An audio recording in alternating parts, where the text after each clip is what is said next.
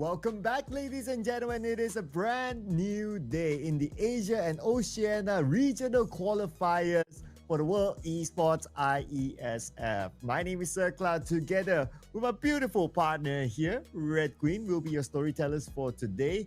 And today we're going to focus on to Group A. So, Red Queen, you were around during Group A's first day. Can you give us a rundown of whatever happened on that day? Okay, so here is, how it went down during that match. And I'm just going to give you guys the names that really made a big impression on me. So there's KGZ as number one. They were the ones who actually scored double chicken dinner from day number one. From the players, it's Raindrop. He did a lot of clutch moves.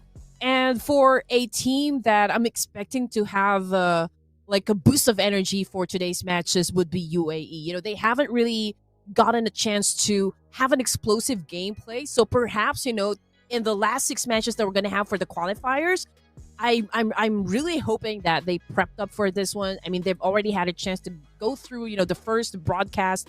So I'm pretty sure they've studied their opponents, and maybe checked out, okay, what kind of rotations do we think this team is going to do, for the remaining 6 matches today.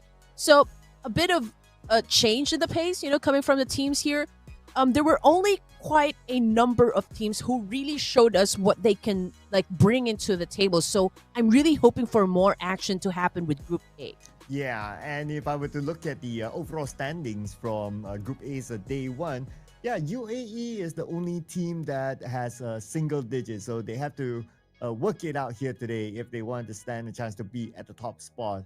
But just to illustrate to all of you out there, ladies and gentlemen, this is the teams that are inside of a Group A. We have UAE, we have Kuwait, Turkmenistan, Lebanon, Uzbekistan, Kyrgyzstan, Kazakhstan, Oman, Mongolia, Syria, Iran, as well as Jordan. And also to note that since you mentioned Kyrgyzstan had 2 chicken dinners, Iraq, they had 2 as well. Oh, yeah. Were they the teams? I think it was Iraq. Yeah, Iraq also did amazing. That is for sure. And also Jordan. Jordan actually started the matches pretty strong. I believe they just kind of slowed down when it comes to consistency, but they were able to maintain being in the top 5, if I'm not mistaken. We'll probably show you guys the overall rankings later on, but we're actually showing you the point system again. So teams, they have a chance to earn points in 2 ways. That would be the elimination points and the point system. So it means that if a team wins the first place, they get a total of 10 points. That's the winner chicken dinner. And moving down the list here, all they need to do is just not get eliminated at 9th place to the 16th, because they will not get anything from the match. Yeah, you don't want to be in that bracket, right? But you still get a chance to gain elimination points per elimination, that is. So there are still opportunities there, but teams will need to grind it out, because today will be the last 6 games before we lock in the top seeding in Group A. Yep. And you know what, Sir Cloud? They already had a full day's rest, so I'm sure that they've gone through all their strat, to prepare for today. So this is not just another tournament. These players, these individuals were chosen to represent their country. So I'm sure that they are prepared, to break their boundaries to get the big W here. Yeah, they are the chosen ones. The chosen ones. The chosen ones. And that's why they're representing their countries, right? So that's why they are up here, bringing the flag, bringing the glory, hoping to move on to the next stage of this tournament. Oh man, can't wait to get things going. I'm so excited because there are some of these countries that I've seen them play before as well, before this. And I really want to see, it's been a while since I've last seen them play as a country, right? So I would love to see them play here again today. Of course, one of the notable names, besides the ones that you have mentioned, I would say for me, it's Mongolia. They are in top 3, no chicken dinner, no problem. So they are also a country that will be given attention to. Oh yeah, that is for sure. I mean, I believe there were a lot of times that a team actually ended with maybe 13 kills to maybe 16 kills from a matcher. So I would want to see that happen again, for the 6 matches that we have left so far for the qualifiers. And again, only the top 3 teams will proceed to the grand finals. So we don't really have that much time, to be honest. So I feel like the time for them to turn their aggression on is really today. After all, this is the last day, the last chance to make something happen for your team. Yeah, and you mentioned about like eliminations, right? So I'm just going over the chart. Kyrgyzstan, who's currently at number 1, they have the most eliminations. That's 47. Now, the second highest elimination happened to be the team at third place, which is Mongolia, with 35 eliminations. So they're showing that they are able to really put up a challenge just through eliminations. Now, if they can find a way to balance the placement points, I'm pretty sure they will be up there and they will put a big challenge to Kyrgyzstan. Yeah, I mean, with this group, Sir Cloud, the only thing that I really appreciate coming from these teams is that they are really going for the engagements. It's not just about the late game or the late zone fights. I think for this group, we will be able to see maybe 1 to 2, maybe 1 to 3 drop clashes happen. I'm not sure if teams would go for a more cautious gameplay, but then again, in order to win this tournament, since we don't really have that much time, I feel like they should really go for, I guess, aggressive elimination, because, I mean, we're talking about KGZ, and right now they are topping the charts here, and there are a lot of teams also eager to prove themselves, And I don't exactly know what's going to happen, but I feel like we're going to witness a reshuffle still. Well, looks like we still maintain the same names here for UAE. No reshuffling for them. Brook, we have Stormer Chap, we have OC, we have Storm G here representing UAE, and representing the next team, Kazakhstan, we have Thanos, sorry there. Fuyu, sorry if I butcher it, ladies and gentlemen. We have Kaiser and we have Nagi. Now, I do remember Kaiser back in one of the tournaments that I casted before, but it has been a while, so let me just see them play again today. Yeah, and we also got Owner, Ragnar, Rage, and Haj. And again, ladies and gents, we do apologize if we're not really pronouncing or enunciating the names right. We're trying our best, believe us. Yeah, so we do want to apologize, as early as now. And again, we're looking at the roster for Oman this time, and we got Alami or Salami, we got Steez, we got Renmar, and Action. Yep, and we also have here representing Turkmenistan, we have Nonamik, we have Bellingham, Anonym, and we have Imzax. Yes, and what makes it sometimes complicated, right? Is because like in a sentence, like they put a number in between, so it has to you have to process the number. Do we say it as a number or do we say it as an alphabet? So yeah, it takes a bit of processing there. Yeah, it's really hard, but it's okay. We got you guys. We got you. But you know what? I was talking to a friend the other day, and she explained to me that because we do see a lot of countries with ending in tan, right? Like Pakistan, Uzbekistan, Kazakhstan, Kyrgyzstan. So the tan actually stands for nation, or like a group, like a big group. I don't know. Correct me if I'm wrong. I mean, you guys are watching down there in the comment section. So again, this is just like a mini conversation outside of the game. But yeah, so tan actually stands for like nation. So Paki nation or Pakistan, something like that. I mean, you get my meaning. Oh, okay. That's nice fun fact there. I never knew that fun fact. So I guess for all you guys in the audience, if you do know or can verify the fun fact, do put it in the comment section. We'd like to hear from you guys as well. And also Uzbekistan here represented by Jonic. We have Spidey, not man. And we have Butcher and we have Koji here representing Uzbekistan.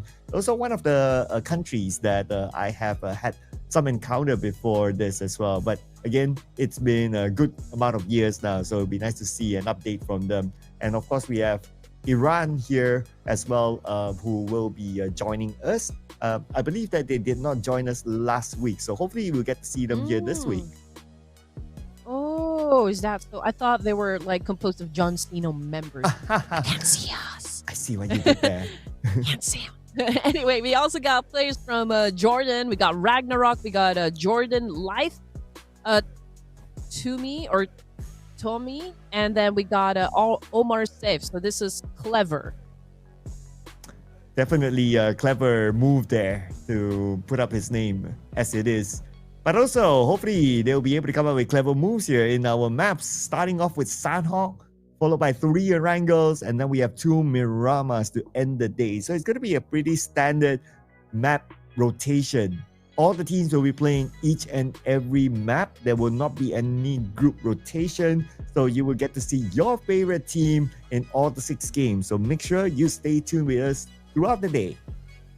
Oh, yeah. And also, you know what? We would like to thank Iesf, of course, for putting a great tournament just as like this one. You know, this isn't just about who gets the chicken dinner. It's also giving, of course, the players, teams, you know, a stage to flex their grind, you know, their hustle, their heart. Whether you're from like a big region or not, if you got the skills, this is already your moment, you know, to show the world what you're made of. And I love what I see, you know, coming from the teams here. They're not disappointing their fans. They're like really going for that the pride and the glory, you know, to take home to their country. Yeah, and the one right now who's at the top, waving the flag with pride and glory, is Kyrgyzstan. It's like what you mentioned earlier, they are a team that is performing and is shown in the points as well. 81 points held by Kyrgyzstan. And then we have Iraq at second place with 61 points, followed by Mongolia with 50 points. Mongolia, no chicken dinner, no problem to be up there. And then we have Uzbekistan with 46 points and Jordan with 43 points, Kuwait 42 points, Kazakhstan 35 points, Syria 34, Lebanon 24, Oman 17, and UAE with 3. Now all eyes will be on to UAE if they'll be able to make a significant comeback today. I mean, like, if we have fans here from UAE, of course, I know for a fact that you guys are not going to let this happen. You're not going to let this pass, you know, being at the bottom of the barrel here, only with 3 points. Since we're already done with day number 1, you guys have at least an information on how to go about every clashes, you know, every opportunity for you guys to score a point. And what you can do in the comment section is make a lot of noise, you know, just support your team, support your players. I want to see those flags in the comment section to make sure that you brought everyone to this tournament to make noise, you know, to support the teams that we have here, eager to prove what they can do in the battlefield. Yes, absolutely right. So put in your support to your favorite team here. Wave all the flags. We'd love to see all the flags up there in the chat, ladies and gentlemen. We are watching you. So, you know, put out your best support for all your favorite teams. Now, coming into Sanhok, right? Our first match today. So what kind of gameplay will you expect in the first game? Oh, well, okay, Sanhok. I expect a lot of early clashes, that is for sure. If I'm not mistaken, Paradise Resort, it's always occupied by 2 teams, so we'll see whose booking was officially reserved. Because if not, then you know what's going to happen to you. You're going to get evicted out of Paradise Resort. So that's one of the things that I look forward to. Boot camps, not so much in there. I think Painan is gonna get busy as well. Interesting, right? I would always think that boot camp might be a priority for a lot of the teams, right? But surprising enough, even in Group B as well, when we played Sanhok, boot camp, nobody went there at the very beginning. So I don't know, is it like just the stigma of like, if you go to boot camp, you immediately have to fight? But if everyone thinks that way, then nobody occupies boot camp. Yeah. Okay, so one thing that we've noticed so far from this group, Sanhok, they like to play it with vehicles. And usually, you know, when it comes to Sanhok, it's more about stealthy attacks. You know, it's all about suppressor. It's all about really being quiet. You know, it's like, you know, Predator versus Alien type of thing. You know, you have to really plan out everything before you move forward. But in this situation, Sir Cloud, it's more of like, yeah, they use vehicles to actually go around the map. So that's unusual for me, at least. I don't know. What about you? Yeah, I mean, normally from what I've seen as well is that if you, even if there's vehicles being used, right, it's probably like only one or two teams. Majority of them would do the jungle book thingy, like what you said, right? Just navigate around the jungle on foot because you want to reduce the amount of sound to give away your position to your opponents because it is the smallest map. So it's not hard Yeah. for your opponents to be somewhere around the corner. So you don't want to really alert them. Hence, most teams would just be on foot when it comes to Sanhok. And plus, it's a smaller map. Yeah, like you don't really need to rotate that much. Unless for maybe some of the few teams that likes to take either late rotations or they know they drop really far from the circle, then maybe. But for the most part, yeah, they're on foot. Yeah, that's exactly what what we've talked about during day number one is a little bit unusual. Then again, maybe there will be a like a shift in terms of like their tactics, their strategies in Sanhok. After all, we're done with day number one, so they've got to. I mean, they've already experienced one another, right? Warm up is over. This is the real thing. Again, the last chance to make it happen. Today, we're gonna find out just who will, proceed to the grand finals. I believe only the top 3 teams will get a golden ticket to the grand finals.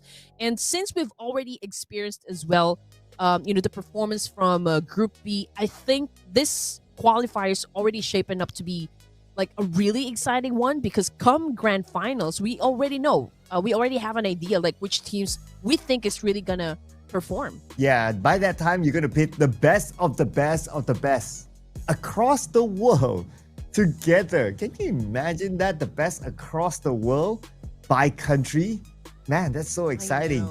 And also I believe that okay, so I was also having this chatter with a friend as well, right, earlier today. And this friend of mine was saying that, you know what, when it comes to these sort of tournaments, when it's like country versus country, like the feeling is different from a club versus club. And so I asked like, okay, which one will you be more excited for? And he says that, well, I'll be more excited for country versus country. There's just something in a country thing. Yeah, I would prefer that too. I mean, we've already said this, that these guys actually were chosen, to represent that. That means that out of the players in your local community, you have a chance to actually take home something, to make your community proud. Heck, to make the whole country proud. So I guess it's a great honor. Like if you were a professional esports player and you've come across an opportunity like this one, I can understand the pressure, that these guys must be feeling. They have like a chip on their shoulder, like they're carrying the whole nation with them and proving to them that we're the best team there is when it comes to PUBG Mobile. So I guess everyone is just really excited because the amount of support is really outpouring. Yeah, and because of the narrative, right, it kind of bands people together. Like it doesn't matter like, oh, whether you know PUBG Mobile or you don't know PUBG Mobile, because they're representing your country, everyone goes like, okay, I'll give them my support, okay, regardless of whether I follow the game or not. So that also opens up opportunity for people to discover the game as well. We kind of think about it. Yeah, and whether you like it or not, right? Like if you get to watch a tournament, you do not only like maybe appreciate your team's effort, like with how they move inside the games, but you also get to appreciate other teams, other players, because, well, there are a lot of really talented and high skilled players that we have in PUBG Mobile that knows how to, not just with the gunfights, right, but outwitting, outsmarting their opponents. And sometimes you just have to appreciate that about a certain player. Oh yeah, absolutely, right? And we'll be able to discover different play styles from different countries as well. I mean, I always find like international events like this very interesting because you get to like discover new cultures. Like I'm somebody who likes to look at culture, and even play style is a culture itself. So it's exciting to get to see that. Oh, so now we're looking at Group A is these set of teams from one part of the world, and then Group B is another set of teams from another part of the world, and we can get to see like they are very distinct in terms of how they play the game. Exactly. Like in every region, I think there's a different meta.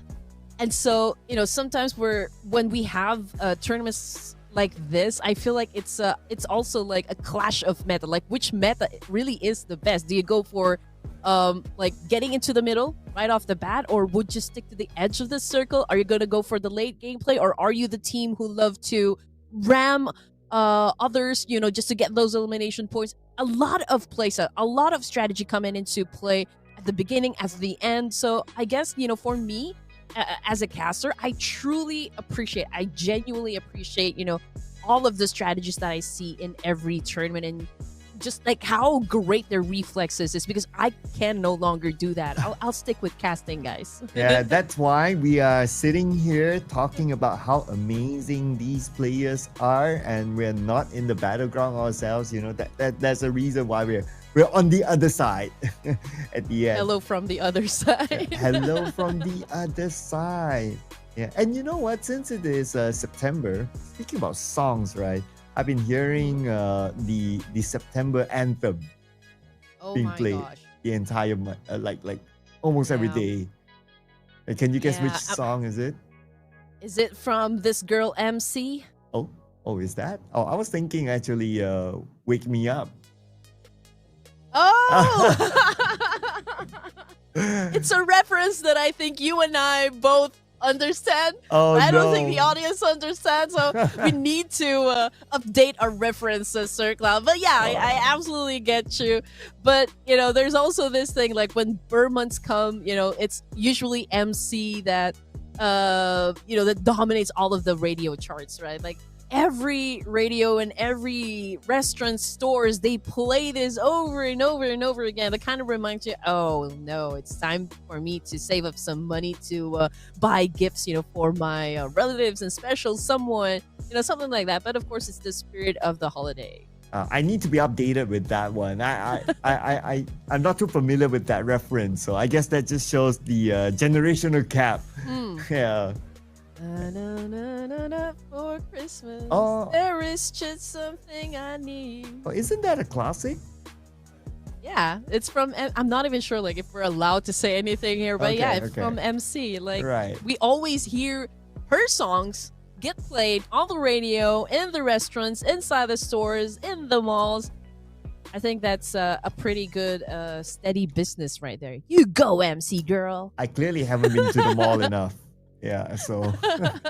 Yeah. Sir Cloud always stays in his office, ladies and gents. And mind you, this guy is already a published author right here when it comes to esports. So do check him out, ladies and gents, if you want to find out about, the culture of esports, any topics about esports. Follow Sir Cloud at Sir Cloud MY. Yeah, have you checked out my renovated office? Like, Yeah. You look so chic.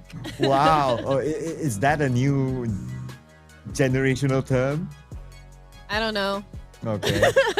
I'm not sure anymore. There's a lot of new words, to be honest, and I'm just really trying my best to catch up. But we Gucci. You and I, we Gucci. We Gucci. Yeah, we Gucci. We Gucci. I'm not sure if people use that term anymore nowadays, but we Gucci.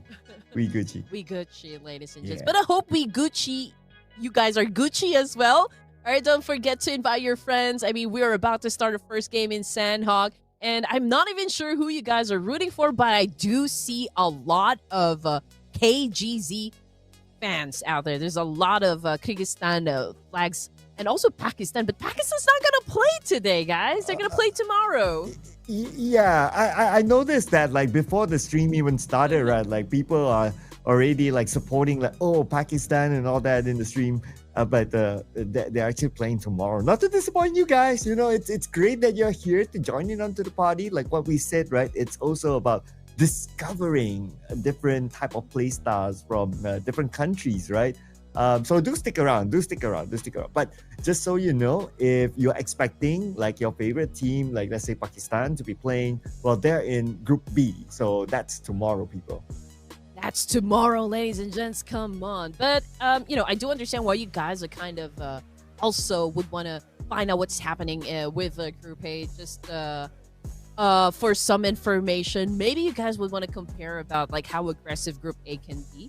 So by the time we get to see them everyone in the same lobby. Again, we pretty much already know just who's gonna dominate who or which rivalry is gonna brew.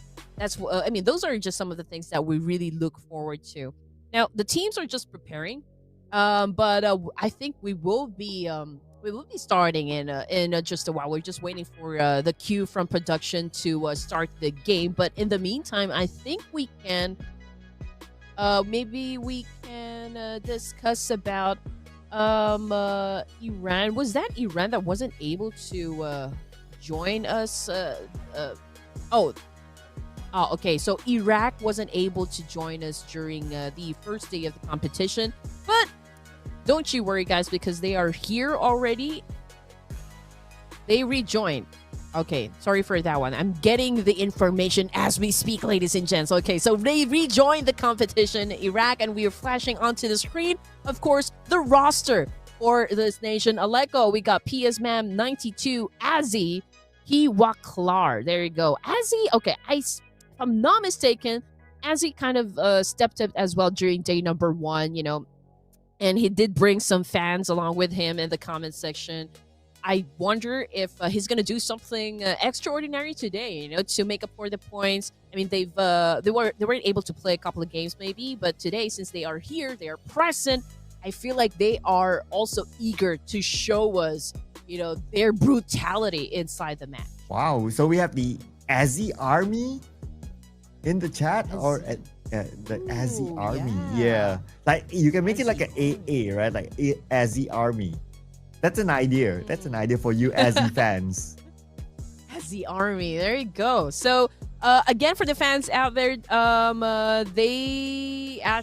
Iraq actually played, from game 1 to game number 6 there. But yeah, anyway, again, Sanhok. What do you think is gonna happen here, Sir Kyle? Do you think, since we are already down to our last 6 matches here, and we're not gonna have too many Sanhoks? In total, they only played like 2 Sanhoks in the entirety of the qualifiers. So do you think we're going to see more CQC happen? Or do you think teams would be more cautious this one? Err on the safe side. Ooh, because day 1, it was more on the safer side, right? So I guess it's also because everyone's trying to feel each other, like trying to understand the lobby. So perhaps that is why. And also one of the other reasons, of course, because in day 1, we played with 11 teams. So maybe like the regular viewers of Pubg Mobile Esports is used to see like 16 teams. So naturally, if there's 11 teams as compared to the usual 16 teams, like the pace will be a little bit different. So I would kind of expect that because of that number, the pace might be slightly different. But because it's also the second day, i.e. the last day and the last sprint for all these teams, normally, especially when we reach the second half of the last day, right, teams will just go at it at each other. Like they don't think too much, like they just loot and they just go. Whoever they see, they shoot. As straightforward as that. So I would expect that to happen today. Yeah, in fairness, I do agree with you. We do have lesser teams for Asia A. But when it comes to clashes, I feel like we will expect that, okay, we do have lesser teams in this lobby, so perhaps, the fights will happen towards the latter stages, but it's not. That's the beauty of Asia A, is that we do expect, like maybe 2 to 3 clashes happen at the beginning of the match here. But since there is an added layer of complexity here in the tournament, since we're down to our final 6 matches, we don't exactly know if teams are going to go for the aggressive playstyle or the passive playstyle. But one thing is for sure, like we've always said this, in any tournament, you cannot really go through a tournament with just focusing on getting some placement points or like getting the chicken dinner. I think the important part is that you really focus, or like a team should focus on being consistent when it comes to elimination points. I think that's what really is going to help you win a tournament. Yeah, you mentioned that yesterday that you're not a fan of chicken dinners. Well, not literally in that way, but but to re-illustrate what you mentioned even yesterday is that focus on the elimination points will probably bring you more benefit. And I do agree as well. Like if you kind of think about it, right? Let's say if you get eliminated early, if like you're in a bracket that doesn't give you any placement points at all, that is a 0, right? It's like 9 and above, but somehow you're able to gain like 3, 4, 5 eliminations. Hey, that's not too bad overall. You would naturally do better than a lot of teams because of that. Yes, and since every elimination point, I mean, like every elimination adds 1 point, right? So making aggressive play is just as rewarding as as smart positioning, right? So the point system that we have, it really pushes teams, to balance strategy and firepower. I mean, you cannot really just camp your way to the top anymore, whether you're wiping.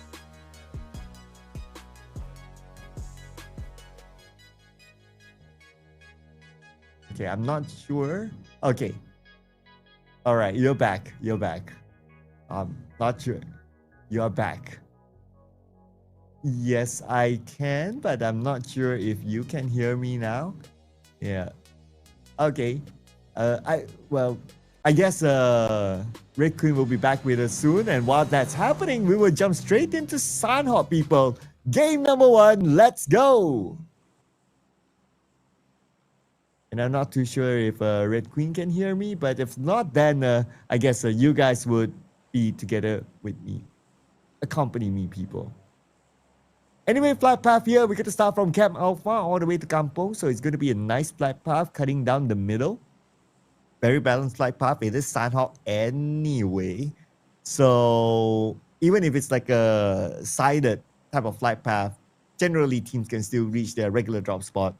But since it's cut in the middle, so it's even easier for every team. Now, Red Queen did mention about Paradise Resort housing 2 teams. I'm keeping my eye on that area to see if that's going to happen again, or is it going to be left to 1 team? And there is a chance we might see 2 teams, or maybe not. Maybe not. Looks like it's going to be left to only 1 team, but Painan, we might see a challenge, or not really though. Looks like everyone has their own good spread, and even inside of boot camp, we have a team occupying it. So, okay, that's progress there, ladies and gentlemen, by Kazakhstan to take over boot camp, the center of the map. Okay. Right, so I guess Red Queen will be away for the moment. So you guys will be together with me, and let's see what potentially might happen here. Well, since everyone has their own regular drop spot, or maybe their own drop spot, I wouldn't say regular, but their own drop spot. So we're not going to see an early clash. The next closest one that I noticed was in Painan. But even so, there is a good enough amount of space between the teams who were in Painan and also somewhere around Painan as well. So I don't think that there will be a direct clash. And plus, the circle is a okay and kind circle. I don't expect to see these early fights. It may go until stage number 2, but if it's if we were to take into consideration that this is Sanhok, it's the smallest map of them all inside of the realm of PUBG Mobile Esports, then perhaps it might be slightly faster than stage number 2. So we'll see on that. Looks like Team Kuwait is one of the players taking their time, I believe. And they're playing by the rim of the circle, so since they have all the space they want, so they can truly take their time. Not going to be a problem here. And Camp Bravo, we have Team Oman playing by the rim of the circle. Naturally, if you play by the rim, there is a chance or a high chance that the circle will move away. So just got to be prepared for that situation. And when it comes to Team Mongolia, this is a country that is very known in the PUBG Mobile esports scene to be very, very strong. And so far, so good for them. I mean, they're in top 3. And no chicken dinner, no problem for Team Mongolia. So as long as they can maintain this, then they're cool. Because The main objective is to be in the top 3 to move into the next round. So I'm sure there is a decent amount of expectation from Team Mongolia to be able to perform. In fact, it's reflected by the amount of eliminations that they have from day 1. 35 eliminations, the second highest besides Kyrgyzstan, who's number 1 with 47 eliminations. So that's still pretty nice. Now, it's all about maintaining consistency. Because if we were to look at the overall rankings, the points are still very close. Like even for like top 3, like number 3, like Mongolia has 50 points. And Uzbekistan 46, so that's 4 points difference. And then we have Jordan and so on and so forth. So they're really close now. For the elimination feed, Aggressor looks like he was involved in the fight. And Kazakhstan, they lost one of their players, unfortunately. Lost it to the hands of Uzbekistan. And Uzbekistan just right in front. We have Fuyo here, trying to gather information. Raindrop gets one for himself. Gets an elimination, but Raindrop gets countered back. At least he managed to get 1 point, but he's not out of it yet. Fuyo drops a shot, exposes himself. Luckily together with his teammate Thanos, they will get 1. Aggressor will be down on the ground. And from the side, it's going to be Jiro waiting for the right moment to interfere. Sung gets Jonic. So that's going to be another point for Team Mongolia. And we have Spidey here rushing in. He's on the lower ground. He does have a DBS. No very clutchable weapon. He gets Fuyu. 1 more behind the rock. Needs time to reload. He only has 2 bullets right now, but he's very low on health. He needs to rush in. No space for him to play with, but it's from the other side. Team Mongolia became the bane to eliminate Team Uzbekistan. Well. That's what you get inside of Sanhok. It's a small map. So when you start fighting one team, you can't expect other teams to be around the corner as well. Such as Team Mongolia early on, like how we saw that one. From afar, stealing away that elimination point. Potentially, it was supposed to be for Kazakhstan, but then again, Team Mongolia, they just had to put in from that distance. But extra point for them. Now 4 elimination points for Team Mongolia. On the elimination feed, looks like a Team Kuwait in a fight. And we have probably Team Kuwait actually winning the fight so far. But then again, one of their players, Ragnar, currently down on the ground. Welcome. Oh, wow. Wow. I missed a lot. I told you we're gonna see some awesome drop clashes that can happen here in Sanhok. And just looking at looking at things, Uzbekistan is out, Kazakhstan is out. Wow, what happened? And we're looking at another fight that can actually commence. And we're still in stage 1. So can you imagine that? Oh my goodness. Yeah, welcome back, Red Queen.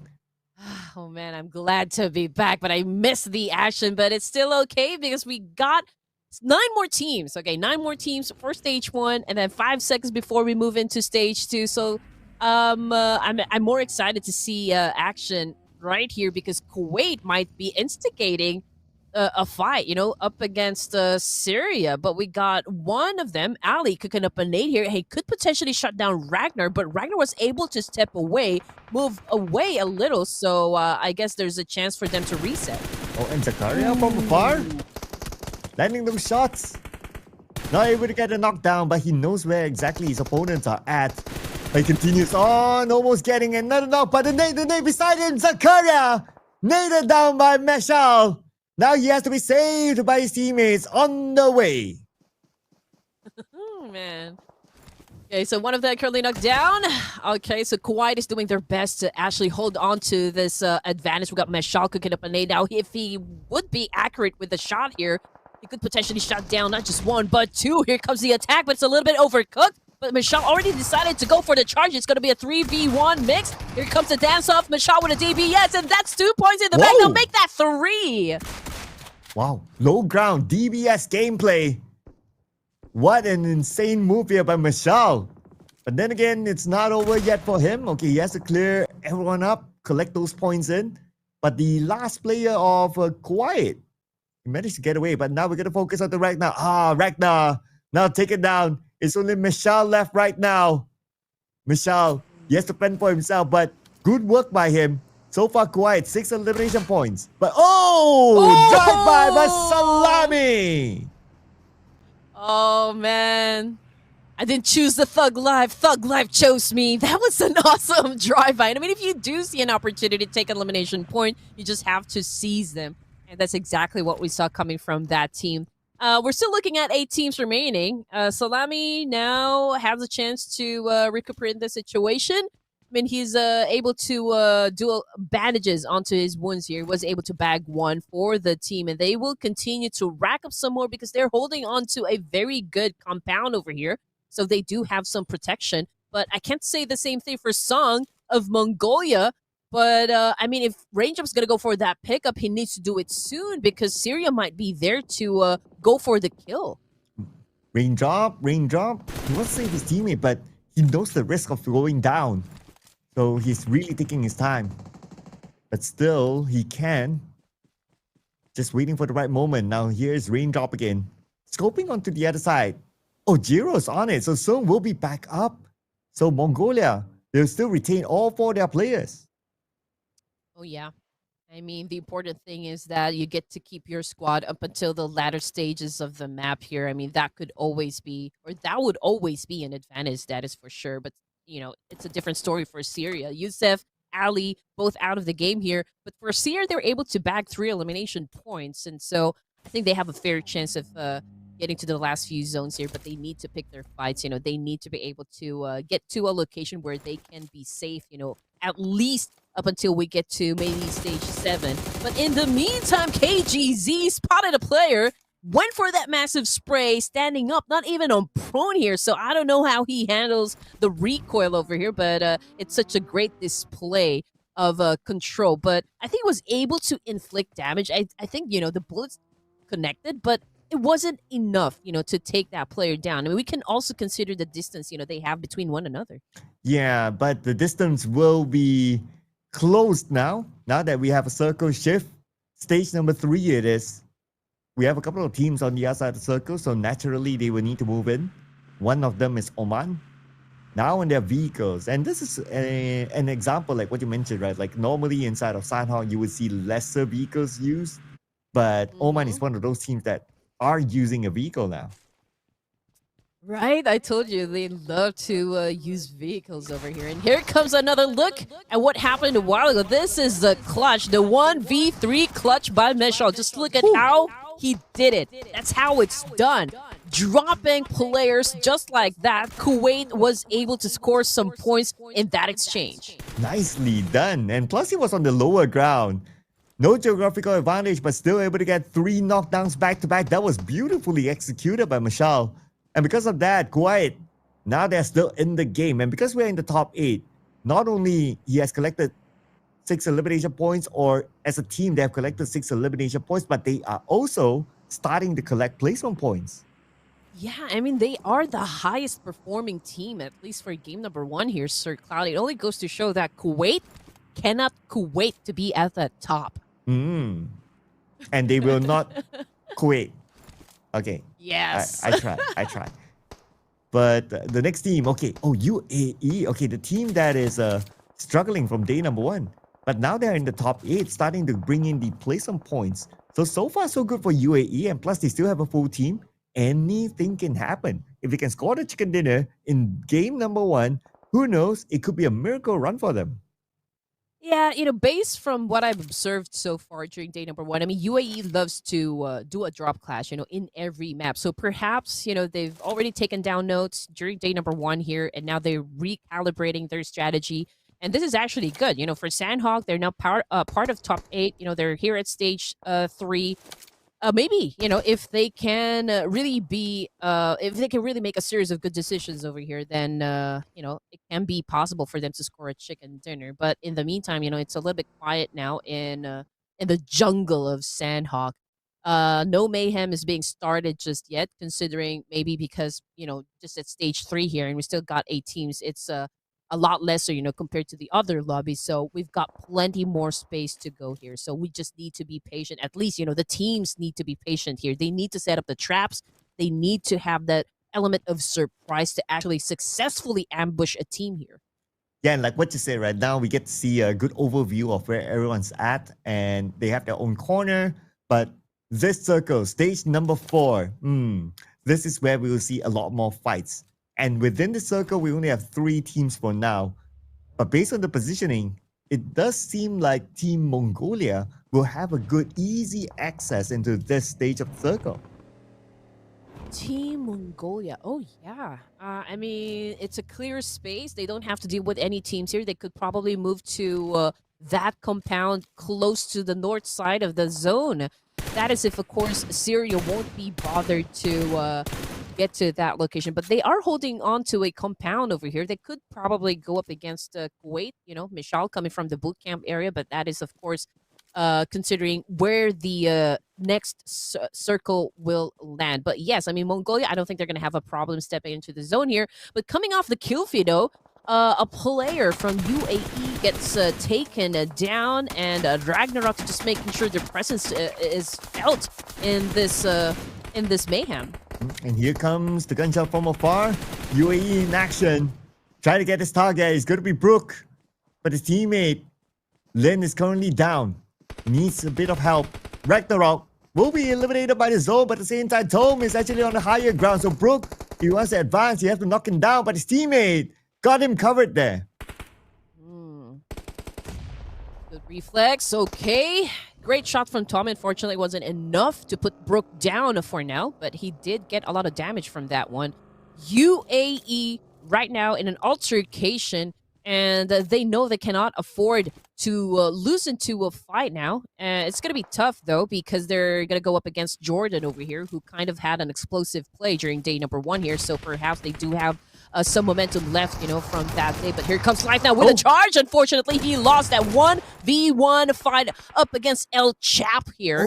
And it's a good thing, for United Arab Emirates. But unfortunately, El Chap is not able to heal up in time and will be knocked down inside of the zone or inside the blue. And I doubt he will be able to be saved. Now, Tom, still active here. He gets one. Okay, he got Brook. One more to go, but can he do it before he goes down? The answer is no. Denied away. So, I mean, this is by far, like a great improvement coming from UAE. And I guess, they listen to their fans and they really pick up the notes. They learn their lessons, from day number 1 here. And they are applying everything that they've learned so far into the remaining matches here for today. And we did see Aleko actually getting a point there from, dropping someone from that vehicle. Wow, nice spray there while the vehicle was moving. Immediately gets a knock and securing that elimination point. Now next, it's going to be Warrior getting Salami. Looks like he knows what he's having for dinner now. And but Salami is still not eliminated yet. And his teammate Amar is on his way to save him. They should be able to do it since it's quite a distance between the two of them. All right, KGZ, again, the top performing team from this group. They're still a complete squad here, so that makes them very, very deadly. I mean, they already have the momentum. They are dictating the pace of the game here. We don't even know if they're really gunning for the first chicken dinner here, but we've known these guys to be extremely aggressive. It's a different kind of tactics we're seeing from them today. Usually we see them go for elimination points at the beginning of the match here, but this time they are taking their time. They're being very patient here. So this is another side that we haven't seen yet. But we will see a fight soon. Here from the lower ground, going up to the higher ground. And there's still the powerhouse here. Kyrgyzstan still in the game. So if anybody wants to take that top spot, they have to find a way to eliminate Kyrgyzstan. So far, Kyrgyzstan only 1 elimination point. But they've been playing this round a little bit more safe. But they do spot out somebody trying to get into the circle. And it's going to be Mashal. Mashal being the final player of Kuwait, eliminated at number 6. Yep. And now just like that, I mean, we're down to 5 teams remaining. Oh, that was fast. But anyway, Iraq back on the screen here, and unfortunately for Raindrop, though, he took a lot of bullets coming from Azzy, and now he's facing the floor. And I don't think he will be, or he can help friends, to finish up the game here. But Syria, again, with that nice angle, was able to bag a point as well. 4 teams remaining for stage 6. Wow, okay. And they can still rank in more elimination points. As for Team Mongolia, 6 elimination points as of now, but they need to move into the circle. They have to cross this road. 3 of them still left behind. While Iraq monitoring the situation where Alaku here just looking down the road, waiting for them to make the move, putting themselves out in the open, and Alaku will be ready to shoot them down. Oh, yeah. I mean, it's about maximizing every opportunity here, just like what Raindrop is doing. I mean, he looked to the left, he saw a player, and he immediately opened fires. He's very quick with the trigger. Unfortunately, he's not very quick to dodge. Bullets also being sent to his direction, and now he is on bended knees. It's going to be a difficult mission here for Team Mongolia. The circle truly doesn't favor them. They do have 1 player across though, so that's at least something. But here comes Abek from afar onto Song. But Song, thanks to the smoke, he still survives. But for how long is going to be the question. Here's Desert sneaking up behind Warrior. If he can get Warrior, then maybe his other teammates have a chance. And check it out, Song, after getting revived in a crucial situation, was able to bag a point as well. The Warrior getting beaten up by Desert Faye. That was a long sneaky attack here coming from Mongolia, and a very successful one. That was an essential knockdown. Oh, beautiful one. Very, very important. Now he gave his teammates a bit of a lifeline to get across, but the other teammates of Iraq is still around. Wajiro got Alaku. Okay. Team Mongolia, they could survive this one. Ooh, man. I think, based on their position, since they are the ones a bit scattered, in the zone, they are going for that zone control, and they're doing an amazing job so far, even with just 3 members here. I mean, they've already dropped 9 points. So, when we talk about, getting the rhythm right, Mongolia pretty much has it down already. 4 teams remaining. And again, from the kill feed, it's Renmar this time facing the ground. And we've got KGZ to thank for that one. And I think, Ashen also got a lot of that damage from the team. And Team Mongolia, they somehow managed to make it across. Wow, I am absolutely impressed. But Team Iraq right now, we're going to try to eliminate Team Mongolia. Team Mongolia, they're busy at the northern side. Oh, no. And it looks like at the north, Kyrgyzstan, the top number 1 team, have been eliminated. Oh, no. Okay.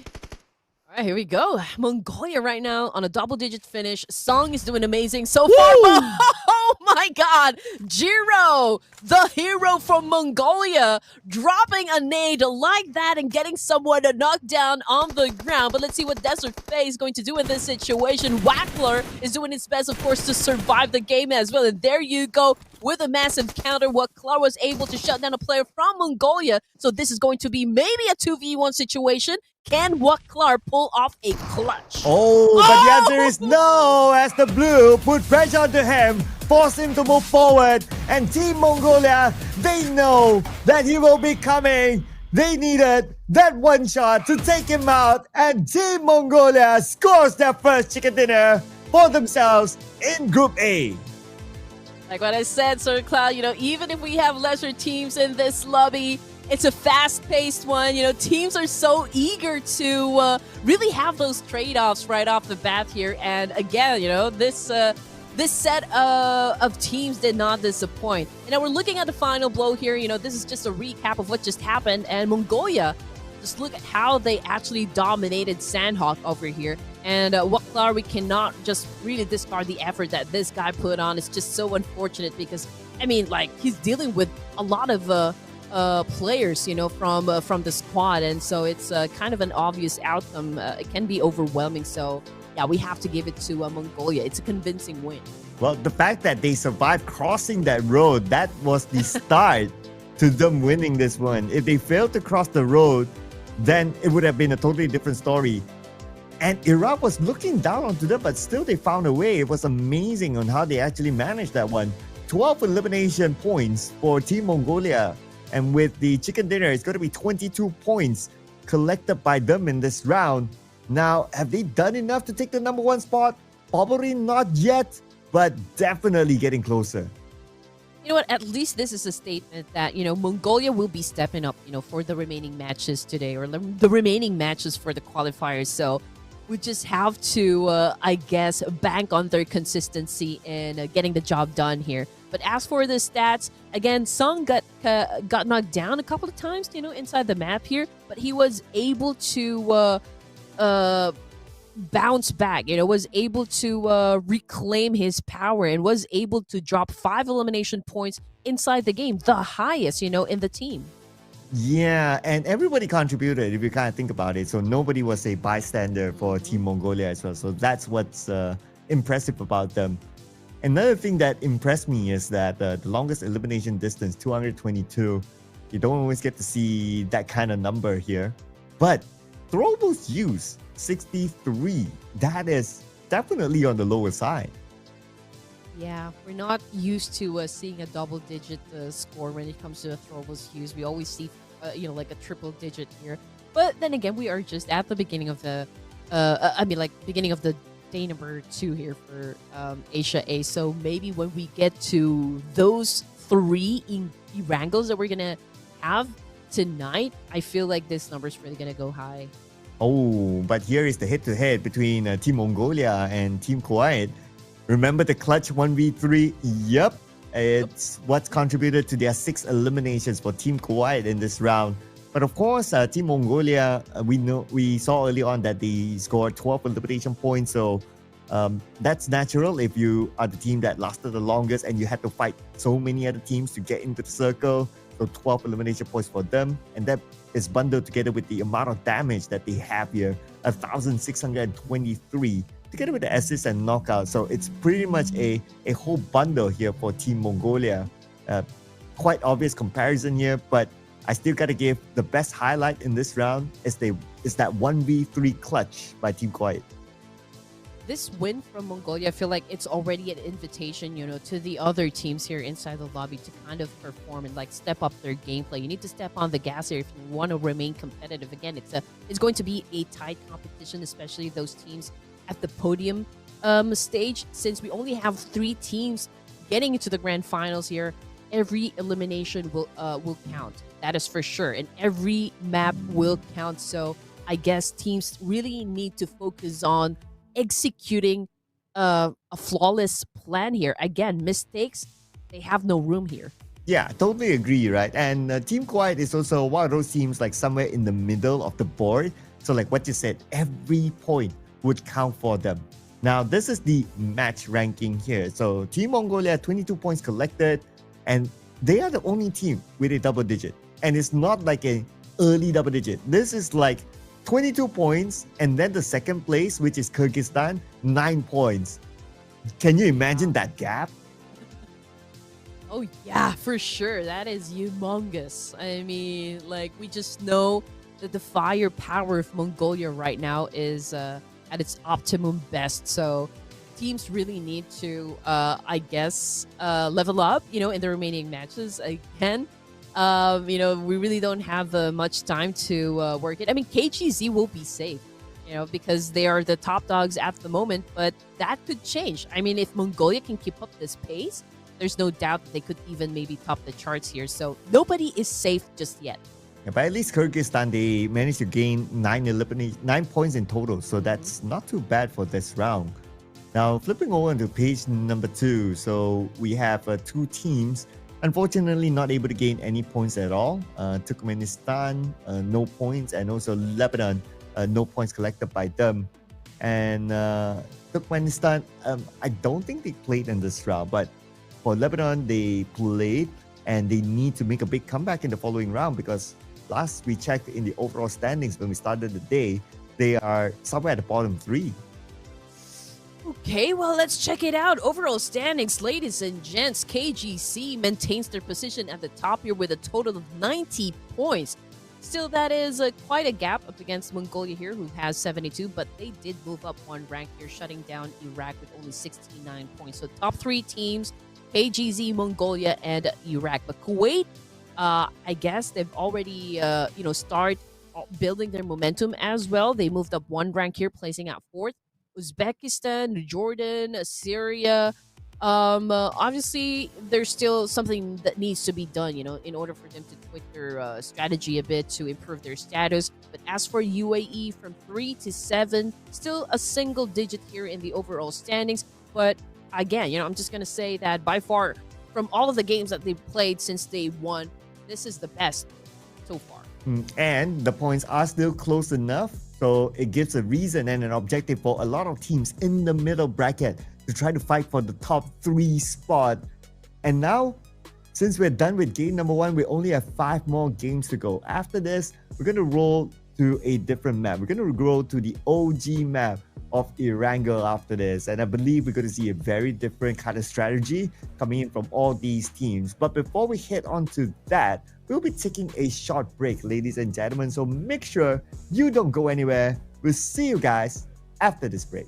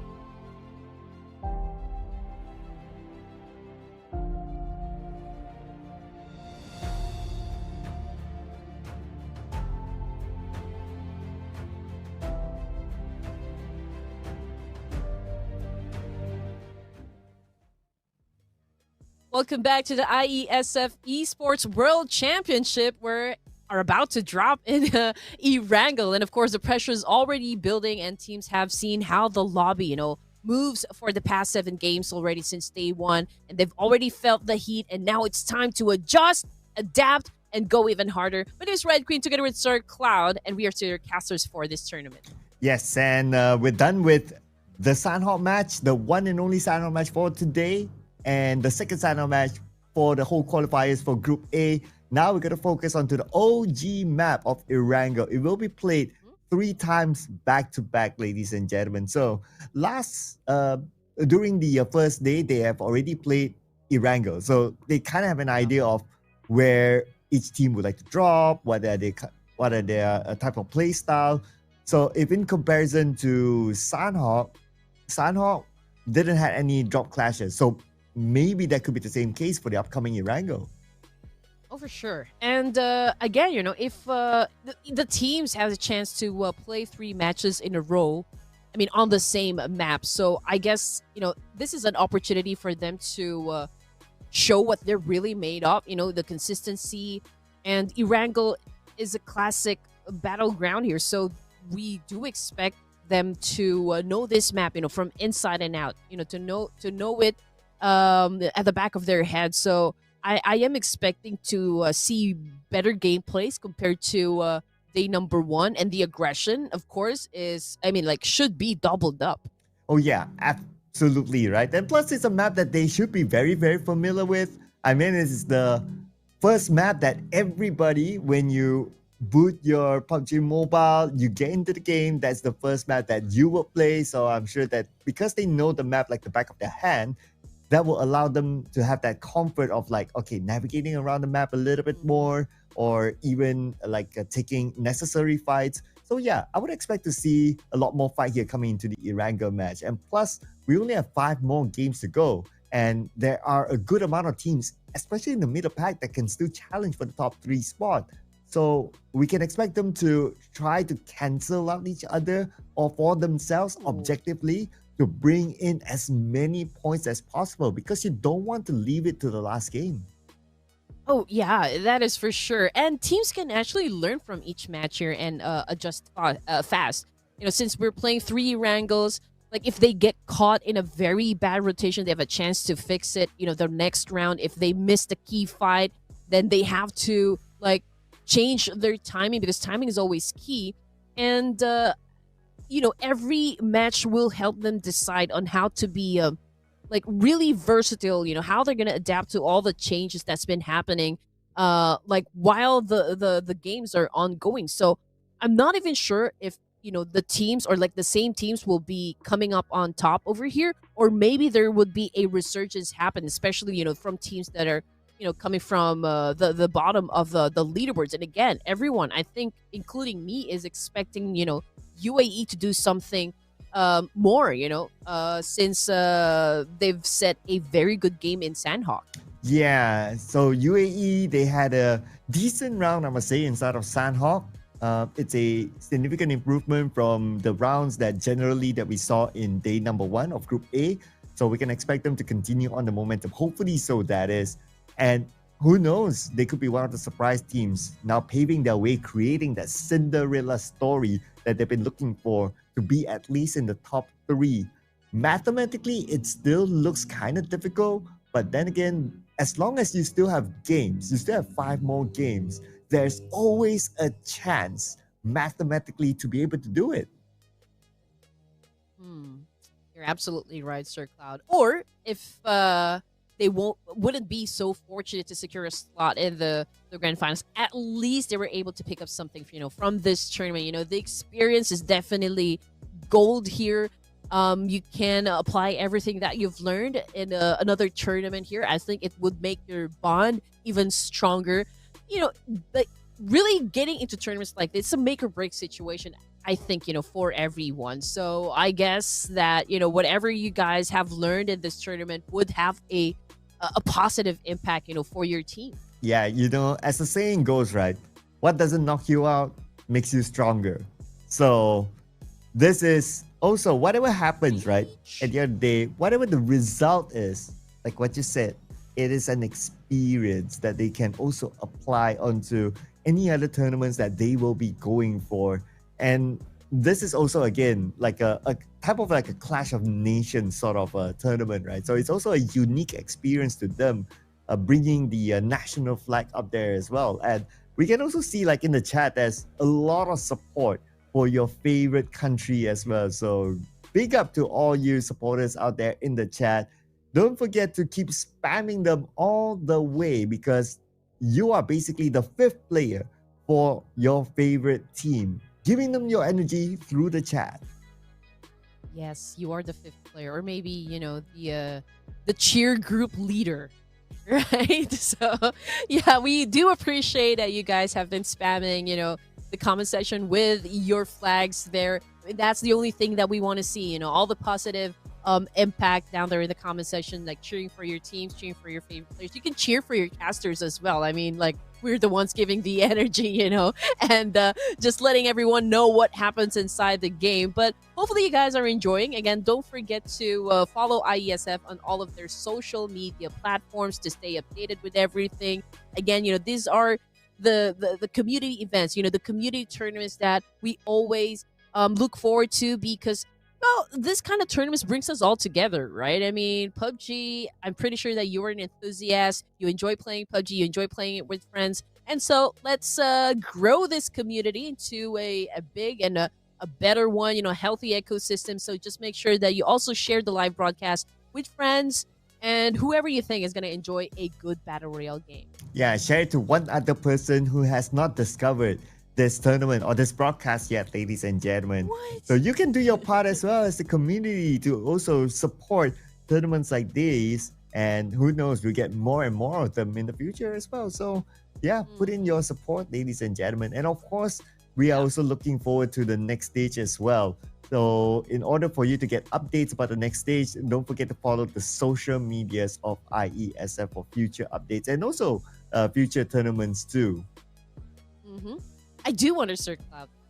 I mean, the players that we have here are all using their real names, if I'm not mistaken. Heck, my real name is actually posted on screen here, which is kind of, well, I'll say unusual for me. I mean, usually it's just Red Queen, but now, you have, like my full name over there. So, like, Mongolia. Okay, I mean, this is probably the first time that I'm reading all of their names. Anyone familiar for you? Yes. In fact, a few of them, they seem familiar. I've seen them around before this as well. So I know that they have competitive experience. Well, obviously, all of them have competitive experience, right? That's why they're representing the country. But at a higher level of competitive experience, I would say that I have seen some of the names before, like Jiro. He has popped up before in some of the tournaments that I've seen personally. So, and sometimes that well, what I'm trying to put here is that sometimes they also change their names, right, across their career as well. So we can't be too sure, but familiar names to me are players like Jiro that I've seen before. So looking at how they're performing so far with the amount of eliminations that they are able to bring in for the team, yeah, to me, I'm not too surprised that Mongolia is able to put up a good show. Oh, yeah. And if a team, starts strong, they can build, the momentum, confidence grows, the pressure builds, and suddenly they're already controlling the lobby here. So could that be the same case for Mongolia? I mean, that's a pretty strong performance that they've had in Sanhok. I guess everyone's the question will be, of course, if they can continue playing at that kind of pace. But you know what, ladies and gents, before we head on to the next match, we will be taking a short break here to make sure everything is actually working. So please bear with us. Don't go away. We'll be back after a short break.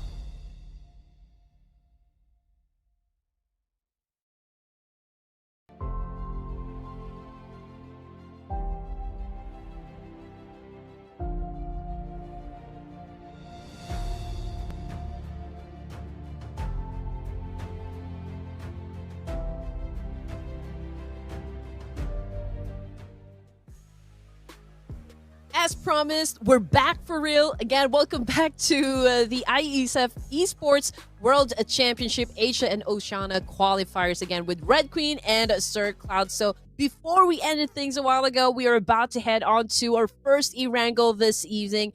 And we were talking about expectations, Sir Cloud. Do you think Mongolia can still replicate the same energy that they had so far from Sanhok to Erangel? I mean, mainly it's their reputation, right? So Mongolia as a country, they are known to do well even in the Pubg Mobile esports professional scene as well.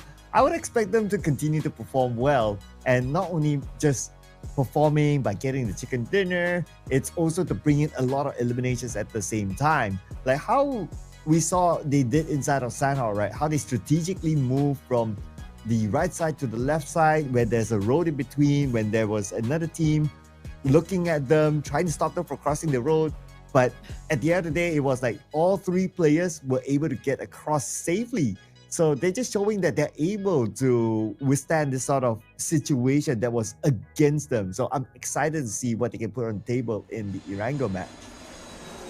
I just expect, tighter rotations, smarter fights, and maybe even a few surprises because it's match number 2 here, ladies and gents. It's not just about surviving, it is about sending a message. So lock in, lean forward, and let's see who's ready to rise for match number 2 in Erangel. And here we go. Flight path here is going to start from military base all the way to North Jogopol. So it's going to be a left-sided type of flight path. So teams who want to drop on the top right, especially the area of Yasnaya, Starbuck, Kameshki, they need to drop somewhere, grab a vehicle, and travel to their preferred drop spot. But this is also the moment where we will want to keep an eye on a potential drop clash. So far inside military base, 3 different teams dropping there. So there could be a potential clash at the south. Ooh, and that's what we like. Again, we are manifesting for a military base finish. I mean, we got Sir Cloud over here, so there's the best chance that we can have under circle landing in the military base. I mean, we do have 3 teams that chose to drop in the south part area of Erangel, so we just know that it's going to be explosive. But we're also looking at those teams who chose to drop in the main peninsula, and just over to the coast here, we got players from UAE down in Primorsk. We got some company also in Ferry Pierre, and just look at that, Sir Cloud. I think the Pubg gods, they're listening to us at the moment. I mean, give me military base every day. I wouldn't mind that. We had like 2 military bases yesterday as well. This is arguably in my entire career the most military bases that I've got within 2 days. This is probably the 4th one, right? Like the 4th military base finish. And, well, I guess, the Pubg gods really is granting our wishes. And just look at that. Chakaria was able to pull off a 2-piece kill right off the bat here. And this is the fight that we kind of expected to happen. So here comes Lebanon against Iraq. And looks like 2 players of Iraq currently down on the ground. I'm not sure if they can be saved. It's still very early. They don't have the weapons to fight back. And Lebanon will claim definitely the first 2 points. That was a fast one. But, okay, here we go. The fight is not over just yet. Zakaria, he's being very brutal. I mean, we thought about him bagging 2 points, but no, I think it did not stop from there. He was able to get 3 points from that one. Or maybe 2 points. Okay, make that 2. Now, Lebanon is in such a good role today. Okay, that is a huge start for them. And again, we're just looking at consistency over here. I mean, probably there are other teams that must have heard those gunshots, but the question is if they're ready to have an early engagement, or will they wait up until we get to stage 2 or maybe even stage 3 to get into battle? Now that we have the circle like this, right? I think a lot of teams want to focus on to rotations unless we see a bridge camp. So maybe even stage 1 we might see fights because of that potential bridge camp that might happen on the left or on the right, depending on who's going to be camping there. But I guess it's also because of the military base circle. My gut feeling is that we'll get to see more fights. And true enough, Another one showed up on the elimination feed. Fuyo just got eliminated. Yep. And he's from Kazakhstan. Okay, so those teams that actually chose to stay in Feripierre and in Primors, they have an opportunity to gatekeep some of the teams that will be heading through the military base. Maybe we're talking about 5 teams that will, try to get inside the zone, but they have 2 options actually to get to the military base. They can either go through the West Bridge or the East Bridge. And I'm looking at the map a while ago, and it seems to me like, the East Bridge is the smartest choice that they could probably do in this situation, because there's like a lot of teams just camping around the West Bridge side, so it's going to be even more difficult if you choose to go through that path. But we've got another altercation happening right now. Meta Nagi is trying to put down Ali from this exchange, and I think he was able to score that one for himself. Yeah, that point collected. So it goes to Kazakhstan. It's going to be their opening point here. Unfortunately, they lost Fuyo very early though, but now it's time for them to reclaim those points. Let's see if they can get more from this encounter. Thanos from the top. Oh. Unfortunately, his snap did not work out. Iesf gets him instead. He doesn't have the gauntlet this time. Okay, it's all about the gun. And Thanos right now desperately crawling back to Nagy over here, but they have to pick him up fast. But I think it's going to carry him inside the vehicle so they could run away and escape their fate, up against Syria. And I guess that was the smartest choice that they could do. I mean, obviously, they are at a disadvantage here, so they need to find a safe place where he can revive his teammate. I mean, there's still time here. We are just at stage 1, so I think they're going to be safe. Yeah, so far, so good, but Thanos, let's see if they'll be able to find enough utilities to heal him up as well. Not too sure how many first aids do they have, but at least they are clear from Syria for now. And Syria, they move in further inside the high grounds, the left side of military base. So this is one of the good spots to be at if you want to stay away from teams in general. Now, looking over at the main peninsula, we still have a good amount of teams still spending their time on the main peninsula. Looks like they're going to take their time to come in. But the good news for them is that both left and right side bridge, nobody's there as of now. Yeah, maybe they're probably anticipating that, since this is the initial circle, there will be plenty of teams just waiting for them to make a mistake here, passing through both of the bridges here. But yeah, I mean, again, Carpe Diem, you have to seize every opportunity. That's how you play the game. It's the nature of the competition. And from the kill feed, I think there were a couple of players that got knocked down on the ground here, just trying to get some confirmation. So based on the damage that I can see from the right side here, maybe Jordan, Syria had a little bit of an exchange. But as for Iraq, man, this is not looking too good because 3 of their players had already been eliminated. Yeah, and they only have 1 player left, so they have to kind of work it out this round. But inside military base itself, we have Kazakhstan playing as a trio.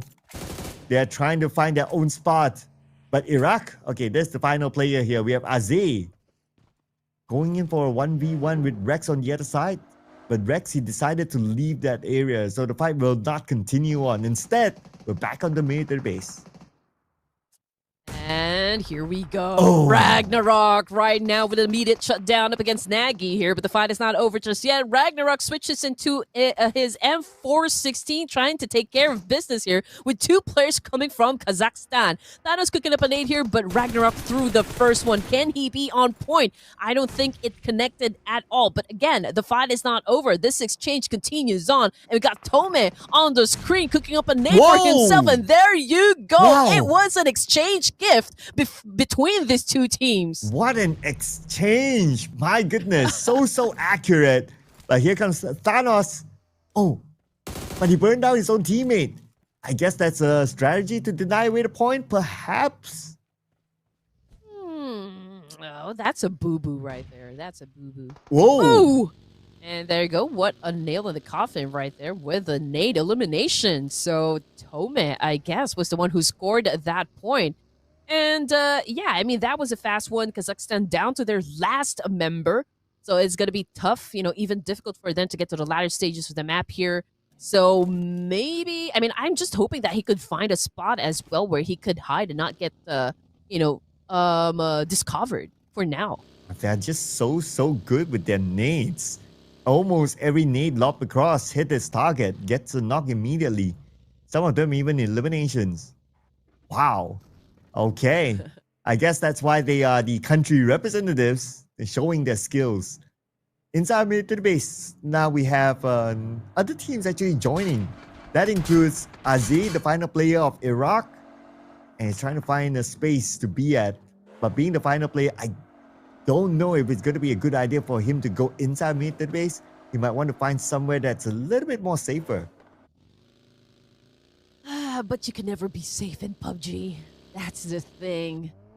So I don't exactly know what the plan would be, but like if he will step out of the military base, where can he go exactly? I mean, he cannot go back to the main peninsula because there are still teams there that haven't crossed yet. So I mean, we're talking about full squads, so I'm not sure what the game plan would be, but it's already up to him. I mean, we've seen so many scenarios happen that a team down to their last player, but still can pull off a chicken dinner. Let's check if that could be the case. Maybe, just maybe, he could do that as well. Oh, Syria. You're going to share the same area with Thanos. And now with his gauntlet, cooks this nade, lobs it across, nobody's home, and he will march forward. Gets a knockdown onto Rex immediately. Now fights back, gets a double. Thanos! Beautifully executed. Oh. My goodness, a 1v2 clutch.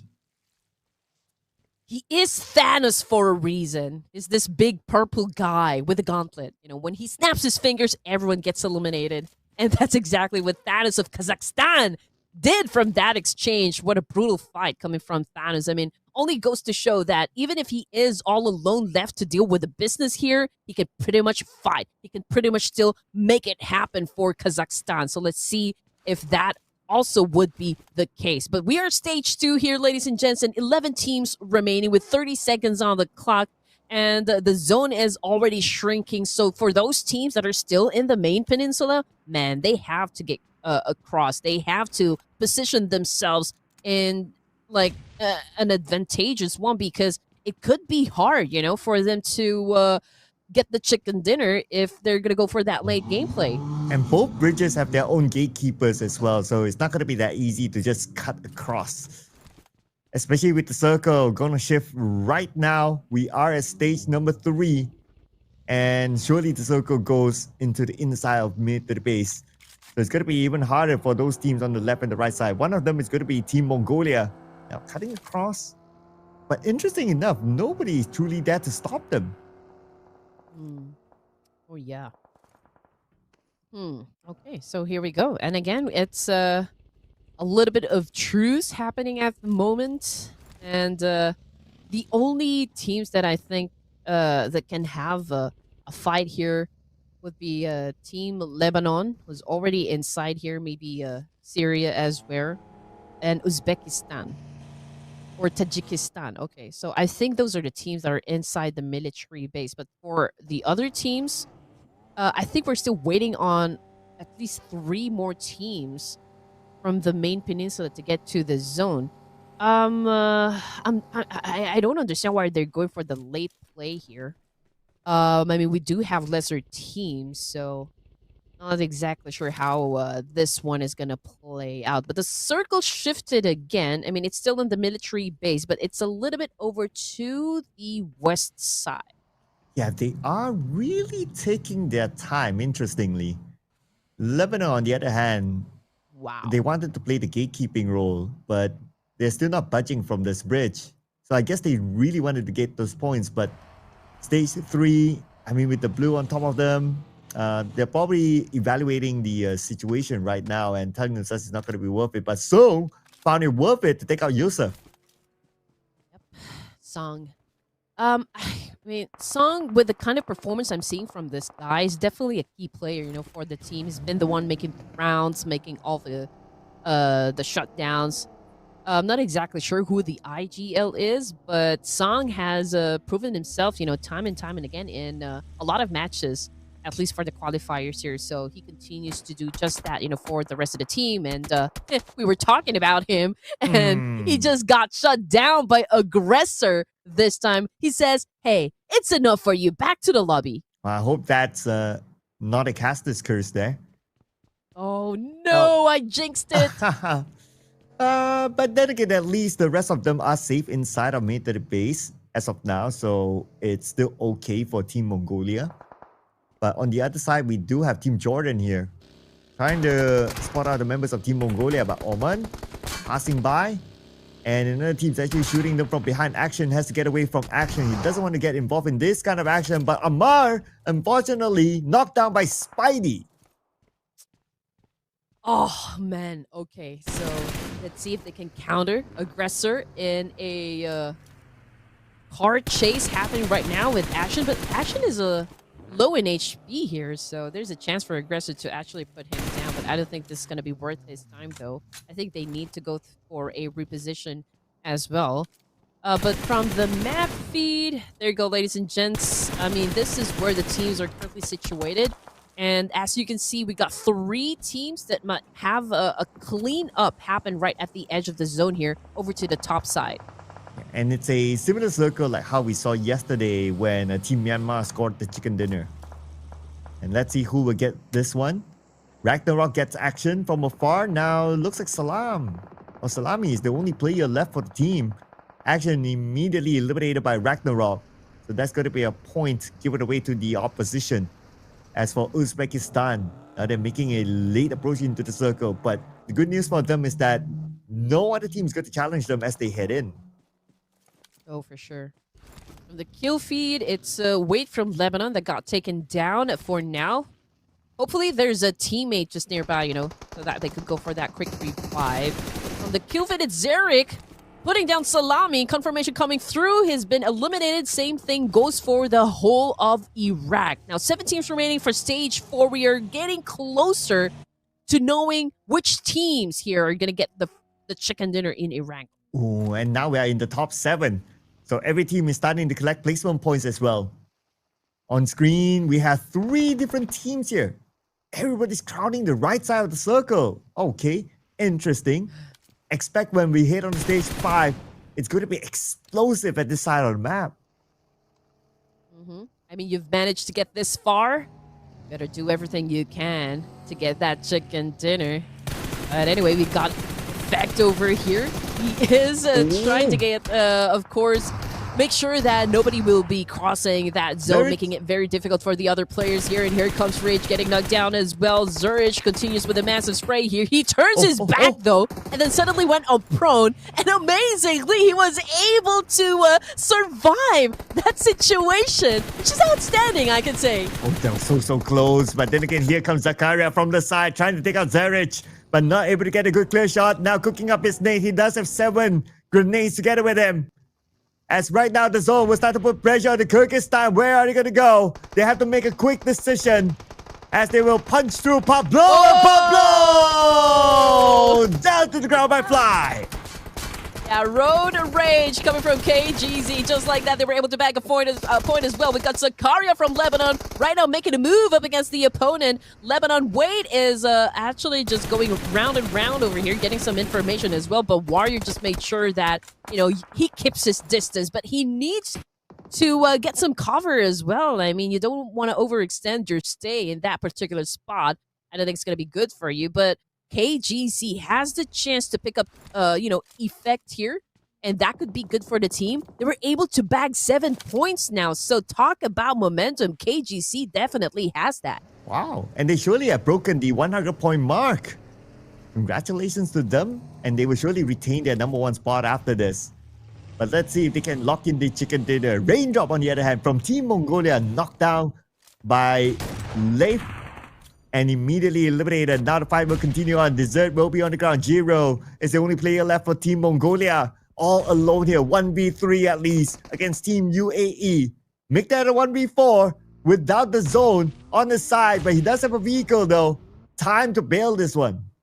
Alright, here we go. Oh, this is gonna be tough for UAE. I mean, your team is already starting to collect some placement points, right? But you need to double down on the elimination, so they have to make sure that they will survive all of the stages here in Erangel to be able to catch up, in the overall rankings. But easier said than done. We'll just have to wait and see if they can pull off a clean execution here to get their first winner chicken dinner. But in the meantime, we're heading back to Mongolia. Jiro seems to be the only one left fighting for team here. Oh, and Jiro, okay, smoked up vehicle. Still, so far, not really on the clear because there's another team on the high ground that's shooting him. As for UAE, time for them to make their own move.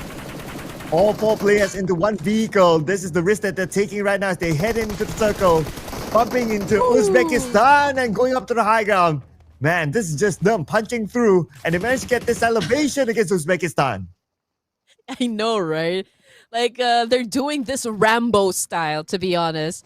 I mean, 4 players in a vehicle, that was such a big risk. I mean, imagine if a player actually just go in for a monster spray and make that vehicle explode, and they could have been eliminated altogether. But UAE was able to pull that off, and now they're part of the final 5 teams over here. We got Jonic from the kill feed getting shut down by El Chapo this time.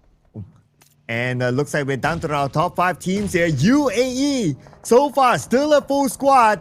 But they need to defend their ground against Uzbekistan. Uzbekistan, now they are in trouble. They're being shot at. They need to fight back as well. UAE, El Chap needs to be safe. Same goes for Brook as well. And on the other side, it's going to be Jordan looking at them and say hello to Kyrgyzstan as well.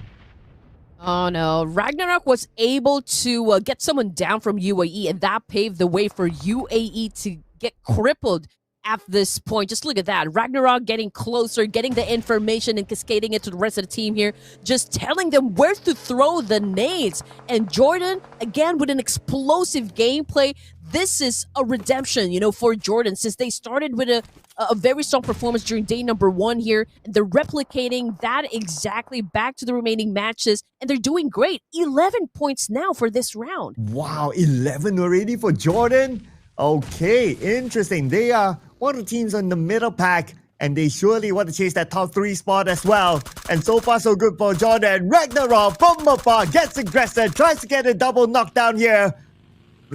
But then again, not enough bullets. Still, he will reposition himself, and here comes Clever. They're going to close the gap, and they want to finish out the final player of Uzbekistan to lock in another point. But they have to be careful because Kyrgyzstan is closing in. Wow, I love the aggression gameplay coming from Jordan over here. But oh no, I think I spoke too soon. Clever took a massive hit. KGC coming to play now. This becomes a 3-way battle. And as you can see, Clever still knocked down on the ground. I don't think his team is going to pick him up at this point. He will be the sacrificial lamb here for the team. Who's gonna be getting the chicken dinner? I mean, KGC obviously expressing a lot of intention here to win the fight, and just look at how they get closer to the teams here and just continues to collect points. And everyone is just going at it at each other right now for the chicken dinner. Could it be Kyrgyzstan? Could it be Jordan? Let's see who will get this one. It could be any one of these amazing teams here. Right now, it's going to be the calm before the storm. Everyone's taking a chill here. Everyone's resetting for the final moment. As Kyrgyzstan right now, they don't have the circle. They need to move in further forward, but they will find resistance the moment they land in the circle. And the pressure's definitely already building over here. I mean, final 3 teams with KGZ being at the top again. Coming from the kill feed, however, Lebanon's been taking some damage as well. It's already 13 points in the bag here for Jordan, so everyone has already picked up their momentum. So it's going to get crazy in just a few more seconds over here. KGZ, there's still a complete squad here. I think that would always be an advantage. But let's see if they can pull off a great win here. If they play their cards right, then there's no doubt that they could score that chicken dinner. But then again, these are all seasoned players, so I'm pretty sure they still have some tricks up in their sleeves. Oh, definitely. And they're showing one of their tricks right now by taking out Ragnarok. One left on the other side as Tome goes down. And this will be winner, chicken dinner to Kyrgyzstan, who will seal the deal being at number 1 after game number 2 today. Oh man, I can see how kill hungry KGZ can be. I mean, it's not enough for them being at the top of the leaderboard. They still have to make sure that they dust everyone off. They smoke everyone with the gap that they've set so far in the rankings. Yes, and with the amount of eliminations together with this chicken dinner, it is huge for them. We'll check out the numbers later on because right now we're gonna have a bit of a recap on how the final blow went. And it was just messy. It was just messy all around the final circle. 3 teams left and everybody is just going around. Whatever targets that they can see, they will shoot. But Kyrgyzstan, they were very objective. They know that they need to clear who's in front of them first. And when they clear that one off, they just needed to focus on to the final team. And that's how they lock in the chicken dinner with 12 eliminations. But judging by the momentum set up by Jordan as well, Sir Cloud, maybe they could give KGC a big challenge over here. Okay, so, I mean, obviously KGC has that gap, compared to the other teams that we have in the lobby. But it only takes, like, one huge game for any team at the podium stage here to make a difference. But we'll just have to wait and see. I mean, the best chance that a team could maybe dethrone KGZ at this point is that if they can be consistent, like super consistent in winning games in Erangel. This is the only map that we can play 3 times in a row. Yes, so the most maps, everybody has to master it. And so far, Kyrgyzstan has mastered the first Erangel here. And if we were to look at some of these stats here, Fly came in with the most eliminations for his team. That's 6 eliminations. Definite MVP for me in this round. And looking over at the other match summary stats here, well, we're back to the usual 3-digit throwables used. So that's normal. So that's okay. Airdrops looted, only 1. But totally understandable because it's a military-based circle. Teams will want to focus onto rotation, trying to get into the base itself. So naturally, you won't find as much time to loot airdrops. Oh, for sure. And it's going to be a lot of risk to say. But yeah, I mean, it's nice also to know about the throwables used in this match, that it had gone to, again, a triple-digit number. But if we're looking at the head-to-head over here, okay, 12 elimination points, 13 for Jordan. Damage output slightly higher, okay, for Jordan. But it's a close one. There's really not much difference when it comes to the performance of Kyrgyzstan and Jordan this time. Yeah, interesting enough that Jordan actually had a little bit more in terms of the eliminations collected this round, which is great for them. That means we have 2 teams with a double digit. Kyrgyzstan with 22 points, Jordan with 19 points. These 2 teams, they hold all the points at the top, followed by Uzbekistan with 8 points, which is still pretty okay, and Lebanon with 7 points. UAE, they continue to show a better performance as compared to day number 1. Right here in this round with 6 points collected. So far, they're okay, but if they really want to chase the top 3 spots, they have to bring in a chicken dinner by the next round. Exactly.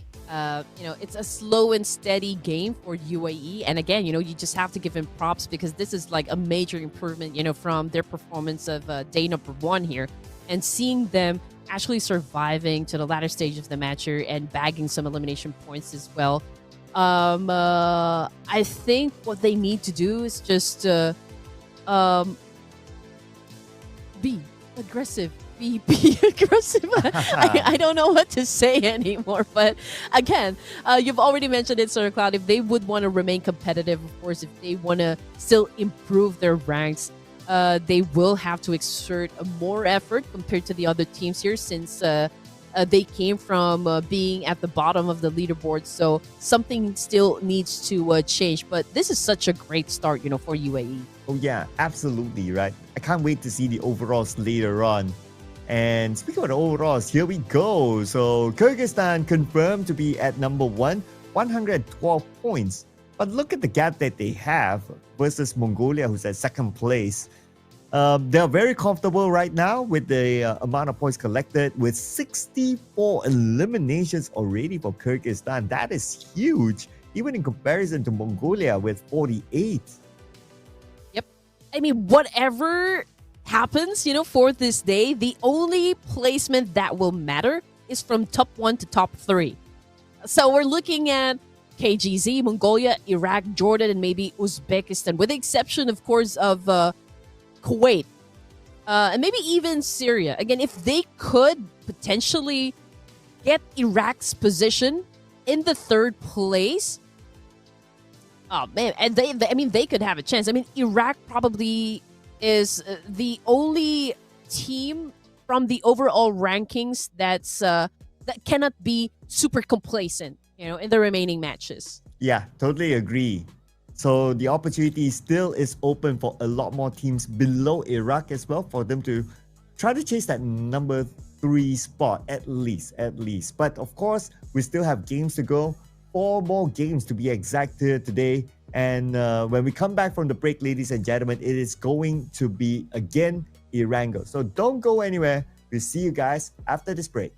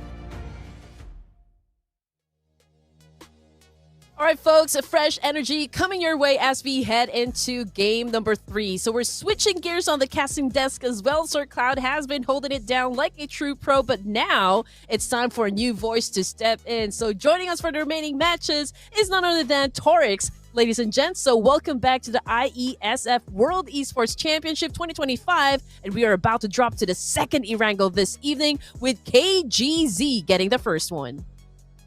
Ooh, thank you so much, first of all, Andy, for the wonderful welcome. And yes, thank you, Sir Cloud, for doing the first 2 matches as well. But now, as we're down to our first initial matches done, it's time for the mid phases of the games, the second half of the game to actually begin. The match number 3 that's going to begin, that's going to mark the almost ending phases, the first half phases of the end day of this Asia A group, yeah. It's going to be a difficult situation for the teams to optimize themselves, because Andy, you have to give me a crash course on what has been happening from the teams and on the teams at this point in time, because right now the situation, how the teams are taking the fight and everything, I don't think I'm familiar with that. But yes, one thing that I will let you know for sure, that this is the final matches that the teams are going to play, these 4 matches, and they have to absolutely do everything in their power to make sure that they accomplish that top 3 and secure their slot for the next phase. Well, the good news, Torix, is that, UAE has been stepping up. By far, this has been a streak of good games, for UAE. Yes, they are still at the bottom of the leaderboards, but if we're going to be comparing, the performance during the first day, I think, today they started out really great. So all they need to do is just really bank on the consistency, I guess, and invest more, when it comes to the elimination points as well. And as for KGZ, by the way things are running here, Torix, them getting the first chicken dinner in Erangel, if they continue on getting a lot of wins and a lot of elimination points in the remaining matches, I think they will be undisputed. The first, the top place is already occupied. It's already done. It's already secured by KGZ. I think what we would be looking forward to is that, which team is going to get the second and the third place, which will be equivalent, of course, to a golden ticket to the grand finals. That's true. That's true. The second and the third place is right now definitely going to be contested by the different teams, different names. And also, kind of on to the fact that there are 2 Erangels and the 2 Miramars remaining in the whole entirety of this today's matches, the Group A. It's kind of like an equilibrium. You're going to play 2 more Erangels, you're going to play 2 more Miramars, but the change of pace, that's where the real differentiation between the points is actually going to occur. Some teams are going to really play good into the Erangels. Some teams might not. Some play really good into the Miramar, but you have to make sure one thing on all of this situation, that in these 4 matches you have to play every single match with a decent consistency. I'm talking about 8-9 points for those teams that is already at the top, to make sure that they cement their positions into the top 3 and nobody's over there to actually take them off. It's been going on for the past 2 days, the Group A and the Group B, on the fact that the top teams, after the matches 1, 2 up until 4 to 5, they have double-digit points, but everybody aside from that, as we go to the number 5, number 6, all the way down to at least number 15, they have 2, 1, 3, that kind of point, and that's not gonna cut it. That's the thing, it's not gonna cut it. You need to stay with the consistency of securing more than 7 points per match to be able to secure that top 3 placement, or there is a chance that you might be able to secure that top 3 position after that.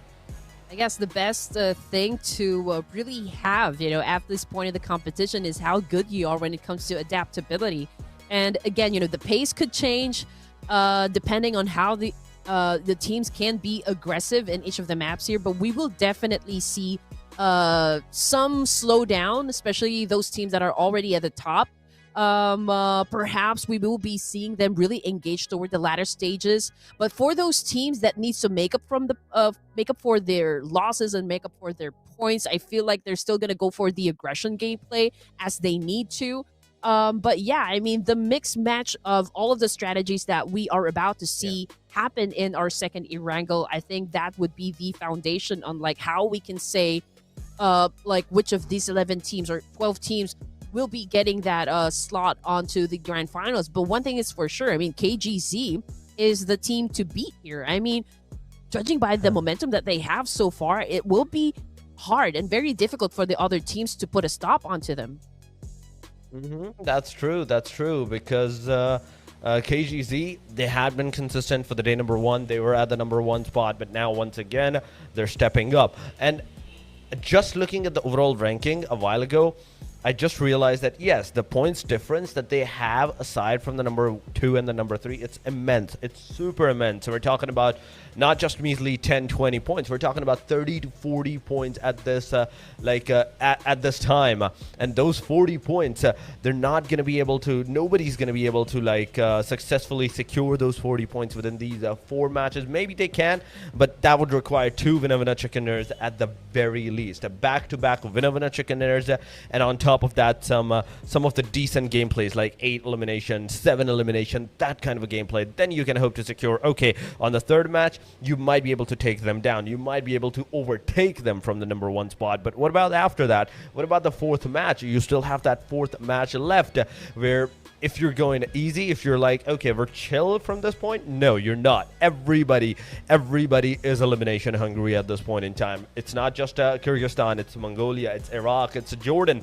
They did very well into the past last match. In fact, they secured their spot from, I do believe so, number 5 to the number 4. And because of this, like the diversity between the number 2 and the number 3, where the point difference is not too much, these crucial 4 matches are going to be absolute chaos for everyone. That is for sure. But the beauty of KGZ at the moment, since they've created this gap, compared to the other teams, they will have that little space, that little room where they can work if they've been eliminated or had an early elimination. Since they do have that space, they do have room for mistakes. Unlike other teams here, I mean, every match is a crucial one for them since they're trying to catch up, of course, with KGZ and some of the other teams here that are showing all intentions of actually dominating each of their maps. So there's a lot of power dynamics that's definitely going to happen from inside the games. But the thing is, how good is your team when it comes to execution? Again, you can have all of the plans, from plan A to plan B, all those contingencies, or you can even reach getting into plan Z as well. But if you cannot execute that properly, if you cannot execute that flawlessly, it's not going to do you good as well. I mean, yeah, execution is one thing. Talking about UAE at the because we are in the group number A, let's talk about UAE, for example, on the execution and the retaliation and everything, right? They started the fights on, I do believe so, the match number 4 or 5 it was at the day number 1.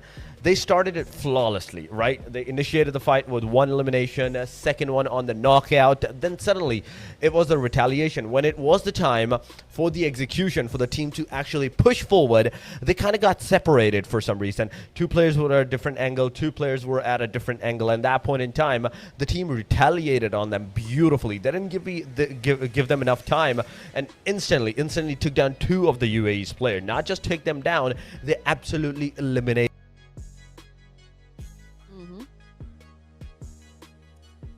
Not sure if Forex is still talking, but yeah, to add to what he said, about I guess UAE, right? One thing that I've noticed so far, if there are fans down there in the comment section, is that during day number 1 they always go for the drop clash, but this time there's a little bit of a difference. There's that little hesitation wherein UAE doesn't go for fights right off the bat. I think it's a very good one. They're focusing on getting the loots first, pillage through towns and fill up their backpacks to get those attachments to make sure that you always have the advantage up against the opposition, right? I mean, that's always the goal. The nature of competition is to make sure that you survive everything and you stay at the top of your game. And there's a need for UAE to really step up, to really step onto the pedal here. And so far, we just have to give it props that again, if we're going to be comparing, their first day, I can say that they've definitely improved. I know that they have gone through, you know, the first broadcast and made sure that they took down notes. They talked about, you know, what could have they done during the day number 1. The adjustments has been like being implemented right now for day number 2, at least for UAE. But the problem that I see, you know, for the qualifiers, since Kyrgyzstan is really the dominating force at the moment, it will be difficult, you know, for the other teams to actually dethrone them. At this point in the competition, they are the strongest. So I do wonder if, you know, the what do you call this one? The amount of force that Mongolia and Jordan will be putting in this tournament, and even Iraq, will it be enough for them to secure the 2nd and the 3rd spot to get to the grand finals? I mean, those are just probably some of the questions that we have in mind. But the important thing is that we also show, you know, the support, you know, to our favorite teams and our favorite players. And I do love the fact that there are a lot of KGZ fans down there in the comment section, making sure that they spam the flag and make their presence felt. I mean, that is something that I want to see, you know, in every tournament. Just that, you know, the cheering and the love and support, you know, for the players and for the teams here. I mean, that's how a community tournament should be. But anyway, folks, we are about to start our second Erangel this evening, and you know it's just gonna be epic here. And again, let's give a big shout out, of course, to everyone watching at the moment. Make sure to share this live broadcast to everyone, because things is about to get down and dirty. Now, just looking at the flight path over here, started from Kameshki, going to the hospital area, a little bit over to the top here. But the question is, since we've been getting a lot of military base finish, is it going to be the same thing for the second Erangel of the night? So I guess we'll just have to wait and see. But in the meantime, we can see that the parachutes are already being opened here, and UAE right now heading towards Kameshki area. So this is an unusual drop place, if you're going to ask me. And Nagy, Thanos, and the rest of the crew here probably will be staying within proximity as well. So there's also a chance that UAE might be having an altercation, of course, up against Kazakhstan. But we'll just have to wait for that to happen. Down in Razak, maybe there's 2 teams as well, but right now we are just seeing the boys of Mongolia. Yasnaya has been occupied as well. Iraq went for that vehicle gameplay near Lipovka area. Severny is also occupied here by another team, which is, of course, KGZ. Yeah. So this time we will be getting a different circle, as you can see on the screen here. So it's it had favored the northern side. So perhaps we can see some collisions happen. Probably by the way things are displayed at the moment, maybe Oman will have a fight up against what team is this? Maybe Uzbekistan? Yeah, we'll wait and see. But yeah, here we go. I think it's already starting over here. Oman! Back on the screen here. Action down on the ground, bleeding out there in the open. Let's see if they can actually reset in this situation.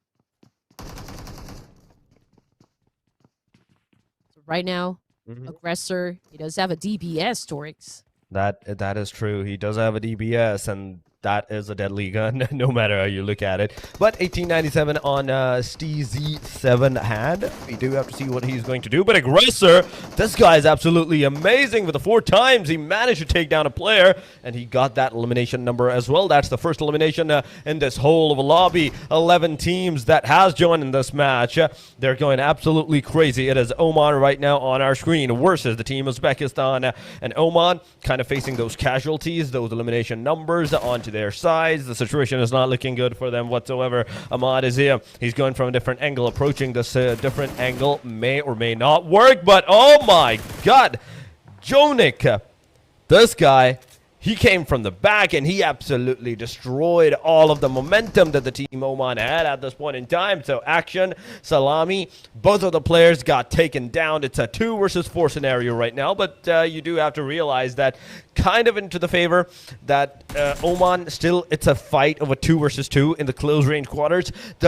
the other two players from the team, they're kind of into the far back side, and that far back side may or may not help you, depending on what kind of a cover do you have against the other players that is close to you. Yep, Uzbekistan definitely has to push some more. They already have the advantage over here, eliminating 2 players from the opposition. Now, I do wonder what Oman is going to do in this situation, knowing that they're already at a deficit. They're already at a disadvantage over here, and Uzbekistan just need to, of course, hit that nail. And Aggressor, again, with another takedown. So we're talking about the last surviving member, which would be CEST. Oh! Just waiting at the top of the stairs over here, but that was such a good counter. He was able to take down Spidey from that altercation, and now the dance-up had already begun, but unfortunately, he gets taken out. So the first team to get eliminated would be Oman. That is true.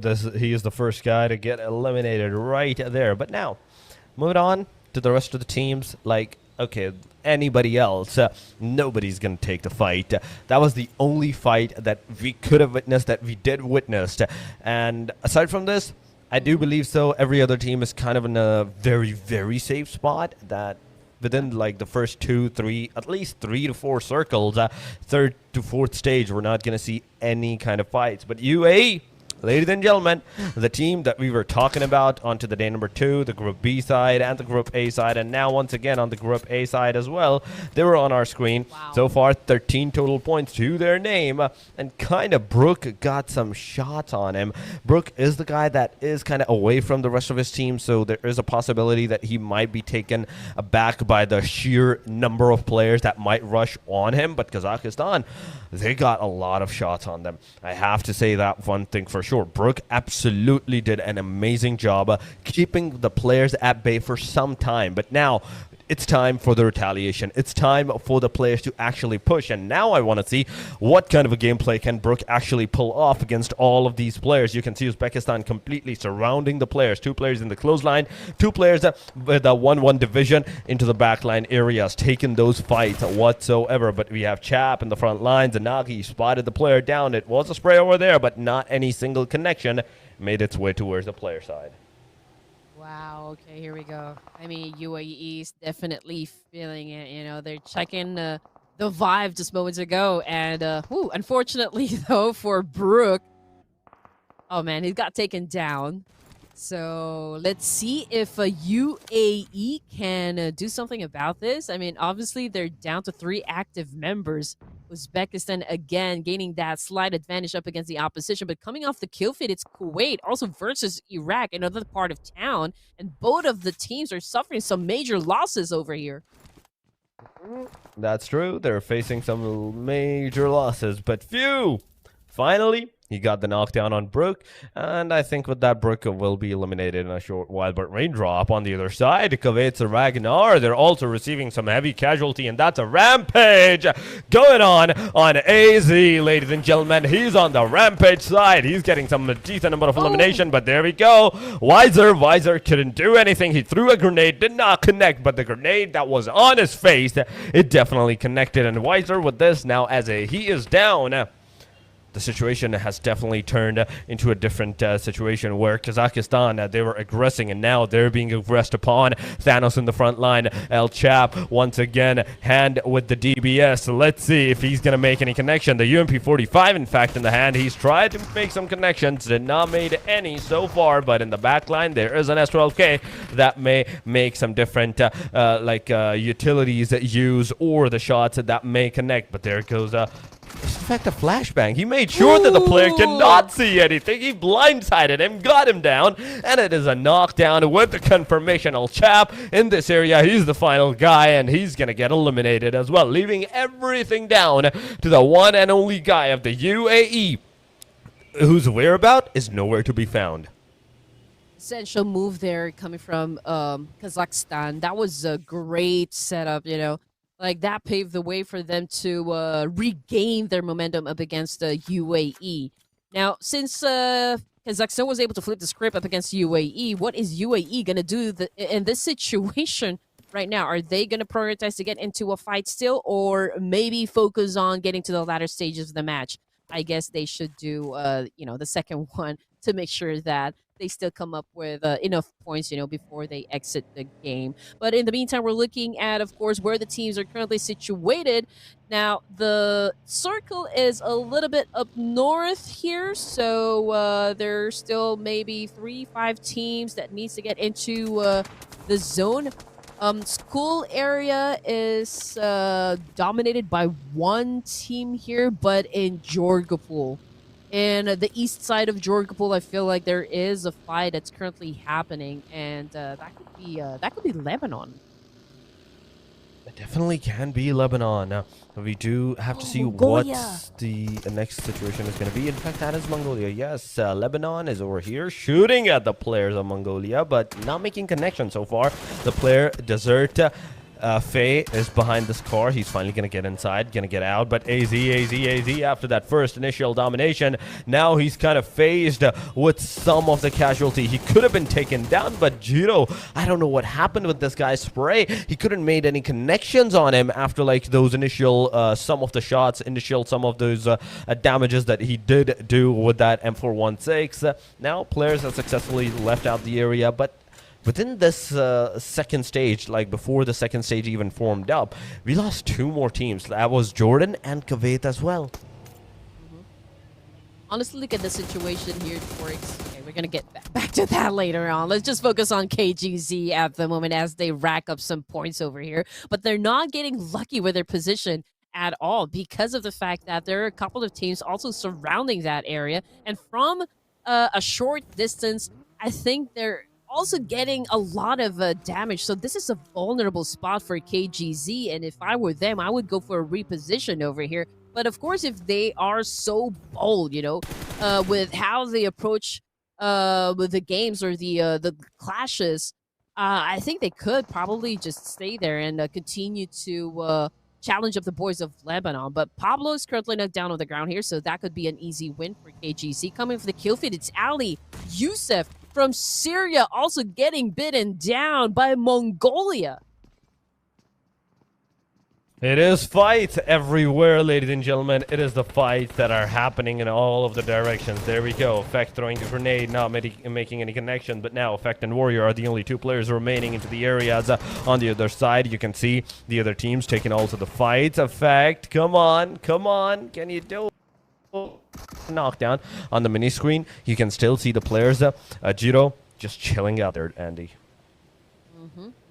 No time to chill right now, though, with the fight that's been happening between KGZ and Lebanon. Fidel is still facing the floor, and Wade is waiting for that right opportunity to counter back up against KGZ, but they continue on to be very, very strong competitors, a force to be reckoned with. And there goes the attack. KGZ winning the fight once again and totally obliterating the boys of Lebanon, which brings us down to just 7 teams remaining at stage 3 here. In the meantime, we're looking at Mongolia versus Syria, and that is the nail in the coffin right there, coming from Jirio, sealing the deal with another point in the bag. That is true. Oh my god. Such a fast-paced game. Within this 12 minutes marker in the second of an Erangel, we're down to the top 5 teams, ladies and gentlemen. We're down to these top 5s. From this point onward, there's KGZ with 5 eliminations. There's Mongolia with the 4 eliminations. There's Iraq with 3 men standing, 4 elimination to their side, as well as Uzbekistan with a 4 elimination and all the 4 man standing. The only team amongst every single one of these players that still has their full action-packed team alive. Oh man, Nagy met aggressor. Nagy just got deleted from this lobby. 5 teams remaining, and again 5 points in the bag for the side of Uzbekistan. So far, the momentum is great for their team as well. And again, let's not forget about Mongolia here. They've had an explosive fight and performance in Sanhok, but I think dominating Erangel could be a little bit tricky for now, since 3 of their members had already been eliminated from the game. So like a chicken dinner could be hard to get this time. But then again, that could also be a possibility. I mean, if the zone will continue to favor him, then maybe he could pull off a chicken dinner. But before we head on to talking about a chicken dinner, there's also a fight happening as we speak. There's Uzbekistan and another team here. Okay, so Kazakhstan. Okay, here comes the exchange right now, trying to flush each other out from the buildings, but no nade is connecting just yet. So far, nothing is connecting. No nade, no Molotov, anything that they're throwing. The players are surviving, but there we go. Finally, a grenade came in on Few. He gets taken down. Aggressor with the grenade. Once again, he's going to throw that grenade onto the Vizier side. And Vizier finally is going to be the retaliation shot. There we go. With that single grenade, it's over for the both of the players. One after another. Aggressor, beautiful grenade eliminations, man. Beautiful grenade elimination. And mind to tell you, Uzbekistan is also that team that is alive with a full man standing. They haven't lost a single player in any of these casualties, any of these fights, and they're completely, absolutely destroying every other team that is kind of going against them. 7 elimination is a huge W for them right now.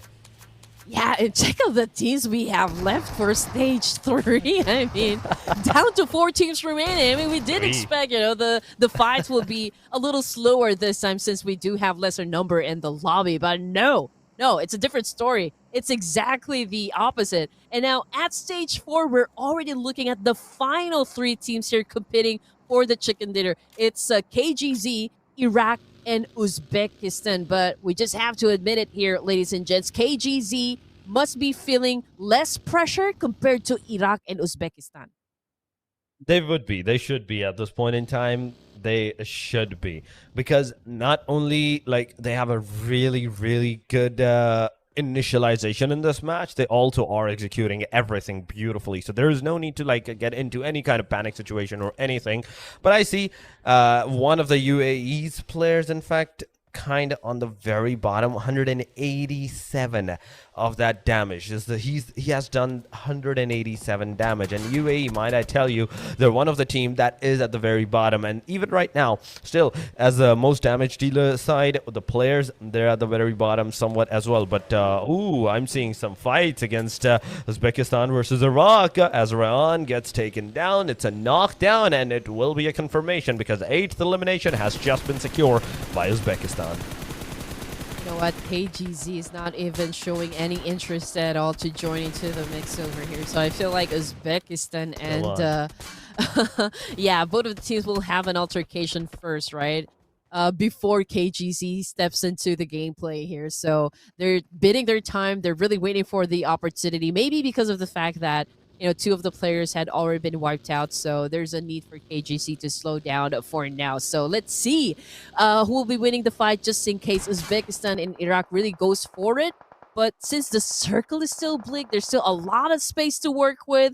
I mean, for all 3 teams here, I don't think they're feeling any pressure at all to go for the charge just yet. So I think we will be looking at mid to long range exchange for now, but translating that into elimination point, I think we'll just have to wait and see. Oh no, again, I spoke too soon. Uzbekistan, of course, lost their patience, and they're just really going for it. Torix this time challenging up Iraq. They are actually going for a challenging Iraq, and they want to make sure that whatever fight they started with any one of the players, they're going to absolutely end this. And there we go. But AZ, why would you do that? Why would you grenade your own self at this point in time? The player AZ gets destroyed with that grenade. He couldn't do anything, but ooh, HIW. Ackler. I think Walker is the name. I'm not sure.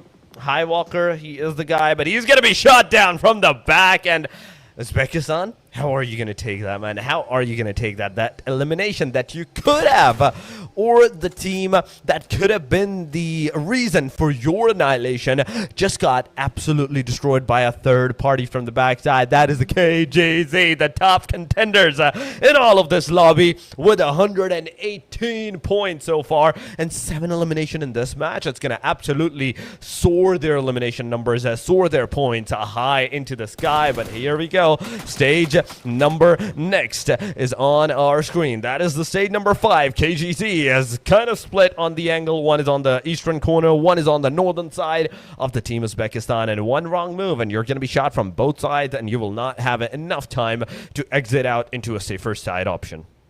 Okay, so I feel like Uzbekistan is going for a split over here since the circle is big. The only thing KGC can do at this point is just really, those mid to long range fights, exchange.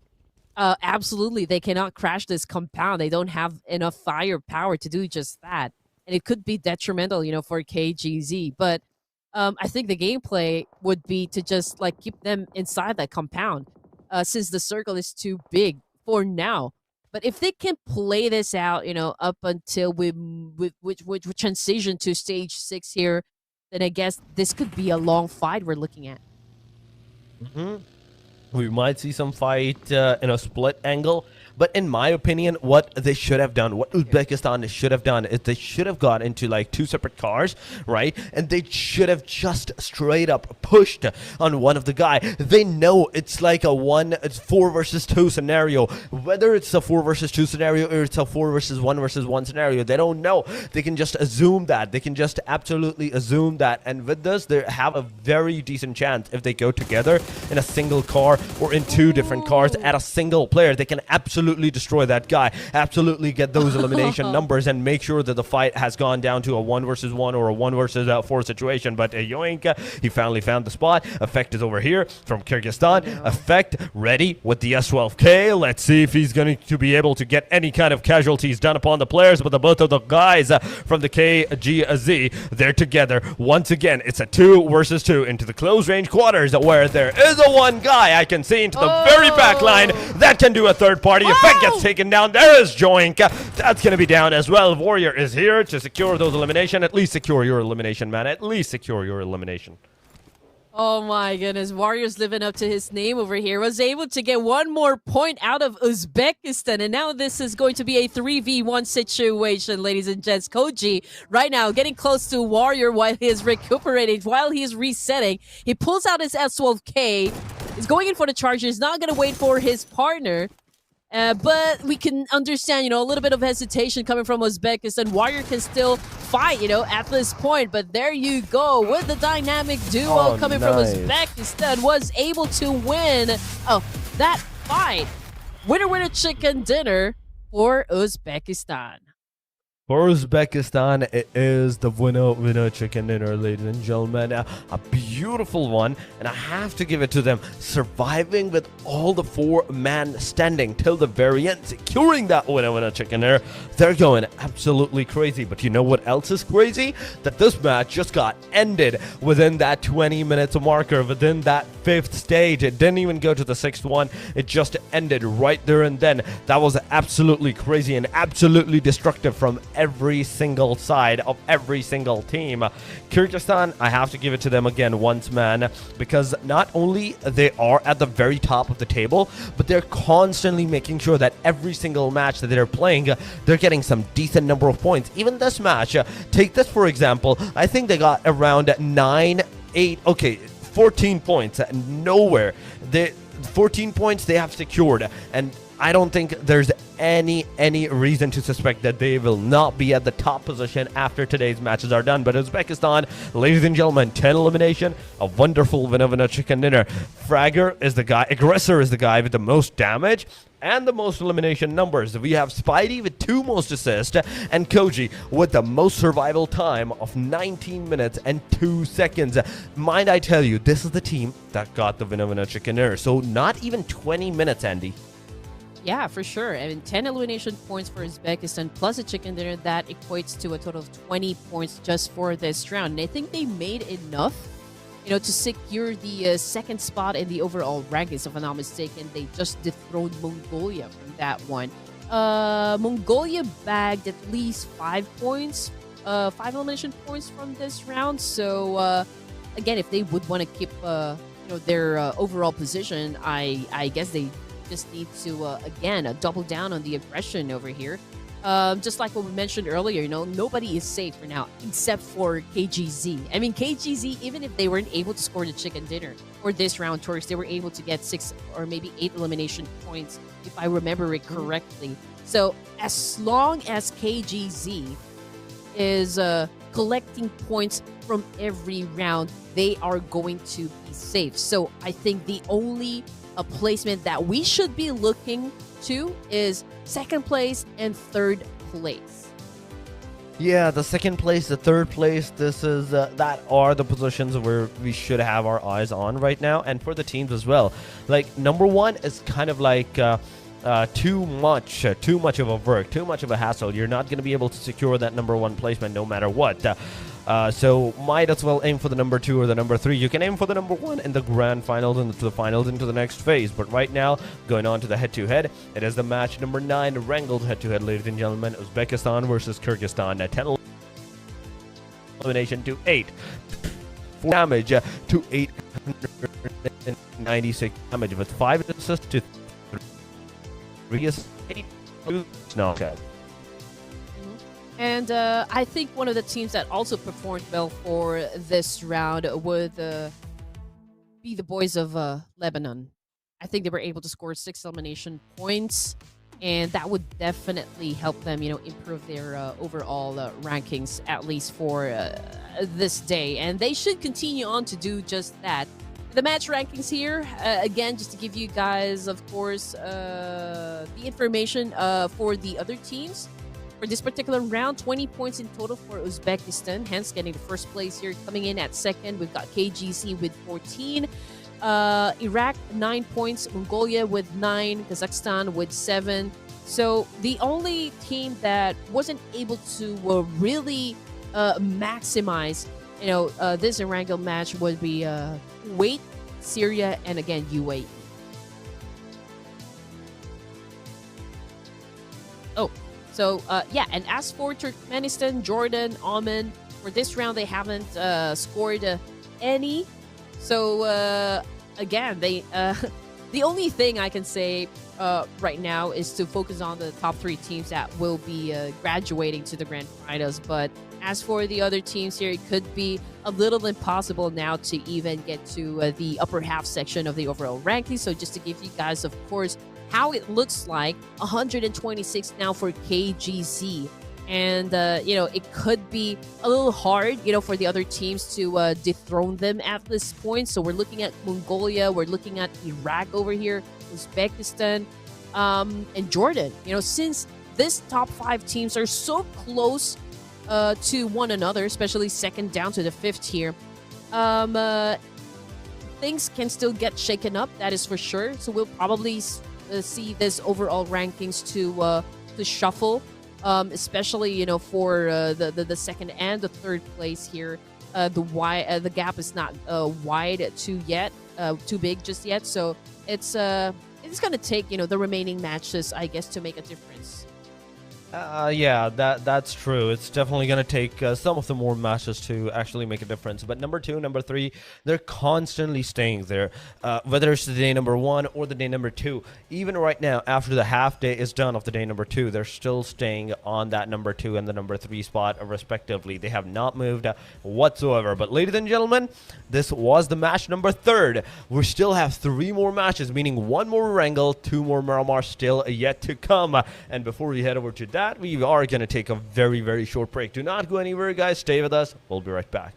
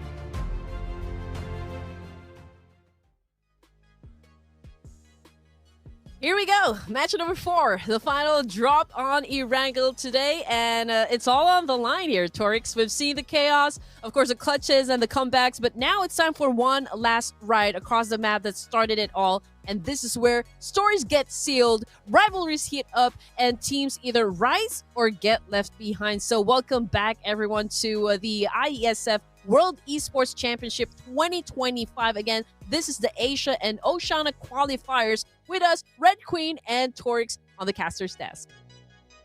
Thank you so much, Queen, for the wonderful introduction to all of our audience and for me as well. But yes, aside from this, it is the time for the very final match of Erangel. Not the Miramars, not the full final match, but we're talking about the Erangel maps. It is the final map of Erangel that's going to be played by all of these teams. And after this, it's just the 2 Miramar matches.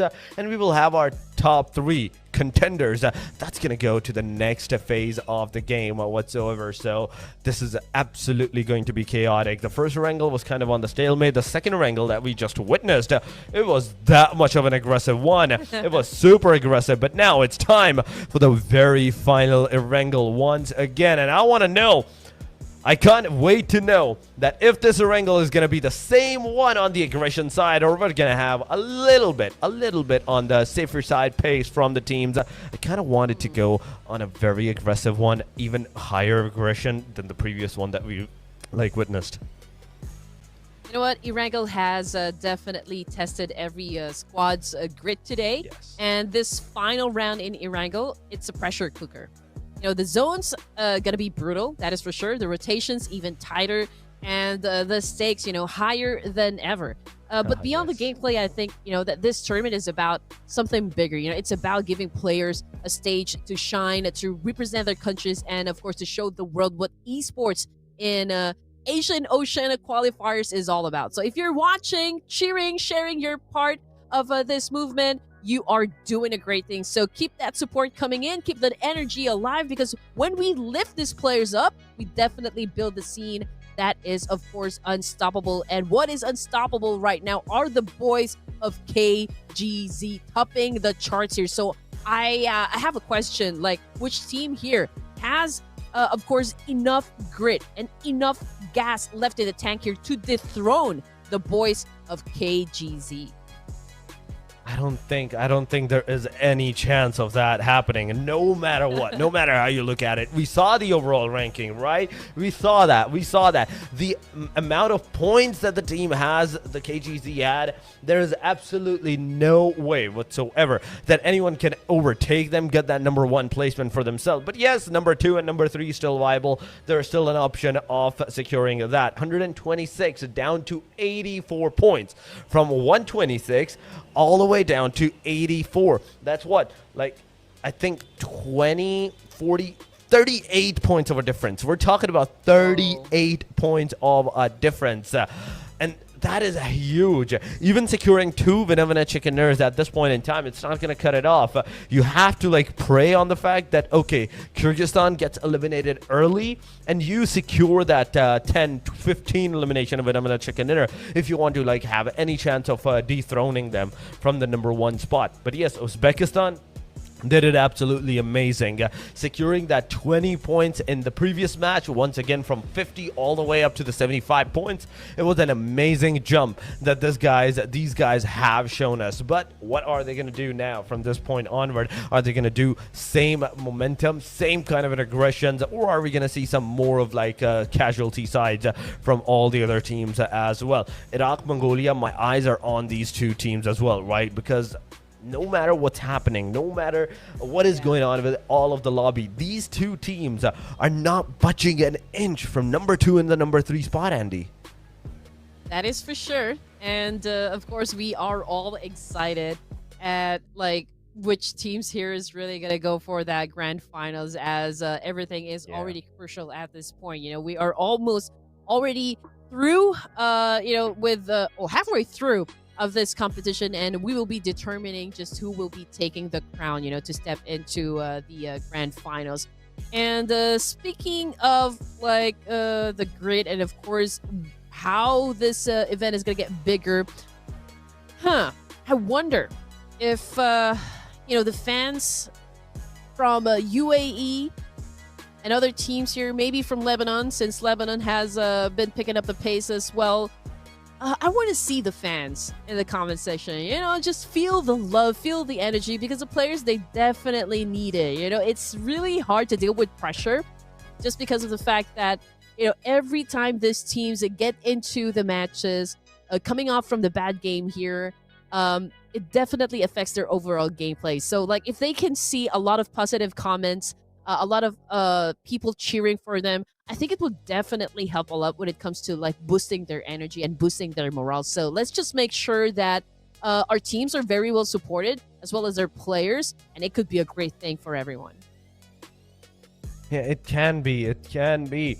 But still, the thing is, there's only 3 more matches. Every other team that is trying or is absolutely doing their very best to get as much points as they want to get, they're doing it good. I'm not saying they're not doing good, but they need to do better. They need to do better at this point in time. There is no room for mistakes any longer at this point in time. You have played your first 3 matches, and any mistakes that you're going to do, it's going to cost you like 1 position, 2 position, maybe 3 position if you're really, really like if you're really winging it at the time. So if anyone is seizing the opportunity, they might seize it, and they might dethrone you, not from those top position where you will have an easy chance of going forward, but also those next spots as well. So you have to make sure that you're absolutely giving your very best.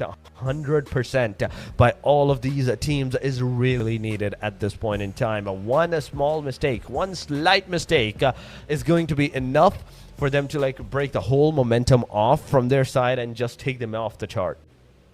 It's all about the placements.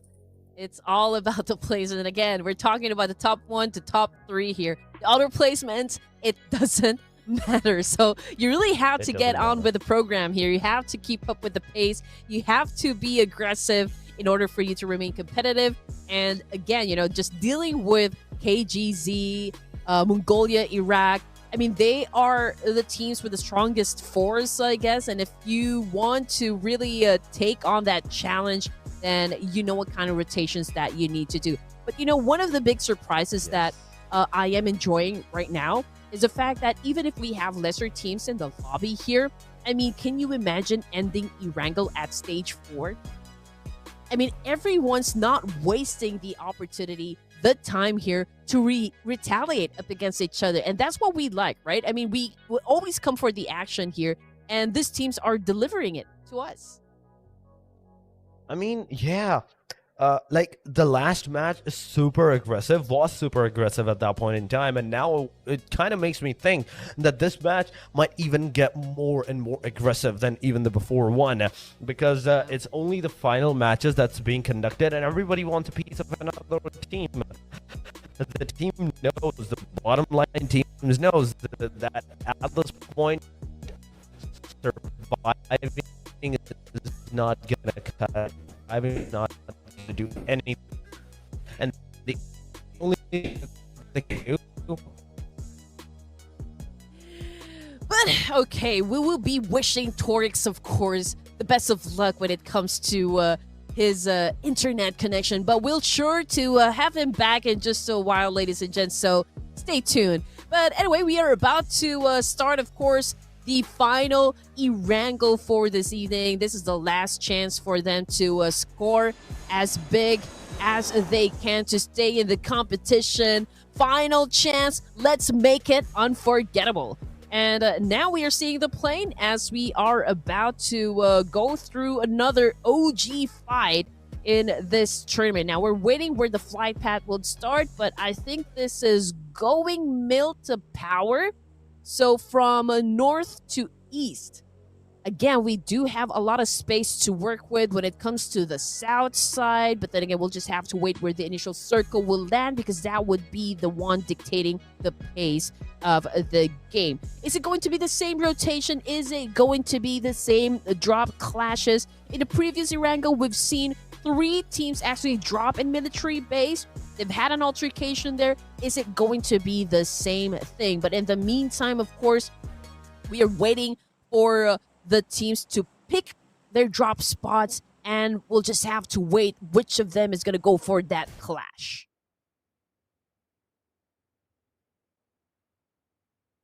Okay, so far, I think military base will be completely unoccupied this time, but in Jorgapul, already we have a fight going on, and that would be the boys of Syria. If I'm not mistaken, we've already had our first blood over here. Yeah, and I think they're having a fight here with, I'm checking the flag here, okay? The ones that are staying in Jorgapul here, Torix. That is sad. Look at that circle. It's a disaster at this point in time for all of the teams that has decided to drop to the western side corner. It has gone straight up to the east. But ladies and gentlemen, northern side city, we're seeing it, and we are seeing some early casualties maybe in this area. We are seeing Lebanon. I am seeing another team that is Syria at this point in time into the area. So the fight is definitely inevitable. There is weight all alone into the proximity, and one wrong move from this guy is going to be enough for the team to like actually aggress upon him, because you can see the rest of his team, it's nowhere to be found. But finally it's going to be spotted. The DBS is not going to cut it out. It's not going to do anything for the player, and there we have it. Wait gets a knockdown, Wait gets a finisher, and right there and then Lebanon is going to really lose second of their player. That's the second casualty that they're going to face, but the grenades are coming in from the side of Lebanon, not making any kind of connections that can potentially take the player down and out of commission. But Pablo, 1897 is in the hand.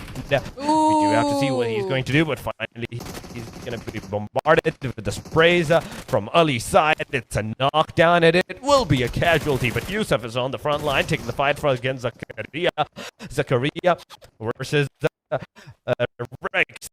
The front lines as well, and oh my god, you bingo! That's break. It is going to eliminate them.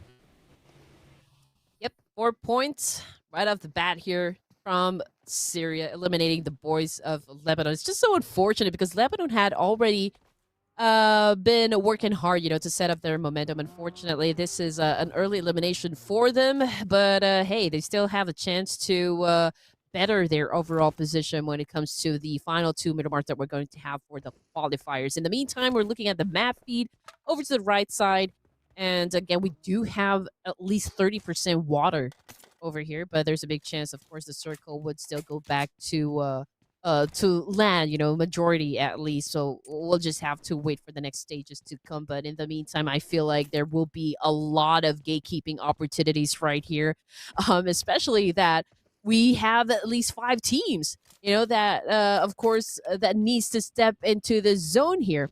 And speaking of gatekeeping opportunities, I'm looking at Kazakhstan, I'm looking at Kuwait over here, and even, the boys of Mongolia who's staying in Rozok and school. So if we're looking at positions over here, they could capitalize on this one and assume a lot of points, to stay ahead in the competition.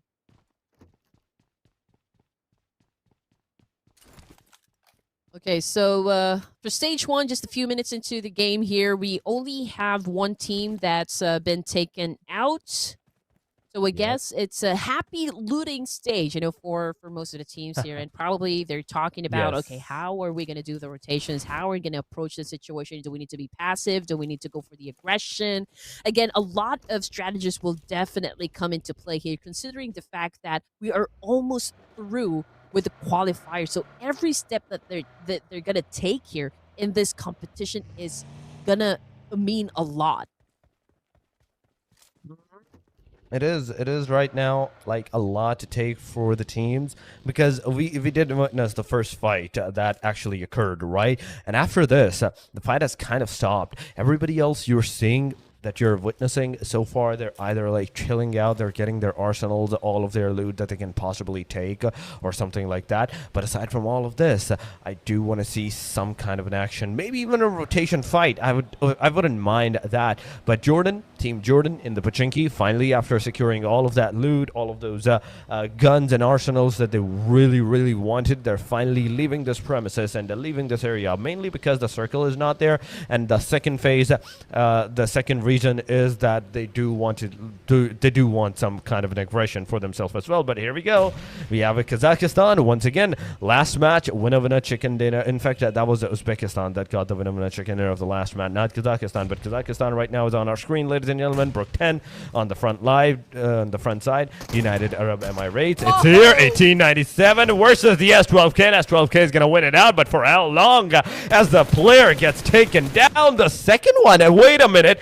That's the second guy that was coming out, but Thanos absolutely decimated him. HMD is also out of commission, and UAE just losing their player one after another. That's the third one down. L7N, the final hope for the team. It's everything residing on his shoulders. Kazakhstan is doing a great job here defending the compound. The only thing that I can say about how United Arab Emirates is actually handling the situation is that if you're really going for a crash, if you're really going to a fight here, you just gotta commit, I mean, one of them is already at the compound there, flashing out the players of UAE, or flashing out the players of Kazakhstan, and there was no backup, right? So they had to get in there one by one. I think that was a major reason why they lost the fight. That was the major reason. But it's kind of like UAE is doing it in every single match. Those small mistakes that comes round and up to bigger ones. But wait a minute, Jordan, what happened? What happened in a single instance? The whole team just got absolutely decimated over here. This is not good. This is not good, like, no matter how you look at it. But Mongolia right now, ladies and gentlemen, is on our screen. Sung is here. Like, so far, 0 elimination to the whole team. But that's the third team, Andy, that got eliminated within this first stage, within the 8-minute marker. It's not even been 8 minutes. This lobby is going crazy for Erangels. Yeah, you're absolutely right. Only goes to show that the competition is becoming tighter, for most of the teams here. But yeah, it's so amazing that we're just at stage 1 and there's already 3 teams that got booted, out of Erangel. So we're looking at 8 teams remaining, and we got Kuwait holding on to a compound over here. I'm just checking the surroundings if there will be teams actually challenging them for that specific spot. And looking at the situation, they're close with even KGZ. So this could be a 3-way battle. Go east, but no, it goes to the northern side. Come on, I was waiting for the circle to go to the eastern corner towards the water side, but nope. I'm never getting my wishes, am I? But ladies and gentlemen, we're seeing some lot of casualties that may or may not occur in a short while, and I'm really just speculating this whole situation. The players are super close to each other's proximity, and it's just that one wrong move or one slight hand of mistake. It's gonna absolutely start that chain reaction of the fights, and those aggression that's going to actually begin from this point onward. T72 so far. The team on our screen. So into the area, Kyrgyzstan is also into the close vicinity, and they are ready to take that action against the other players. But Kyrgyzstan, no way. That's a 1 casualty coming on. Kazakh, let's see. You're pushing. You're slowly approaching the situation, and you definitely got that first initial knockout. The second one on the way as well. This is the right time. You have to push. You have to take that initiative and rush upon the full team, because if you don't, it's going to be a difficult situation. But Warrior, it is a definite. Warrior right here is going to take one down. He's going to throw another one onto the face of the players. That's a second one going down, ladies and gentlemen. And right with this, Kyrgyzstan is definitely going to prevail for a little bit longer, but Warrior gets taken down. No. I believe that's a third party coming around, and now with the Kazakh, Kyrgyzstan, and on the back side, that third party Mongolia, we do have to see who's going to initiate and who's going to steal. You know what? That nade coming from Warrior, from KGC, that was top notch. Because of that nade, that paved the way for KGC to actually reset. But then again, there's a huge target on their backs here, so it's gonna be critical, for all the teams here. I mean, just look at what is happening. This is mayhem. We got at least 4 teams going into battle in this specific spot, and who's gonna be winning the fight? I honestly don't know. Iraq comes to play. We already have Rehan down on the ground here. Mongolia is monitoring the situation, and they are expressing all intentions to actually come into the fight as well. Let's see if Iraq can manage to completely wipe out all squads that are here inside this compound. And just look at that. Song already making a move here. Would love to kick a nade. Unfortunately, he's been taking some damage as well, coming from another angle. The kill feed is definitely lining up, and another nade elimination has been commenced here. And there's a lot of back and forth trades, which is, of course, very exciting for us. It is very exciting for us, ladies and gentlemen, but here we go. We do have to see what's going to happen. Mongolia so far is on our screen, and oh my god, they're getting some shots. They're definitely getting some casualties maybe in a short while, but I am seeing the team Kazakh at this point in time, Kazakhstan, and Vizier, the solo guy, the final guy, everything is residing on him. Everything is right now on this guy. The moment he's going to make any single mistake, it's going to be all over for the whole team and for the whole country, at least in this match. We're down to the top 8. Even if you do get eliminated, you're only going to receive 1 placement point. You need those elimination. You need those casualties against the other teams if you want to secure that a decent placement for yourself, because right now Kazakh, I can see them at the hashtag number 7. 1 more elimination and they're definitely going to take over Kuwait on the number 6, but Jordan, they're kind of far behind that. 13 more points before they can actually take away the Jordan's position. So Kazakhstan, you have to be very careful, but nope, it's all over. They're finally going to be eliminated, and right with this, Vizier, he gets eliminated by the hand of that 1897, the pump action shotgun on the face. You just have to give it to KGZ. I mean, like, the number of teams actually tried to crash that compound was too many to handle, but not for KGZ, ladies and gents. I mean, after all that altercation, after all that exchange, they only suffered 1 loss. But in the meantime, we're looking at Iraq at the moment as they go up against another conflict being resolved. And yeah, I think they just got eliminated. Yeah, they're the next team to get booted out of Erangel, which brings us down to 6 teams remaining for stage 3 here. And again, it's an amazing exchange so far. And Salami and the rest of the group here was able to survive that clash. Hence, they will be moving forward to the latter stages of the match. Oh my goodness, what is the circle?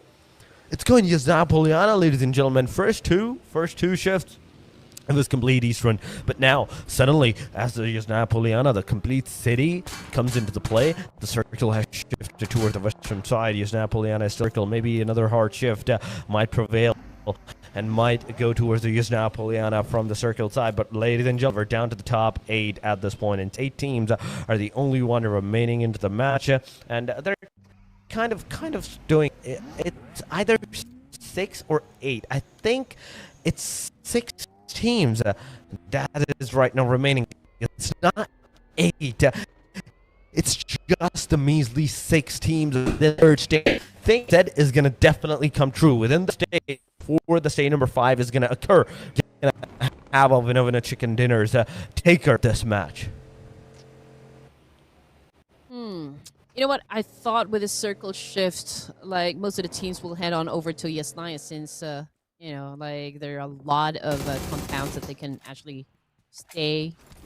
But no. Okay, so it's a great thing. Since the circle moved out of Yasnaya, it's going to be an open field here, so it's going to be an even tougher battleground for the remaining 6 teams, I can say. But KGZ, okay, ready to leave the compound. Ready to leave their sanctuary to challenge up other players from inside the field here.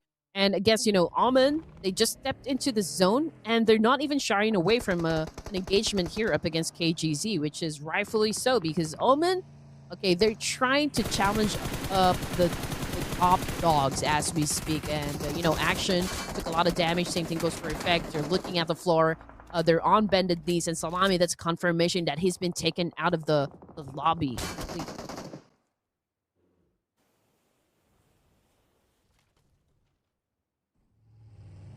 Salami, Warrior, bleeding out here in the open with no chance maybe for their teammates to pick him up, but the Steez here. Okay, it's popping those smokes. that he needs. But if he's going for the reset, he needs to do it fast because KGC coming into play. And again, with a DBS action, we're witnessing on screen at the moment. Tease was able to take someone down, but with a great follow-through coming from KGZ, they were able to win that clash, which brings us down to 4 teams remaining here, ladies and gents. And Team Oman just got eliminated. So we got Mongolia, Uzbekistan, Kuwait, and Syria for the final gameplay here to secure the chicken dinner. Stage 5 is about to occur within this 2 minutes, and we're down to the top 4, ladies and gentlemen. Only 15 players remaining into the game. Syria, Ali so far on our screen. He is going together with his team members to a safer side, to a safer angle, but Yazapoliana, ladies and gentlemen, it's still somewhat inside of that circle. It's still kind of into the safer side option. So the teams, they're doing good. They're doing okay, but Ragnar, for some reason, he wants to like go and find the player. That he wants to make sure that he spots the player down and get those casualties amongst them. Or maybe he's trying to bait the players into the open area where the rest of the Kuwait is actually gonna like wait with those scope ups to the teams, to the players.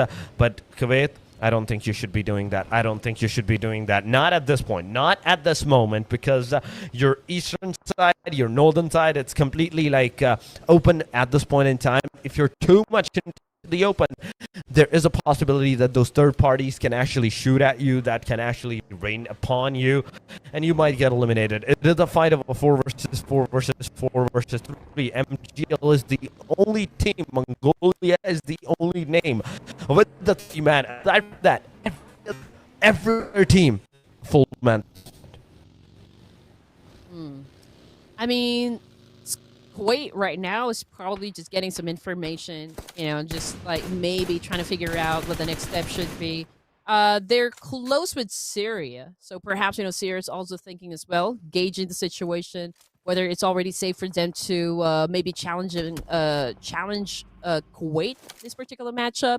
But we can see Ali moving around in circles here, trying to get close to the fire just like a moth here. But if he gets too close, that could be dangerous, you know, for Syria. That could, of course, provoke Kuwait to get into a fight with them. And again, you know, hard shift from the circle. This time it favored Mongolia. So this could be a huge advantage for Mongolia. This could probably get their numbers up.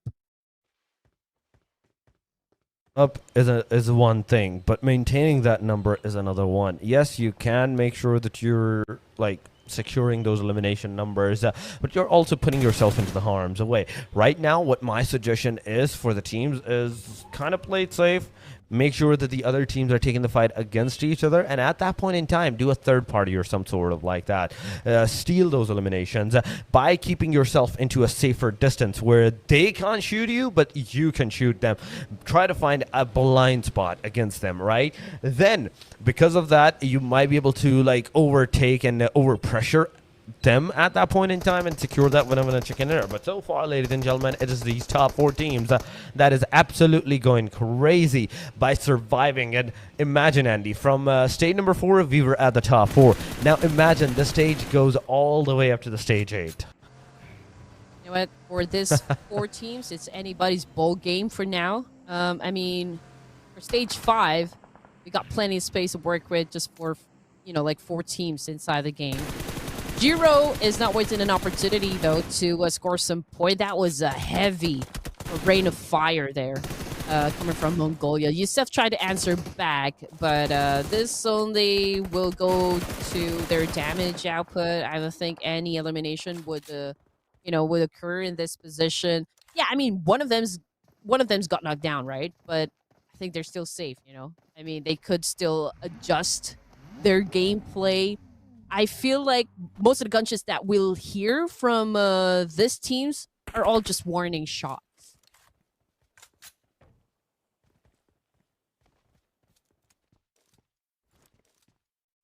But anyway, the fight continues on, ladies and gents. And just like what we said, you know, there's a lot of space going on for all the teams here. So it's best to really analyze the situation. You know, you got to size up the competition. You got to pick the right location, or like when you can really take advantage and stay ahead of the competition. In Kuwait and the rest of the teams, they're really taking their time. They're not really doing anything that's so ridiculous that could end up, with them getting eliminated. So I feel like, since this is more of an information gameplay, I think we'll just have to really be patient, for now. But in the meantime, coming off the kill feed, it's Kuwait right now losing a member over here, an aggressor. He spots a Meshal, went in for the spray, but did not connect at all. So we can see smokes being popped.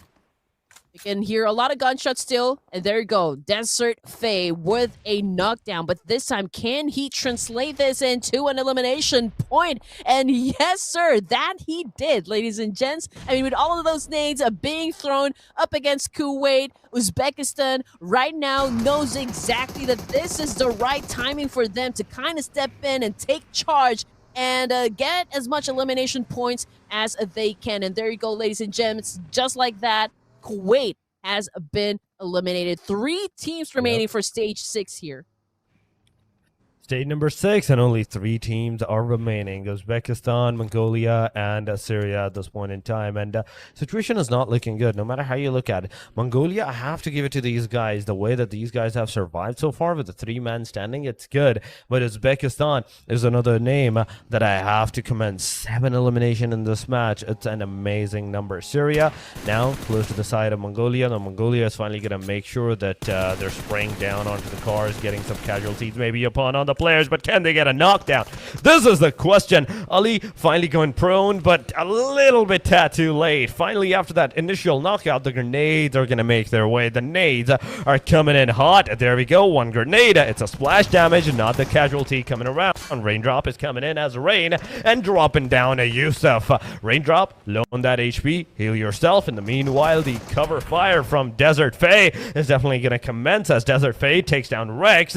There's also M7M that's going to take the player down as well. Raindrop, heal yourself, go forward as soon as you can. The grenades are going back and forth, back and forth. Nobody's making connection, and Raindrop gets knocked down with that 1 grenade. It's a 1 versus 1, ladies and gentlemen. That's going on. M7M is finally going to go for that rescue, but a third party came in. It's a 1 versus 4 now. 1 versus 4, and we know who's going to take this winner chicken dinner because of this fact that there is only 1 player alive, and on the other side, the full squad is right here to take that aggressive stance. Aggressor is here with the aggression of the grenade. There is also Joink making sure that he finds out where the enemy is situated at. The grenade is not going to make any connections, but Jiro's grenade, let's see if he's going to be able to make any connections. Joink, nope, no connection whatsoever. Finally, the player's going for the fight, going for the sprays, trying to make some connections. Faye in a different compound, Jiro in a different compound. The grenades are coming in hot,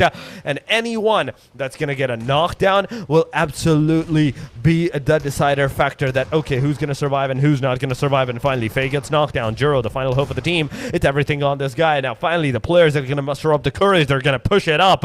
Joining from one angle. There is Spidey on the different angle. Spidey gets knocked down. He will get a confirmation maybe in a short while, but no confirmation on the way. The Molotov is here. He's literally on fire. Jiro. Jumping out, jumping down, taking that shot, but Koji comes into the play, and there we have it. There we have it, ladies and gentlemen. It's a winner chicken dinner once again. All right, here we go. 2 chicken dinners for Uzbekistan, this time in the final round of Erangel. I just have a little bit of question with that final gameplay coming from Jiro.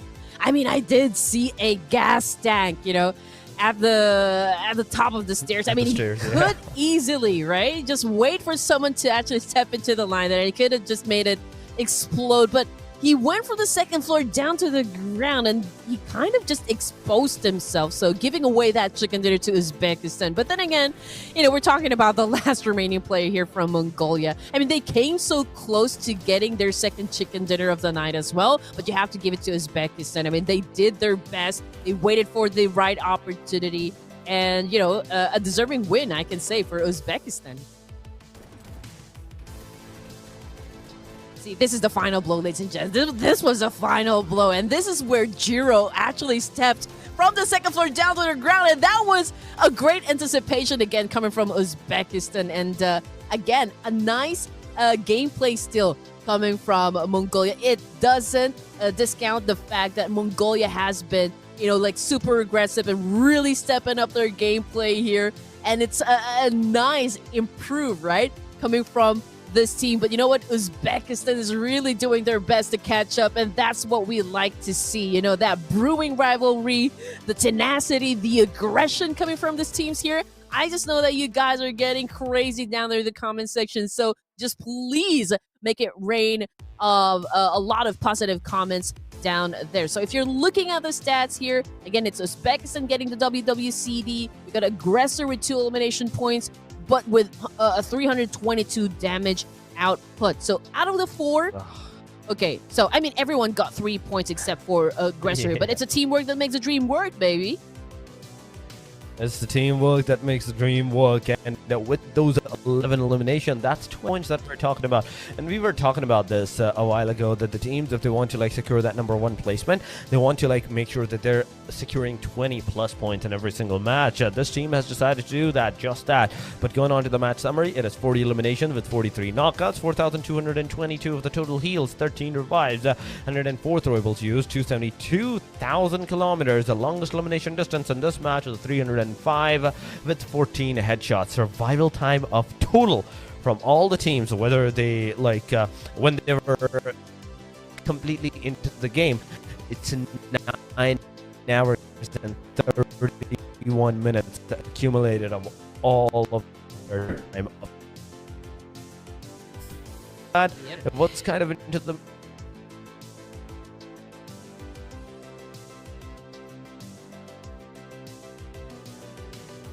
So head-to-head teams, again, we're looking at Uzbekistan and a KGZ Kyrgyzstan. 11 elimination points, so that's 11-7. Damage output, it's 1,181. And assists with 4, knockouts with 6. So this is a major step up, again, coming from Uzbekistan. Imagine 2 chicken dinners in a night. So that only goes to show that they're very interested to take a spot in the grand finals, but we're talking about 2 more matches here, ladies and gents. Will it be enough, for Uzbekistan to really dominate? And again, you just have to give it to KGZ as well, even though they haven't been bagging the chicken dinner, for today. But when it comes to the elimination points, they're pretty hot, with the triggers. So there is no doubt that KGZ will be moving forward to the grand finals. I mean, it's going to be a crazy surprise if KGC will be dethroned, to be honest. So we're just going to look at, and we're going to focus our attention onto the teams that might be finishing at 2nd and 3rd place. But just in case you just tuned in, of course, we're done with the final Erangel, and Uzbekistan once again getting a double-digit finish, and a very strong one. This time, it's already 21 points. That was 20 points in the previous Erangel. So these guys are really dropping some serious elimination points here. Mongolia with 12, Syria with 10, and Kyrgyzstan with 10. So 4 teams that actually dominated here and ended the game with a double-digit score. And as for Turkmenistan, okay, it's gonna be okay. I mean, they haven't really gotten any numbers, for this round. But we did talk about the fact that, even if you don't really perform well in a tournament, but the fact that you have this experience, you can learn a lot, from everything, from the mistakes, from the rotations that you do, from the other teams, how they handle each situation, and you can definitely apply what you have learned so far in other tournaments, so you can always improve on your strategy. And speaking of the overall standings, again, KGZ at the top. I don't think anyone would be successful enough to dethrone him, that is for sure. Uzbekistan finally was able to top Mongolia when it comes to the overall standings. They're currently tied up with 96 points, but it can still change, ladies and gents. That's what makes it very exciting. 2 more matches to go. Iraq coming in at 4, Jordan, Kuwait. I think at this time around, we should be focusing our energy on the top 5 teams here. They're the ones that are pretty close to one another. So it's going to be an exciting night for each and every one of us. But this time, we're done with Erangel. We're done with Sanhok. It's going to be 2 Miramars back to back. It's going to involve a different strategy this time. So those teams that might be having quite an explosive rotations, at every engagement, I think that's going to change since this is the biggest map that we have in the competitive scene. But before we discuss everything that we think is about to go down, we will be taking a short break, ladies and gents. So please don't go away. Continue to support the live stream and continue to support the teams. We'll be back after a short while.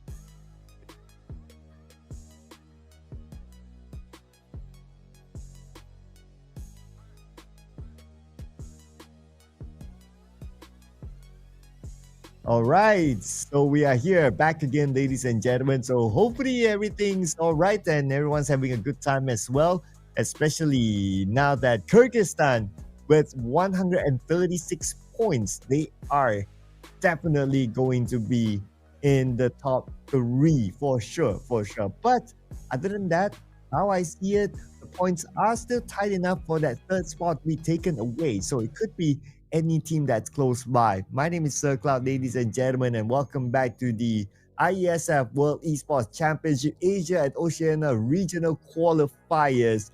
And 2 more games to go. 2 of these games will be played inside of Miramar. So, who will it be? You guys will need to stay tuned and find out.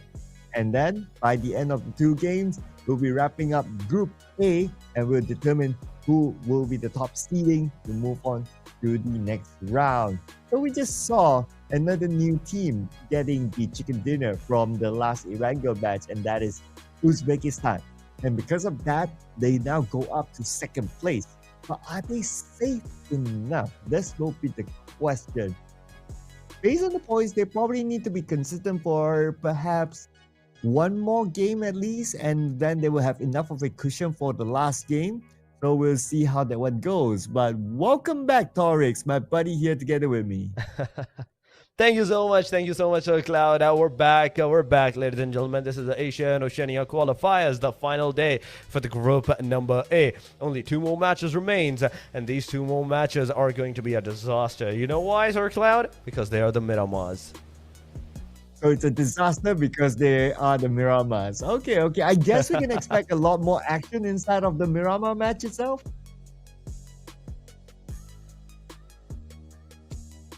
Okay. All right. Yeah. Yeah. And yeah, because it's the last 2 games, right? So last 2 games, normally, okay, this is the trend in PUBG Mobile Esports, right? When it comes to the last few games, normally teams will just go all out, especially if some of those teams, they feel that they have nothing much to play for, so they will just have fun, test their firepower, and whoever they see, they will just go for it. I believe you did see a bit of that during the last Erangel match. Oh, last 2 Erangels, they definitely did. They definitely did. They were super aggressive on that. But that also makes me believe that these 2 Miramars are also going to be onto the same side, where we do usually see Miramar go a very stalemate by all of these teams. They might go for a very aggressive this time around because it's only 2 more matches. The team has nothing to lose at this point, right? The bottom lines, they can't even secure that top 3. They absolutely have nothing to do. They absolutely have nowhere else to go, but maybe the maximum top 5, top 6 at that point in time, and they will kind of go aggressive because of that. Even if they can't get that number 3, number 2 spot, they will try to even deny that number 2 and number 3 spot to right now the retainers of that spots. Yeah, in other words, they want to be the villains of the storyline, right? Yes. Like try to stop the heroes from actually achieving the goal of saving the princess at the end of the story. So let's see who might be the villain, or maybe the villain might try to stop the hero just for the hero to win the fight and gain more points. We don't know. So that's something that we'll need to stay tuned here. Of course, we're going to roll in a new map that's going to be Miramar. And this is not the first time this group meet inside Miramar. They met 2 days ago during the first day of the Group A, so they should be very familiar with each other. Then it becomes a choice whether they want to challenge each other for a particular drop spot. I mean, day number 1 and day number 2, today's day, comparison-wise is a very different scenario. Day number 1, we were seeing the teams completely go for a safer side. They were not taking the fight whatsoever until like the stage number 5, stage number 6, until stage number 7. But today, the same group, the same teams, the same roster is going super aggressive for some reason. That it feels like the day number 1 to me. At that point in time, this is the kind of aggression that we usually do see on the day number 1s and the start of the games, but they're showing this kind of an aggression to the end of these particular factors and these particular days. It makes me want to believe that okay, they have something in mind and they are here with a vision to their side, with the vision that they came, and I want to see what kind of a vision do they have in store for us by the end of all the 6 matches. Yeah, and I guess like what you said, right? That's because like the top of the chart is starting to take shape, and that's why like at the bottom, some of them feel that you know what, we might as well go at it, have fun, whatever happens, we enjoy ourselves, and that's where we start to see that trend starting to happen in Erangel. There was like a few fights that like there were so many teams just clump up to each other, like Yeah. everybody just went in like as if it was a brawl for one particular compound, and well, everybody just looks like they just want to have fun and just go at it. And at the end of the day, that's the whole point about esports as Yeah. well, right? It's all about having fun. And speaking about having fun, we're gonna have our fun here in Miramar. We're gonna definitely have the fun in the Miramar matches, ladies and gentlemen. The Miramar has finally begun. The first of the very final few matches is on our screen. The second last match of the day for the group number A, starting from El Azhar all the way to the western side of El Pozo. The plain line is kind of bisecting to the northern favored line, where southern side, those Parthona areas, Minas del Sur, Valle del Mar, they're not going to be accessible. Even Los Leones at this point in time, Sir Cloud, it's not accessible whatsoever by anybody. Yeah, so they probably, if they still want to go there, they'll need to take a vehicle somewhere in between and go directly into Los Leones. City that can house up to 3 teams. Anything more, they definitely need to fight for territory. But considering the trend of teams here in the Miramas that we have seen before this, I don't expect to see Los Leones to be a heavy battleground. In fact, from the early drop that we can see here, nobody's really interested in Los Leones yet. Yet. The key point, yet, right now. Because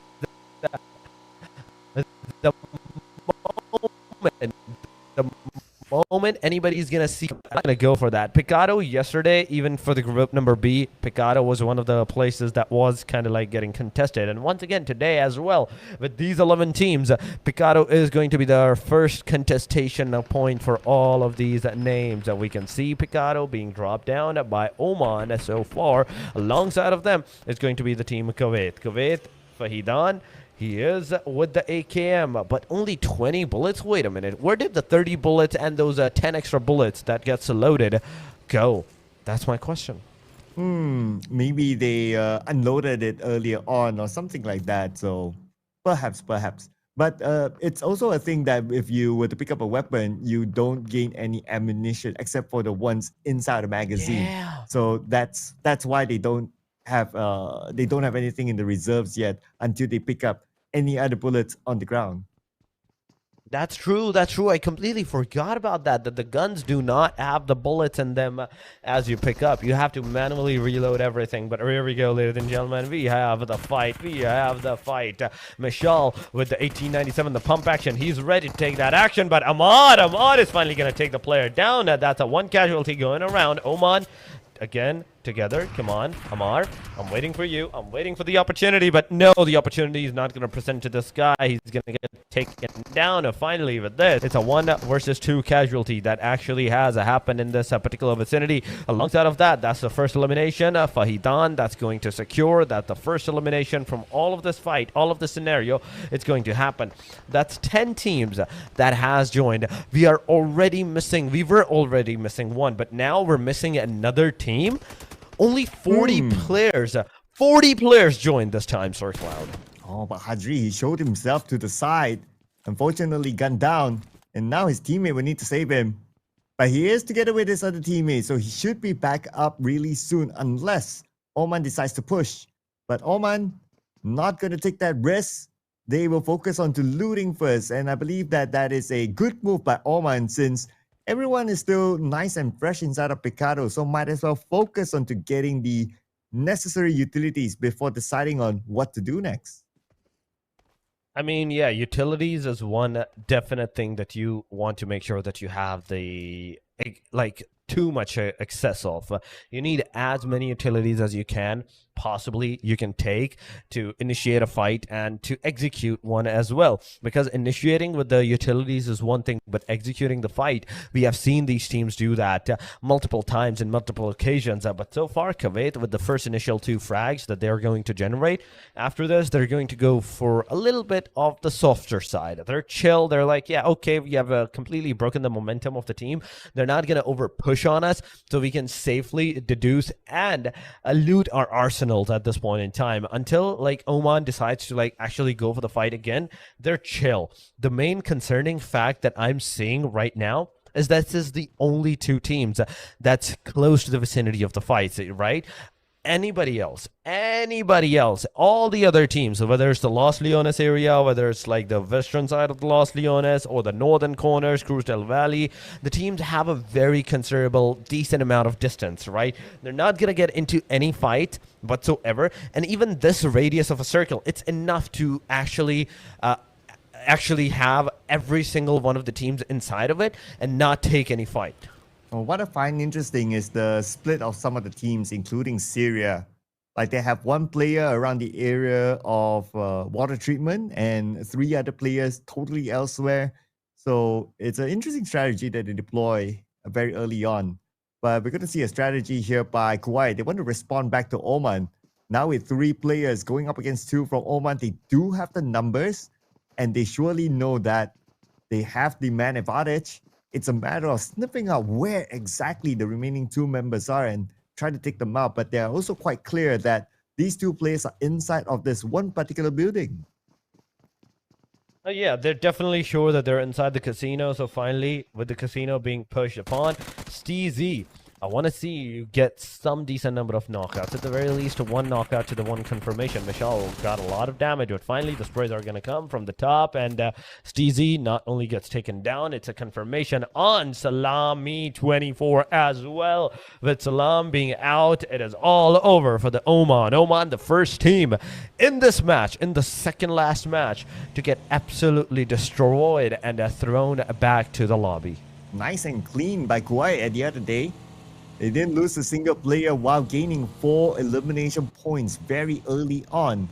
And because we have 10 teams in the lobby this time, so by 1 team out and eliminated, now we're down to 9 teams. 1 more team eliminated, that means all the teams remaining will start to gain placement points. Let's see what might happen here. We have Iraq just right in front of Syria. And Syria monitoring the situation, but not really pulling the trigger yet. But I believe that they will be forced into a fight soon.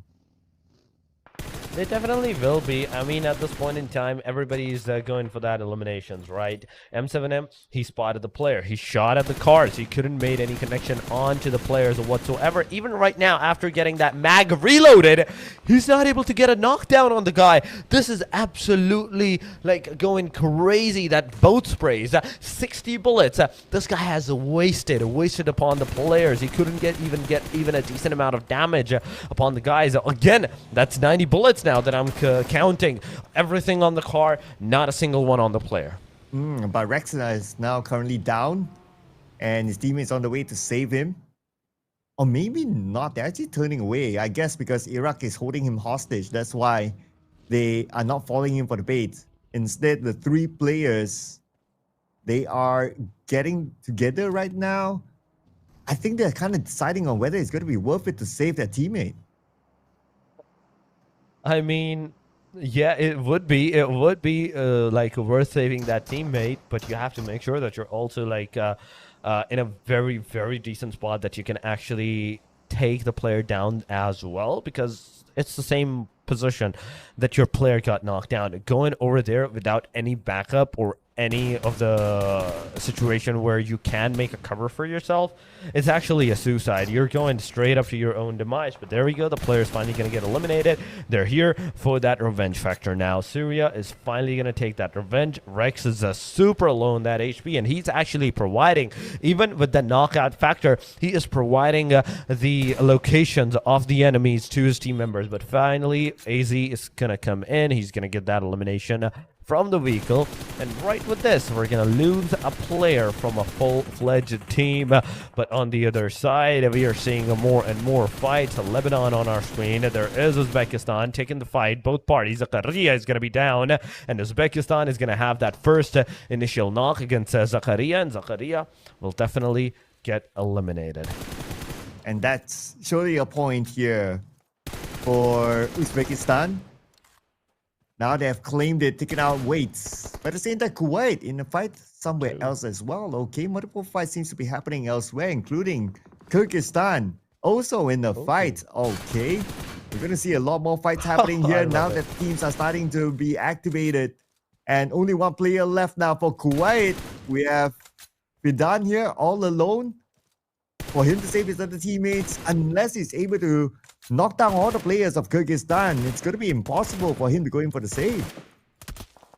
I mean, yeah, he has to actually eliminate one more player before he can safely deduce to go for the rescue and the rescue mission. Feidan, I don't think there's going to be any chance of you surviving with your team members, so you just have to survive all alone. At this point in time, just go away, get out of there as soon as you can, because after Kyrgyzstan is done with their rescue, with their revival, they're pushing on this guy. They're definitely coming in hot with those cars, with those shotguns in the hand, but they don't realize that already the player has gone to maybe like 70, 80 meters more to the backside, but going on the top of the mountain, he's going to be spotted. The sprays are coming, and Faidan, with this, it's all over for the guy. And it's all over for Kuwait. Becomes the next team to be eliminated at number 9. 8 more teams left. Everyone's starting to collect placement points. On the elimination feed, Mongolia seems to be in action as well. So looks like the action is over. They managed to collect that elimination point, but they're looking for more. Trying to find the next Kazakhstan player passing by right in front of them. My God. Kazakh right now, they're on the hashtag 8. 3 players remaining. Lebanon, on the other hand, they're down to the very last guy on the hashtag number 9. Situation is not looking good no matter how you look at it. But still, this top 8, it's still a very, very early fight that we're seeing. State number 2 is about to close down in 10 seconds, ladies and gentlemen. Desert Fae finally gets taken down. There we have it. Kazakh initiating those knockdowns against the players of Mongolia. Mongolia is going to lose 1 player, but at the same time, they're not giving up. They're making sure that those prawn sprays are coming up. Eastern side shift circle, ladies and gentlemen. It is a truck stop.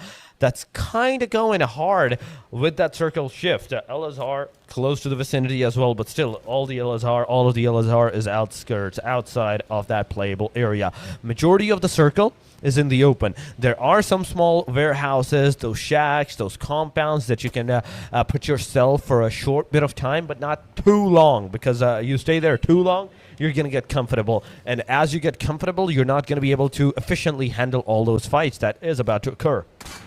But check out truck stop. We have at least 3 teams here, including Kazakhstan. And Fuyu, all alone, but he's still going in for it, just to be shot down from the other side by Jiro. And that is Kazakhstan eliminated. Looks like teams are starting to fall like flies right now. We also have Iraq making a showing in truck stop. Now, they want to get a piece of Mongolia. They want that. They do want that. But only 7 teams are remaining. Yeah. And let me tell you, 7 teams may look a small number, but I will remind you once again that we started with 10 teams. We started with only 10 teams. So 3 teams getting eliminated in 3 stages. It's not too much of a hassle. But yeah, the circle shift, how big of a circle is and what kind of a situation is going on compared to that, yes, it's a big thing. We might even see this match end in the stage number 6, just like the Erangels, just like all the other Erangels that we've witnessed, the second Erangel, the third Erangel. But so far, Mongolia is on our screen. Now Syria is Ali with the Mini 14. The tap fires coming in hot, not make any connections. Come on. You need to make those connections, man. You have to have those connections upon the players if you want to like have any chances of securing a decent placement, a decent position. I have to give it to Uzbekistan that whatever they did into the past 2 matches, into those Erangels, it was a phenomenal. It was amazing. But now, once again, Mongolia has secured their hashtag number 2, but Iraq is being overpushed from the number 3 to the number 4. Well, Kyrgyzstan is definitely taking their time. still spending time in the blue. Jiro seems to be forced out and now he's in the blue as well. But his teammate at least is within the circle, but he needs to find a way to be able to follow up. Last we checked, at the minimap, there was another team in front of Jiro, so I'm not sure how easy would it be for him to follow up with his teammate soon. This is a question that we do have to ask. We do have to know what's going to be the next phase and what's going to be the new strategy for the players. But I see GG Jiro outskirts of the play zone. Sung, on the other hand, look at him. One player is at the hard south side, one player is on the hard western side, and the player on the eastern corners, the eastern sides, they're finally going against each other. Iraq is here versus the Kyrgyzstan. The fight will definitely ensue as both parties have initiated the fights, and those sprays coming in on both angles. The first damage that was coming up, it's definitely going to make sure that the player is absolutely going crazy from this point onward. The grenades are going hard but not making any connections. Enough for the knockouts. You have to use those grenades, man. You have to use those grenades. But I see Jiro being eliminated outskirts of the play zone, eliminated by the players of the GSG, and it's over. The player is over. They're down to the last guy. Mongolia's down to the last guy. Again, grenades are going, not making the connections enough for the knockouts. What is happening here? Ooh, what's happening is that Kyrgyzstan still wants to find an angle, especially Warrior here, looking for that flank. He's cooking up the nade, and Warrior now with the nade sent across. It does connect, but not able to get a knock. In fact, got knocked down instead. Now he's going to be fly, and Warrior will go down. One more to go. It's going to be fly within the smoke. But while all this is happening, Mongolia just got eliminated. They definitely did. They definitely did. They just absolutely got decimated. Kyrgyzstan is also out. We're down to the top 5, ladies and gentlemen. And from this top 5, you can deduce the top 1. Lebanon is down to the last guys. 1 player remaining. Syria 3. The rest of the teams, Iraq, Jordan, and at the same time, Uzbekistan. Everybody else is a full man squad at this point, Sir Cloud. Oh yeah, we already 5 teams left now. Only at stage 4. This round is running really, really fast. And out of the 5 teams, 2 of them, Jordan and Uzbekistan, still a full team, giving them the best chance of scoring the chicken dinner. Anybody that's a full man squad that has a full squad to their name, they have the best chance of securing that winner chicken dinner, no matter how you look at it. But right now, ladies and gentlemen, it is T72 Spidey on our screen. So far in the front line, there's the Lebanon last guy as well, the solo guy that is right now remaining. He's super low in that HP. He's 1 bullet away from being annihilated out of this match. Fadel, let's see, the Molotov is there. He's using that full first med kit at this point. Back to the 100% he goes, and the fight is bringing, the party is being brought up to him at this point in time. He's throwing those grenades, not going to make any connections, but he's also somewhere into the proximity where he is in the circle and he's not at the circle, inside that circle at the same time. The moment the stage is going to close down, he's going to be outskirts of the circle. And mind I tell you, if the team wanted to play it safe, they could have waited out for the player to actually move to the circle and then take them down, but no, it's not enough. Lebanon, they want the player to get eliminated. They want to make sure, Uzbekistan wants to make sure that they get their eliminations by themselves, rather than waiting for the player to actually approach them. Well, he didn't really heal up in time. Even if it did, I don't think he'll be able to tank that much damage, but still getting the 1 knockdown is commendable. Too bad he was not able to secure that elimination point, and it was kind of close, but it is what it is. And because of that, now, top 4 teams. Top 4 teams so far, and out of those top 4, in fact, I see 2 close once again to each other. One is Iraq, the other one should be into the proximity. That is Jordan. Yes, it is Jordan. On our mini screen, we can see the 1 knockout that has happened, that has occurred, and the players are finally pushing up into the vicinity, into the area, to secure more and more eliminations for themselves. Uzbekistan, I want to see what they are going to do into this area. Are they going to do a third party from the backside? Are they going to approach the situation, or we're going to see this fight first happen, and then Uzbekistan from a different angle, hearing all those shots, hearing causing all those commotions, they're going to come into the proximity or onto the place, doing a third party into the play. But Iraq, so far 5 elimination. Uzbekistan, 5 elimination. Jordan in the meanwhile with just the 1 alongside of Syria. Uzbekistan now still with Jordan. The only 2 teams with a full squad. Manpower is definitely on their side. Now it's a matter of strategy, positioning. Who are they going to get to pick up first? That might determine who will get the chicken dinner. And now we're at the stage where it's kind of like the calm before the storm. But looking at the current situation, it seems that Uzbekistan, they're interested to look for their next target, and they will find their next one.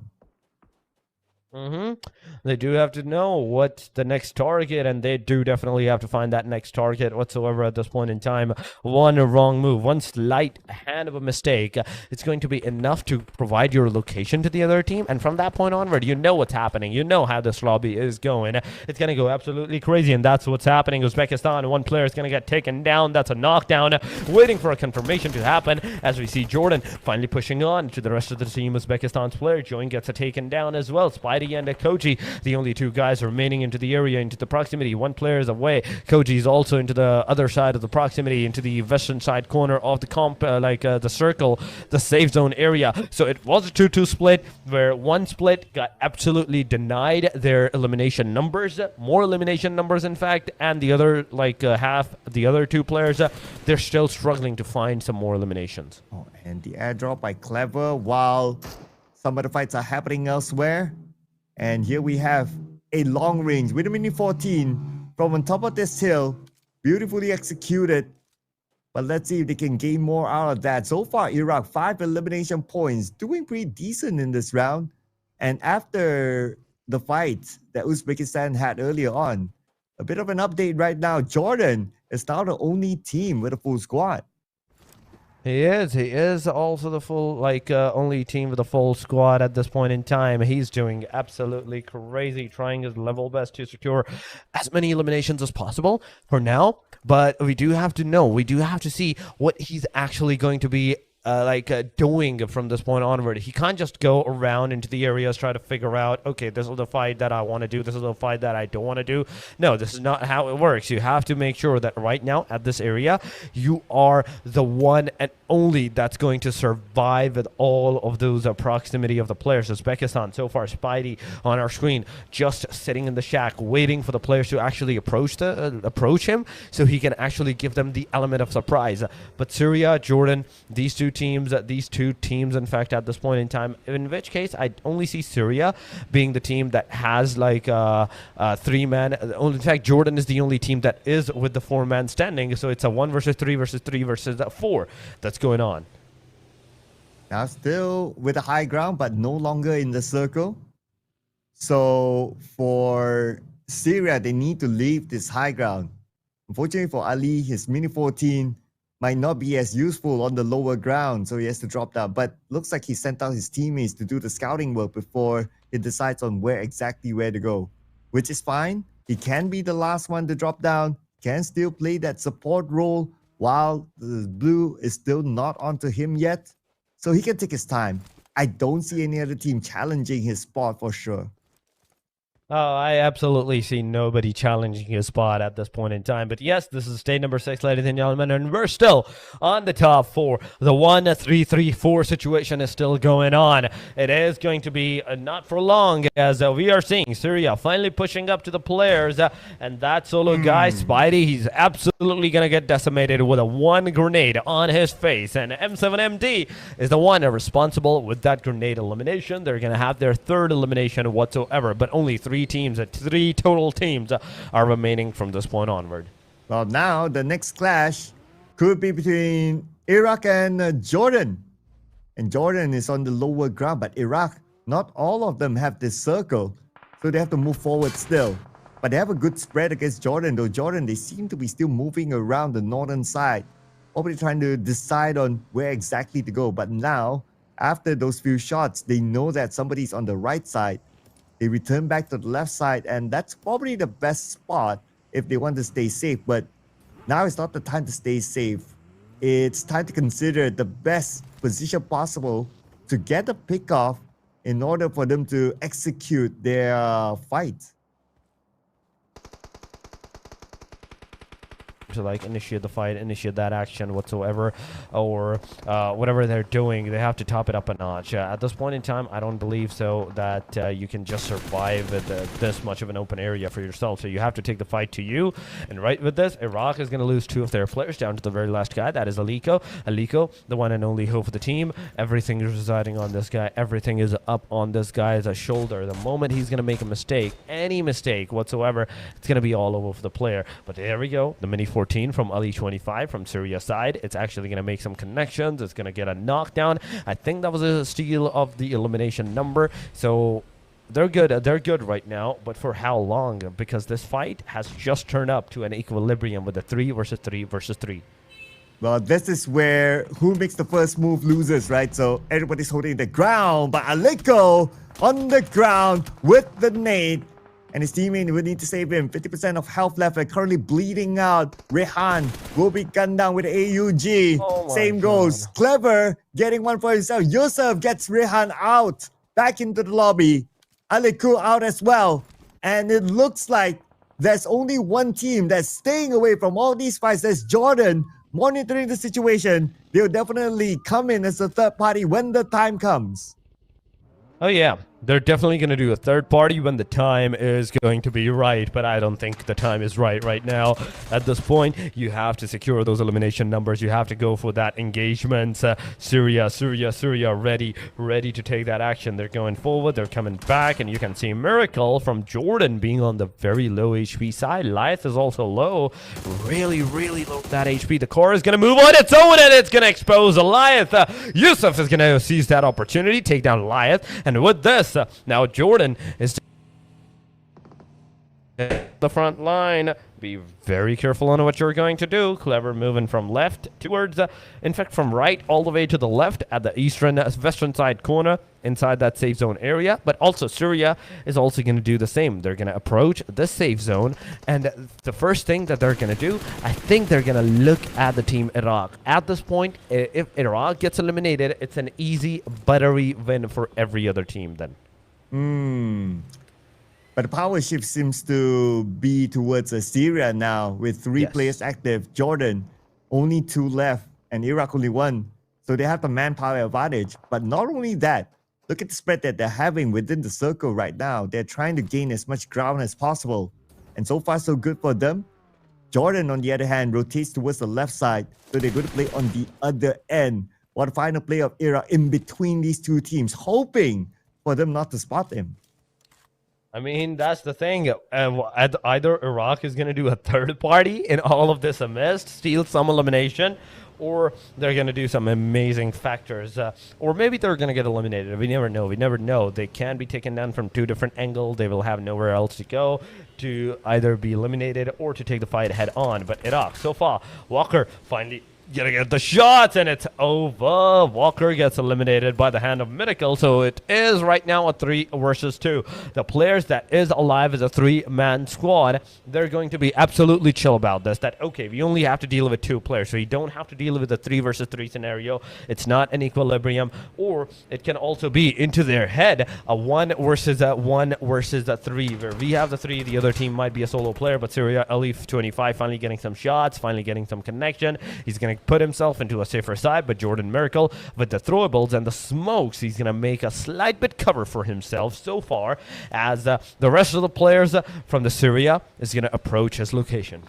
Well, news update, Jordan is not really comfortable circle-wise, that is, and they are split up very far. So if one player gets knocked down, the other player cannot save him.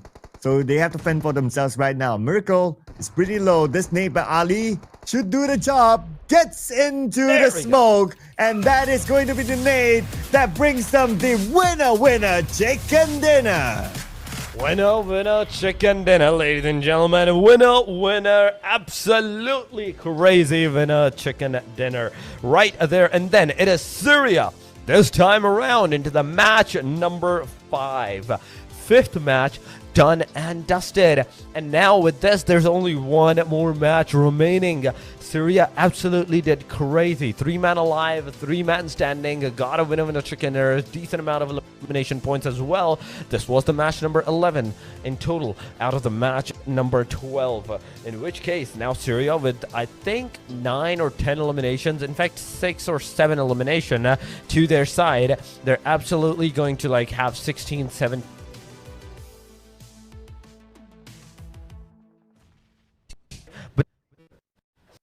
get harder and harder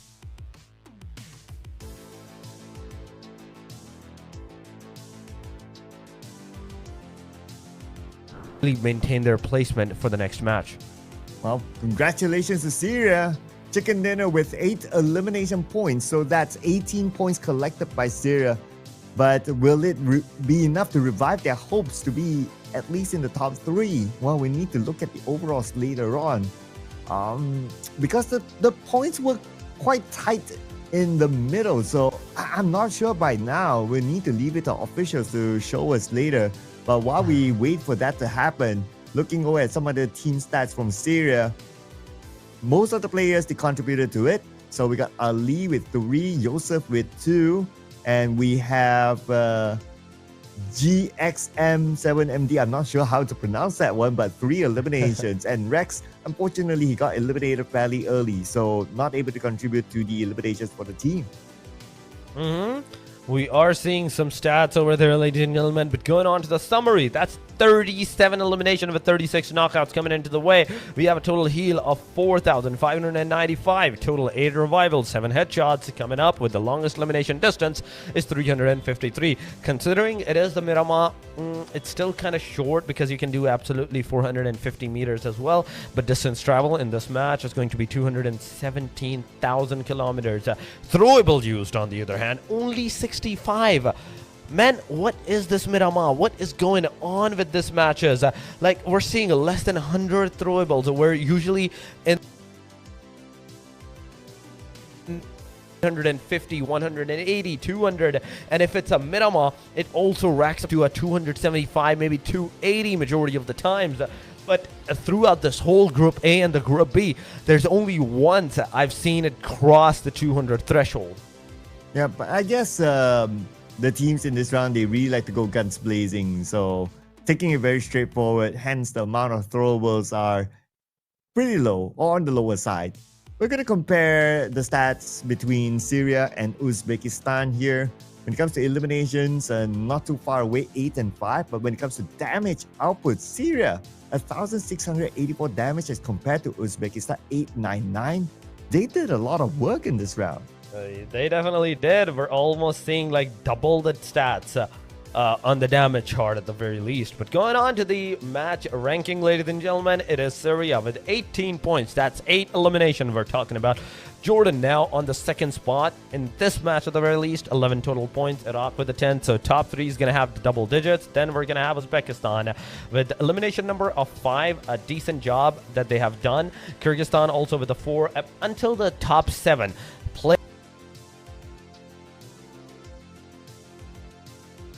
Not the survivability. I'm seeing 1 survival point placement for Mongolia. I'm seeing 3 survival point for the Lebanon at that time with no casualty, no elimination whatsoever.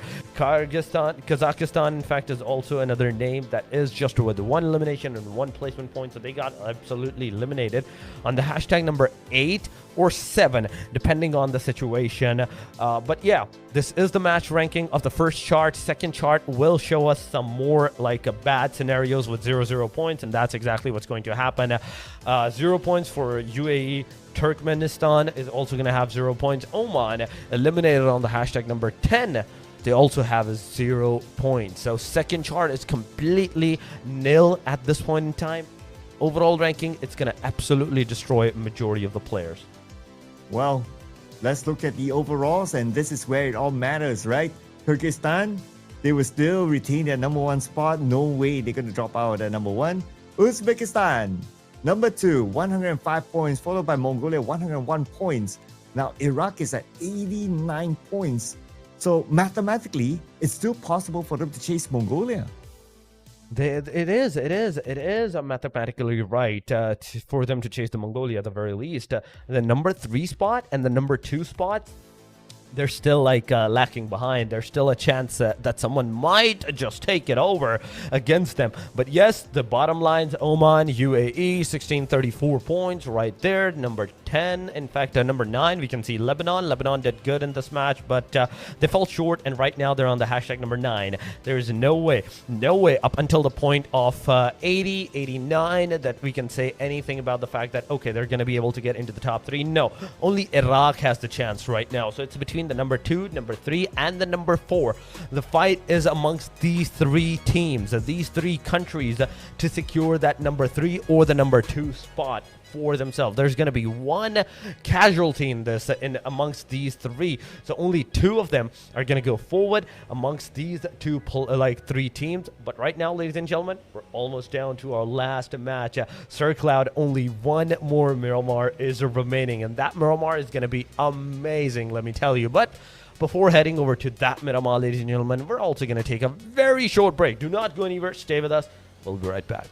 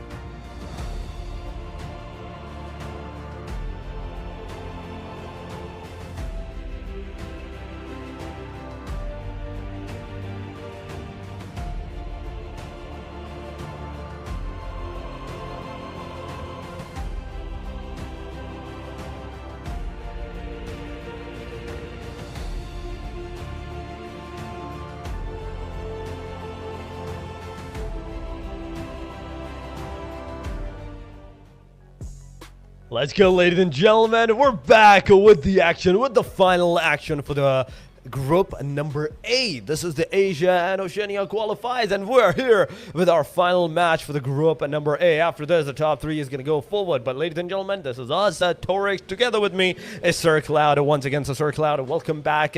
And the last Miramar, it kind of went very, very aggressive. And that makes me think that even this Miramar is going to go absolutely chaotic.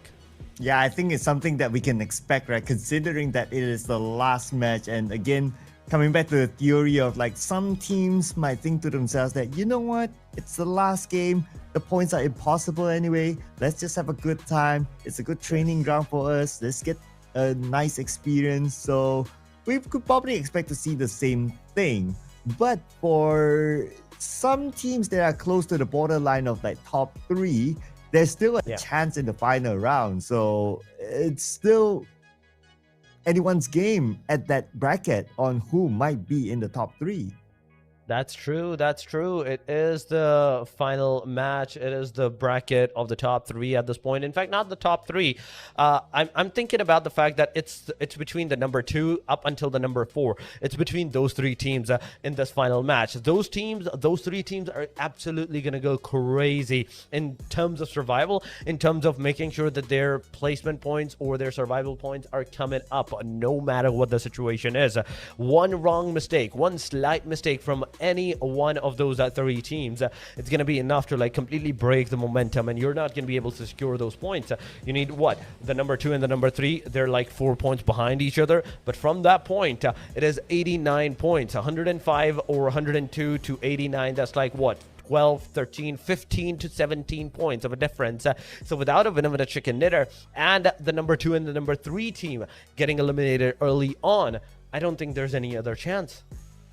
Yeah, so a few factors need to happen, right? Like the teams on top needs to stop getting points, and the team just right at the borderline, 4th place onwards, will need to bring in the points as well. Considering that there is a limited amount of bodies on the battleground, right? So it's a high consideration for the number 4 team or number 5 team. They are very close to maybe do a hot drop. I mean, hot drop wise, I feel like yes, there is going to be a lot of hot drops here, but it can be the same situation like the previous Miramar, where we were not seeing any kind of hot drops aside from the Picado one. But after that, the teams were suddenly going up against each other in a very mutual way that they knew at that point in time that, okay, where the other team usually do drop, and they were like, yeah, let's go over there, let's just end it, and let's just send the fight towards the teams. Nobody was backing off from the fight. I love the fact that nobody was backing off from any of the fights. We didn't even see a single back off or single disengagement from any of the fights that were happening. Yeah, and I guess that's also because of the factor that it is the biggest map in PUBG Mobile Esports, right? So if teams were to choose not to fight, then there's a high possibility that they won't be fighting because of how large the map is, and there's a lot more space for them to navigate, especially with this sort of map. And also the circle was kind of nice as well, so you get extra space for the teams to play with. Hence, even though with this amount of teams, the game still went towards the very end of that match. Yeah, that definitely circle wise, as much as there was aggression, we still saw like the teams kind of going till the very end of the circle, stage number 7, stage number 8, until to like fully commence the fight and fully engage it with a winner chicken dinner for themselves. So there is still the possibility of that happening over here, but that's gonna be such a stalemate, man. That's gonna be such a stalemate. We don't want that. We want the teams to actually go take the fight consistently. We want a consistent fight to happen amongst these teams at this point in time, because right now the bottom lines, they have nothing to lose. We definitely discussed about that. They have nothing to lose, but they have everything to gain at this point. They can make sure that the other team is also not qualifying with them. Your competitors may not go forward if you really want that to happen. Yeah, so I'm looking again at some of our potential highlight teams, right? Like Iraq, one of the highlight teams that could mathematically still overtake Mongolia. Maybe Jordan if they can come up big, but it's a bit of a tall order for me. But I would say Yeah. Iraq, they still stand a fairly good chance as well. But of course, it also has to add up to the fact that teams like Mongolia, even like Uzbekistan, cannot continue to gain points, and Iraq has to do well as well. So there has to be these two factors in order for Iraq to have a chance to be in top 3. That's true. That's true. At this point, right now, it's everything down to this last match, man. It's everything to this match. And all of these teams, whether they're going for a very aggressive approach from the very get-go, or they're gradually making it up for themselves, it all comes down to the fact that, okay, whatever they're doing it for a reason. They're doing it with a vision at this point. Yes, you're not going to be able to like secure that top spot for yourself, but yes, you're going out with a bang. You're making sure that you're getting your name into the lobby, and you're making sure that your name in the lobby is being called out by the team that, okay, this team eliminated that. This team eliminated this guy. And we are here to eliminate that team because of the fact that, okay, they took out either our guys or our targets. You need to make a bounty on yourself to like be able to known to the other teams. Oh yeah, that's definitely one, right? So in order for that to happen, they have to play it very actively. And we're already down to the final game of Group A. So this game will determine whether it's a yes or no. So it has to be all in for this one. If opportunities are let go, like they still play passively, then the chances of moving into the next round is going to be pretty slim. But let's see if that actually happens as we head on to our final game for Group A, ladies and gentlemen. It is the last game here. Miramar it is. Miramar, it is the final game and the final push for the top 3 to secure their spot into the next phase, into the next big phase of the action. But ladies and gentlemen, talking about the playing line, it is going from the side of the Puerto Paraíso, southern side of the Puerto Paraíso, all the way to the western side of the Monte Nuevo. Southern side favored playing line.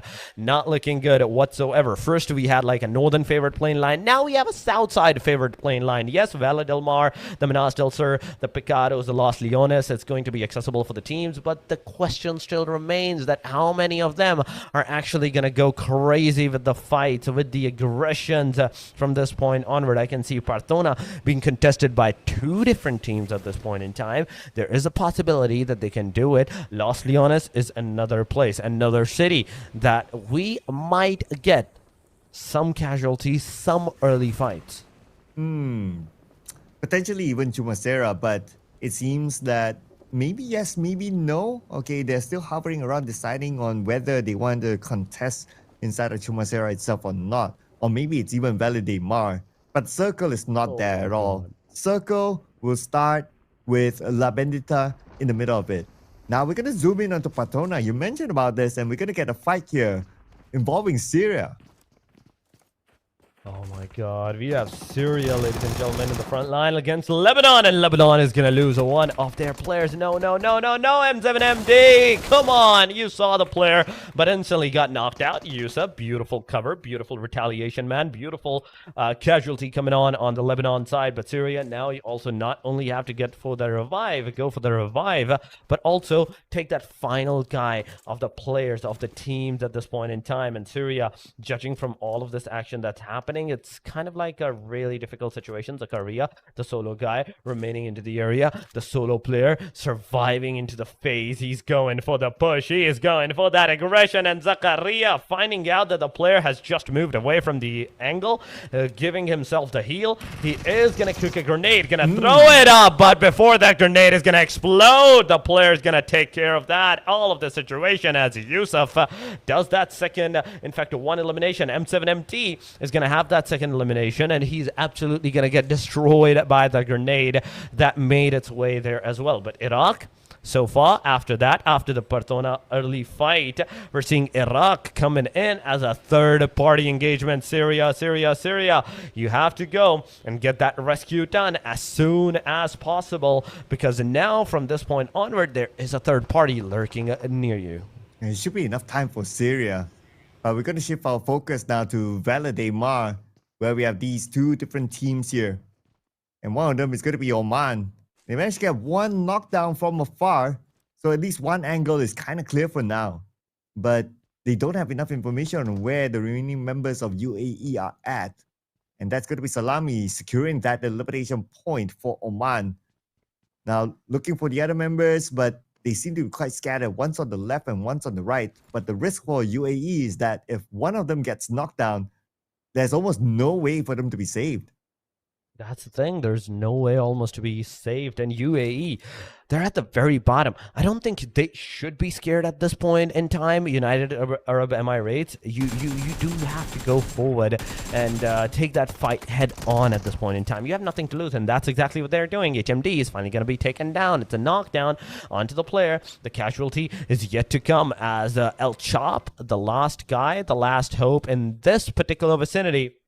He is trying to get those engagements done, but remember this, that Oman with this engagement, they're ready to take that action up a notch.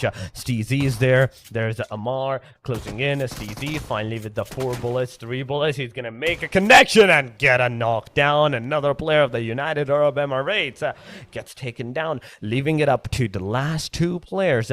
In which case scenario, I don't see any future. I don't see anything going good for them from this point onward. They're definitely going to reside better to go with the bang, go taking the fight rather than disengaging from it. And Brook's not really moving, so it's a bit concerning there. But Oman, they're still looking for him. They want to just gain as many points as possible. But back on the Patona right now, and Iraq, they seem to have taken over Patona. Now they don't seem to be able to find their target yet. But they're still around the area of Patona though. Okay, here is Aziz. He saw that vehicle moving and it's going to be driven by Rex. It's going to drive into the side where Iraq is at. They set themselves up. Rex passes by and looks like they're not interested to pull the trigger.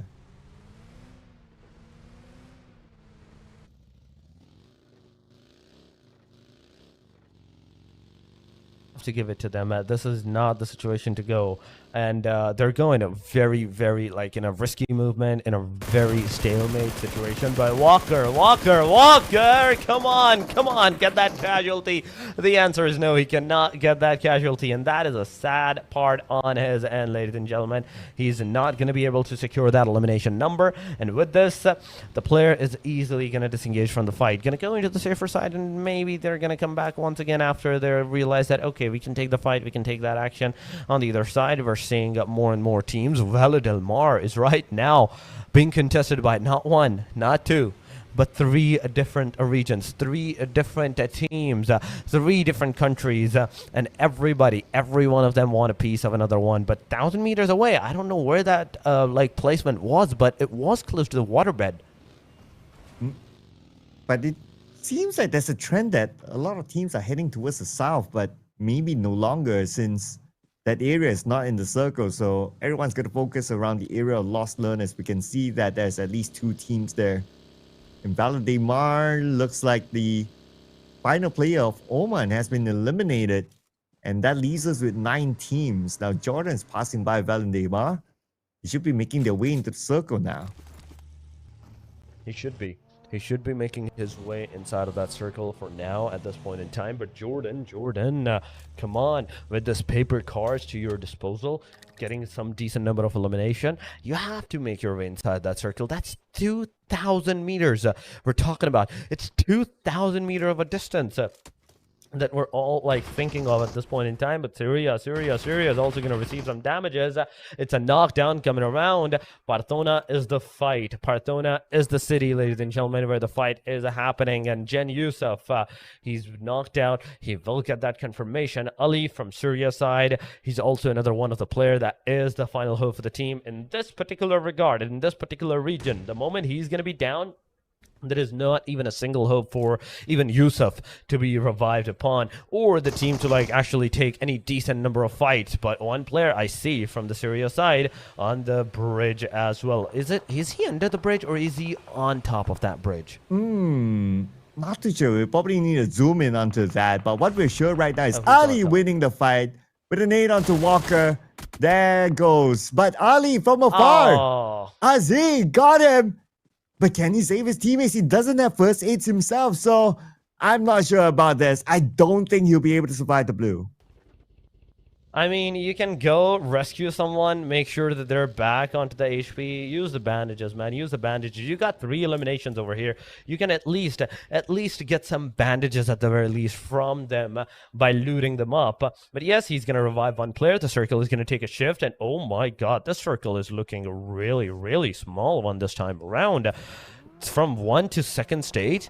That is such a small circle out. Impala, yes, that's like the northern side of the Los Leones, La Bendita area, Graveyard, it's all in the circle right now. But Mongolia is going to lose some players. One player is knocked out on his knees. He's in dire need of that rescue. But already 4 teams have been casualtied out, and the fights happening around this area as the Mongolia is here alongside, I do believe so, that is Uzbekistan? No, Kazakhstan. That is over here, but there we go. The player car fumbled it, rolled over. He couldn't get out in time, and now finally, as Raindrop was looking at the other guy, he's finally going to be taken down. The Vizier is also here. S12K in the hand. Let's see if the S12K is going to make any connection. The answer is yes. He's going to make the connections. He's going to get a knockdown. And right with this, it is the GG Jiro, the final guy alive from all of the Mongolia side. Everything is residing on this guy's shoulder, and that is why he's leaving this premises. He wants to make sure that he has the chance of securing that top 3 placement maybe,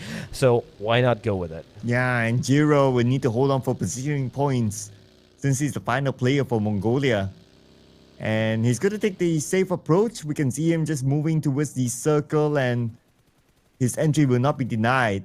But here's a replay of whatever happened earlier on. So it was a fight between Kazakhstan as well as Mongolia. And for the most part, it was a CQC-ish. But so he had that one knot just for Kaiser to make a showing, beautifully executed back on the Song. And at the same time, Kaiser can save his teammates while getting that point out of Song itself. The thing is, I have to say Mongolia did the right thing. In fact, Jiro did the right thing disengaging from the fight, because he don't want to lose his 3rd placement into the overall ranking at this point in time. He's going for a complete safe sound area. We're going to see this guy after this fight, after the one that we just witnessed, into the very last stages if he survives the blue and if he survives the wrath of the teams. He's not going to definitely take any kind of fights. Kuwait on the front line, ladies and gentlemen, on our screen, and in the front line, that is the KGZ. Kyrgyzstan on the front line. Warrior taking those shots, shooting at the players, at his opponents as well, trying to secure some elimination number, but he's ultimately going to fail on securing those eliminations for now. He's going to try again with the utilities that is at his disposal. Warrior in the front line, the S12K finally making a connection, knockdown confirmation coming up, and you can see Kyrgyzstan, how well they have cemented themselves into this fight. They took down 2 more of the Kuwait, making it sure that the last guy, that is a Ranger, he's the only hope for the team whatsoever. Oh, and Kyrgyzstan, even though they are confirmed to be at number 1, but they're not stopping yet in terms of aggression. Want to have a good time this round. And now they will secure their next elimination point. Kuwait only has Ragnar left. And he's also in the position where he needs to play for placement points. Michal has been eliminated. Effect will pick up that point. But they have no idea where Ragnar is at. Now Ragnar lobs that smoke. So that will somehow give away his position. I mean, Smokes, yes, is giving out his position, but at the same time, there's only top 7 teams. It's not too much of a difference at this point in time. You're going to be spotted out from one direction or another one because this is such a small circle at this point in time. But Kyrgyzstan, effect, beautiful shots, man. Beautiful shots on Jordan's player. That is a lot of damage upon the players. Kuwait in the vicinity as well. Ragnar, oh my god, getting a knockdown on Kyrgyzstan's players. He's going for that confirmation. He's going for the confirmation, but he's going to get a knockdown on another one if he's really, really lucky. Flyke, he's 1 bullet away from being eliminated. eliminated, but Ragnar is finally going to change his gun. He's going to get a knockdown upon maybe the player. The answer is no. He didn't get a knockdown. He did a lot of damage upon the players, but oh my god, in the close vicinity, he did a knockdown. The player jumped out of the car. He got knocked out himself. No way. Kyrgyzstan, in a single instance, it's all over for them as Warrior gets annihilated, and Ragnar securing that one elimination to their side. Iraq in the front lines as well. The sprays are coming up. QBZ not making any connection. Come on, Walker. It's up to you. It's up to you. One more bullet. Two more bullets. That's all it's going to take, and that's exactly what it took to take down Ragnar. Kuwait is out of the match, and we're down to the top 6. And that's good for Iraq. They already have 5 elimination points, while Mongolia only has 1, and they only have 1 player left. But as long as Mongolia is not eliminated yet, Iraq, they're still not ahead of Mongolia for that 3rd spot at least. So they still need to find that final player of Mongolia and eliminate him first. I mean, this is the top 6 now from this point onward, and the top 6 is one of them, Kyrgyzstan, one is Iraq.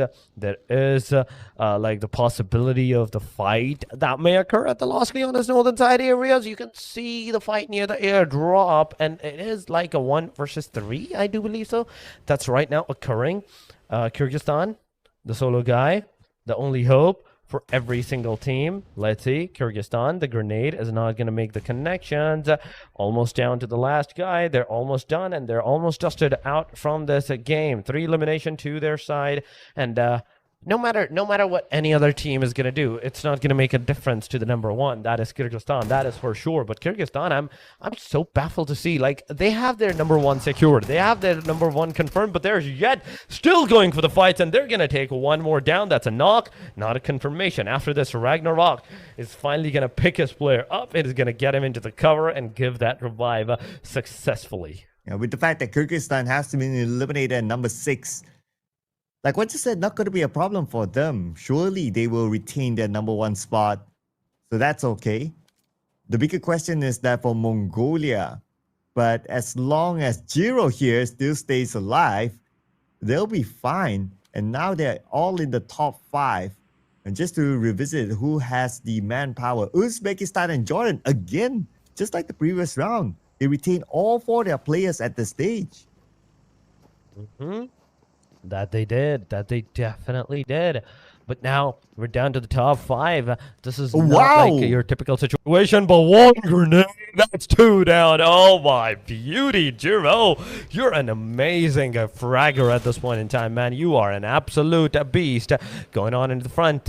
Jiro, he's over here. Let's see what he's going to be able to do. Can he secure those eliminations? The answer is yes. 1 elimination secured. The second one being rescued, being revived. There we go. And right with this, it's a 1 versus 3 scenario once again. But I do love the fact that after Jiro's grenade, the team is like, yeah, we're not coming in. We're not rushing in. But suddenly they're getting shots from the back angle. No way. That's a third party, ladies and gentlemen. That's a third party going on. And beautifully done, Iraq. Beautifully done with that third party taking 1 down, confirming it up.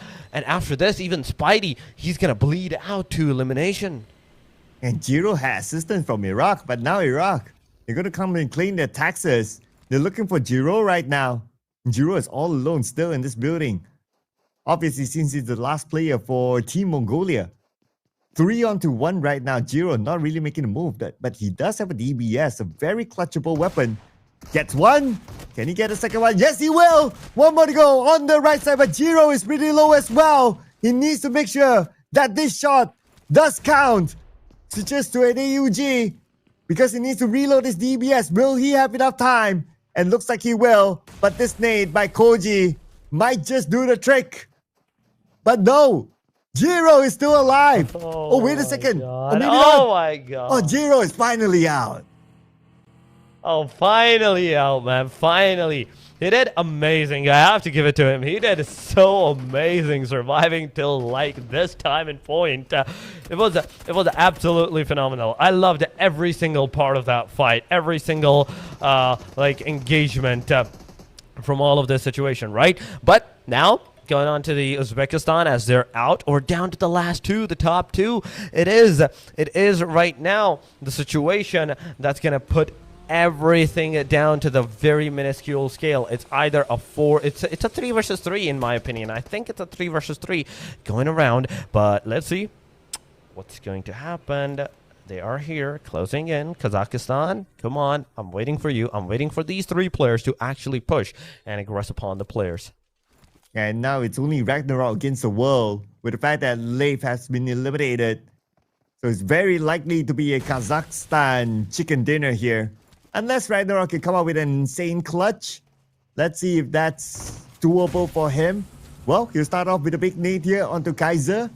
And now the rest of them will start to rush in. Ragnarok, only down to 50% of health, and they know which building he's at. He's running to the other end, hoping to buy enough time for him to heal up, but he still fights back. But still, nothing will stop Kazakhstan from locking in the final chicken dinner in Group A.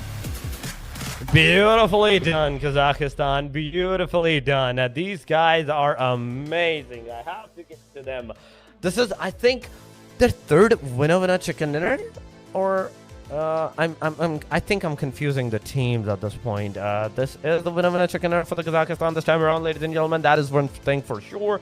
But yes, the way that these guys played, I also have to give it to Mongolia. The way Mongolia played, the single guy, Jiro, he was an absolute beast at the very end. Momentum. He was healing himself, and at that time, the player just pushed on him, couldn't give him enough breather space, and just got that elimination. With this, now the top 2, it was residing, and finally, it was Ragnarok that got eliminated at the very end. And with this, Kazakhstan, 7 eliminations, securing that winner chicken dinner.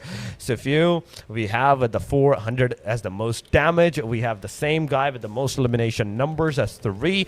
Then we have Meta, Naggi, with the most survival time, 17 minutes and 41 seconds, with Nagi having the most assist as well. Yeah, with 7 eliminations, so that's 17 points for Kazakhstan. But I don't think that will change too much in terms of their fate moving forward. Now, before we head on to the overall stats and also the match stats, here's a little bit of a breakdown of Kazakhstan and their elimination points.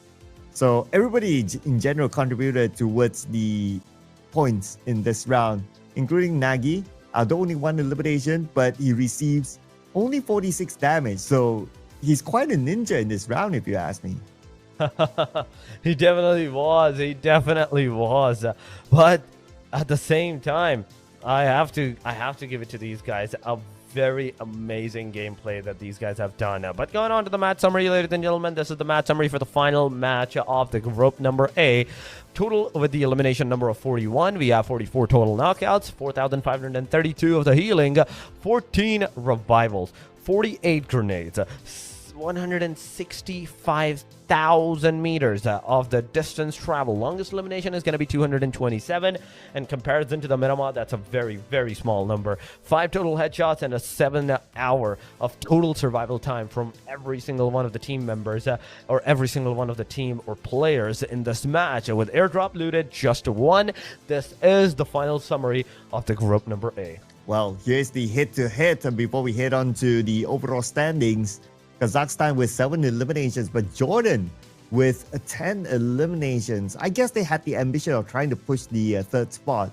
But with the fact that Jiro, representing Mongolia, he lasted quite long. So based on whatever that the team got, plus placement points, I don't think any team would be able to overtake Mongolia, thanks to Jiro as well. But zooming in onto the stats, of course, naturally with 10 eliminations, you get more damage together with it. And here is the match ranking here. Kazakhstan with their chicken dinner, followed by Jordan, 16 points, at Iraq, 12 points. Wow, that's a lot. But Mongolia also scored 6, so it's definitely not enough for Iraq to be at number 3. Yeah, that's the thing. Iraq, I don't think you're going to be on the number 3 at this point in time, but still, we can hope for that situation to occur. But this is the first shot, ladies and gentlemen, from 17, 16, 12, all the way up to 666, 3, 5, 2, 2, somewhere of that sort. Second page, I can tell you one thing for sure, that it's going to be on the 0 side. We're not going to see even a single 1 point in the second page from 10, 11, and 12 players. But overall, that's the main question. That is the main concerning part, because the top 3 from the overall will go forward. We'll go to the next phase. We're just waiting for the overall to actually occur, to actually be shown on the screen. And here we go, ladies and gentlemen. 3, 2, 1, and Uzbekistan and Mongolia. Uzbekistan with that winner with a chicken dinner. Beautifully. In fact, Kazakhstan was the team that got the winner chicken dinner. Uzbekistan did amazing with those retaliation, those back-to-back winner chicken dinners that they did in Erangel matches.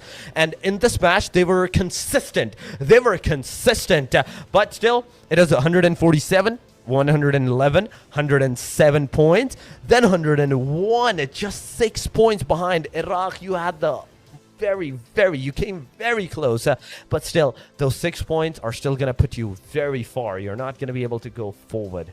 Yeah, they came close. Even if they met the tiebreaker would also favor Iraq because they have 2 chicken dinners as compared to Mongolia with 1. So it's just too unfortunate for them that they came this close, but I guess they just need to try again the next round.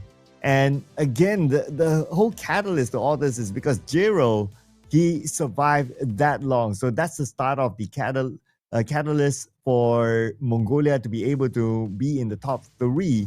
And they stayed away from Iraq when it comes to the overall standings. But anyway, GG, well played to Iraq and also all the other teams as well. Congratulations to Kyrgyzstan, Uzbekistan, and Mongolia for hitting top 3. Yep, that is one thing for sure. Congratulations to you guys, and better luck next time to the rest of you guys.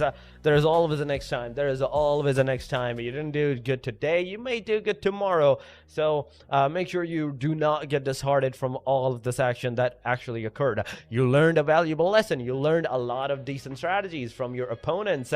And with the strategies, you might be able to conquer them next time. But this was all it from you guys this time around. Only the top 3 is moving forward. But now, Sir Cloud, we have the top 3 from the Group A. Tomorrow is going to be the Group B. Then we're going to have the really the top 6 that's actually going to move forward from the Asia and Oceania qualifiers. Yes, tomorrow will be another day, and it will be the second day for Group B. So you don't want to miss out on the action. Tomorrow is going to be the same time, same channel, ladies and gentlemen. So make sure you subscribe to the channel of Iesf where you're watching this live stream right now. But before we end, we'd like to thank everybody for watching this live stream. Thank you so much to the amazing production team for bringing us this show, and also to Iesf for having this tournament for all of us to enjoy. Thank you so much to Torix as well as Red Queen for sharing the desk with me today. We'll be back again tomorrow for more PUBG Mobile esports action. So see you again tomorrow, ladies and gentlemen. Good night.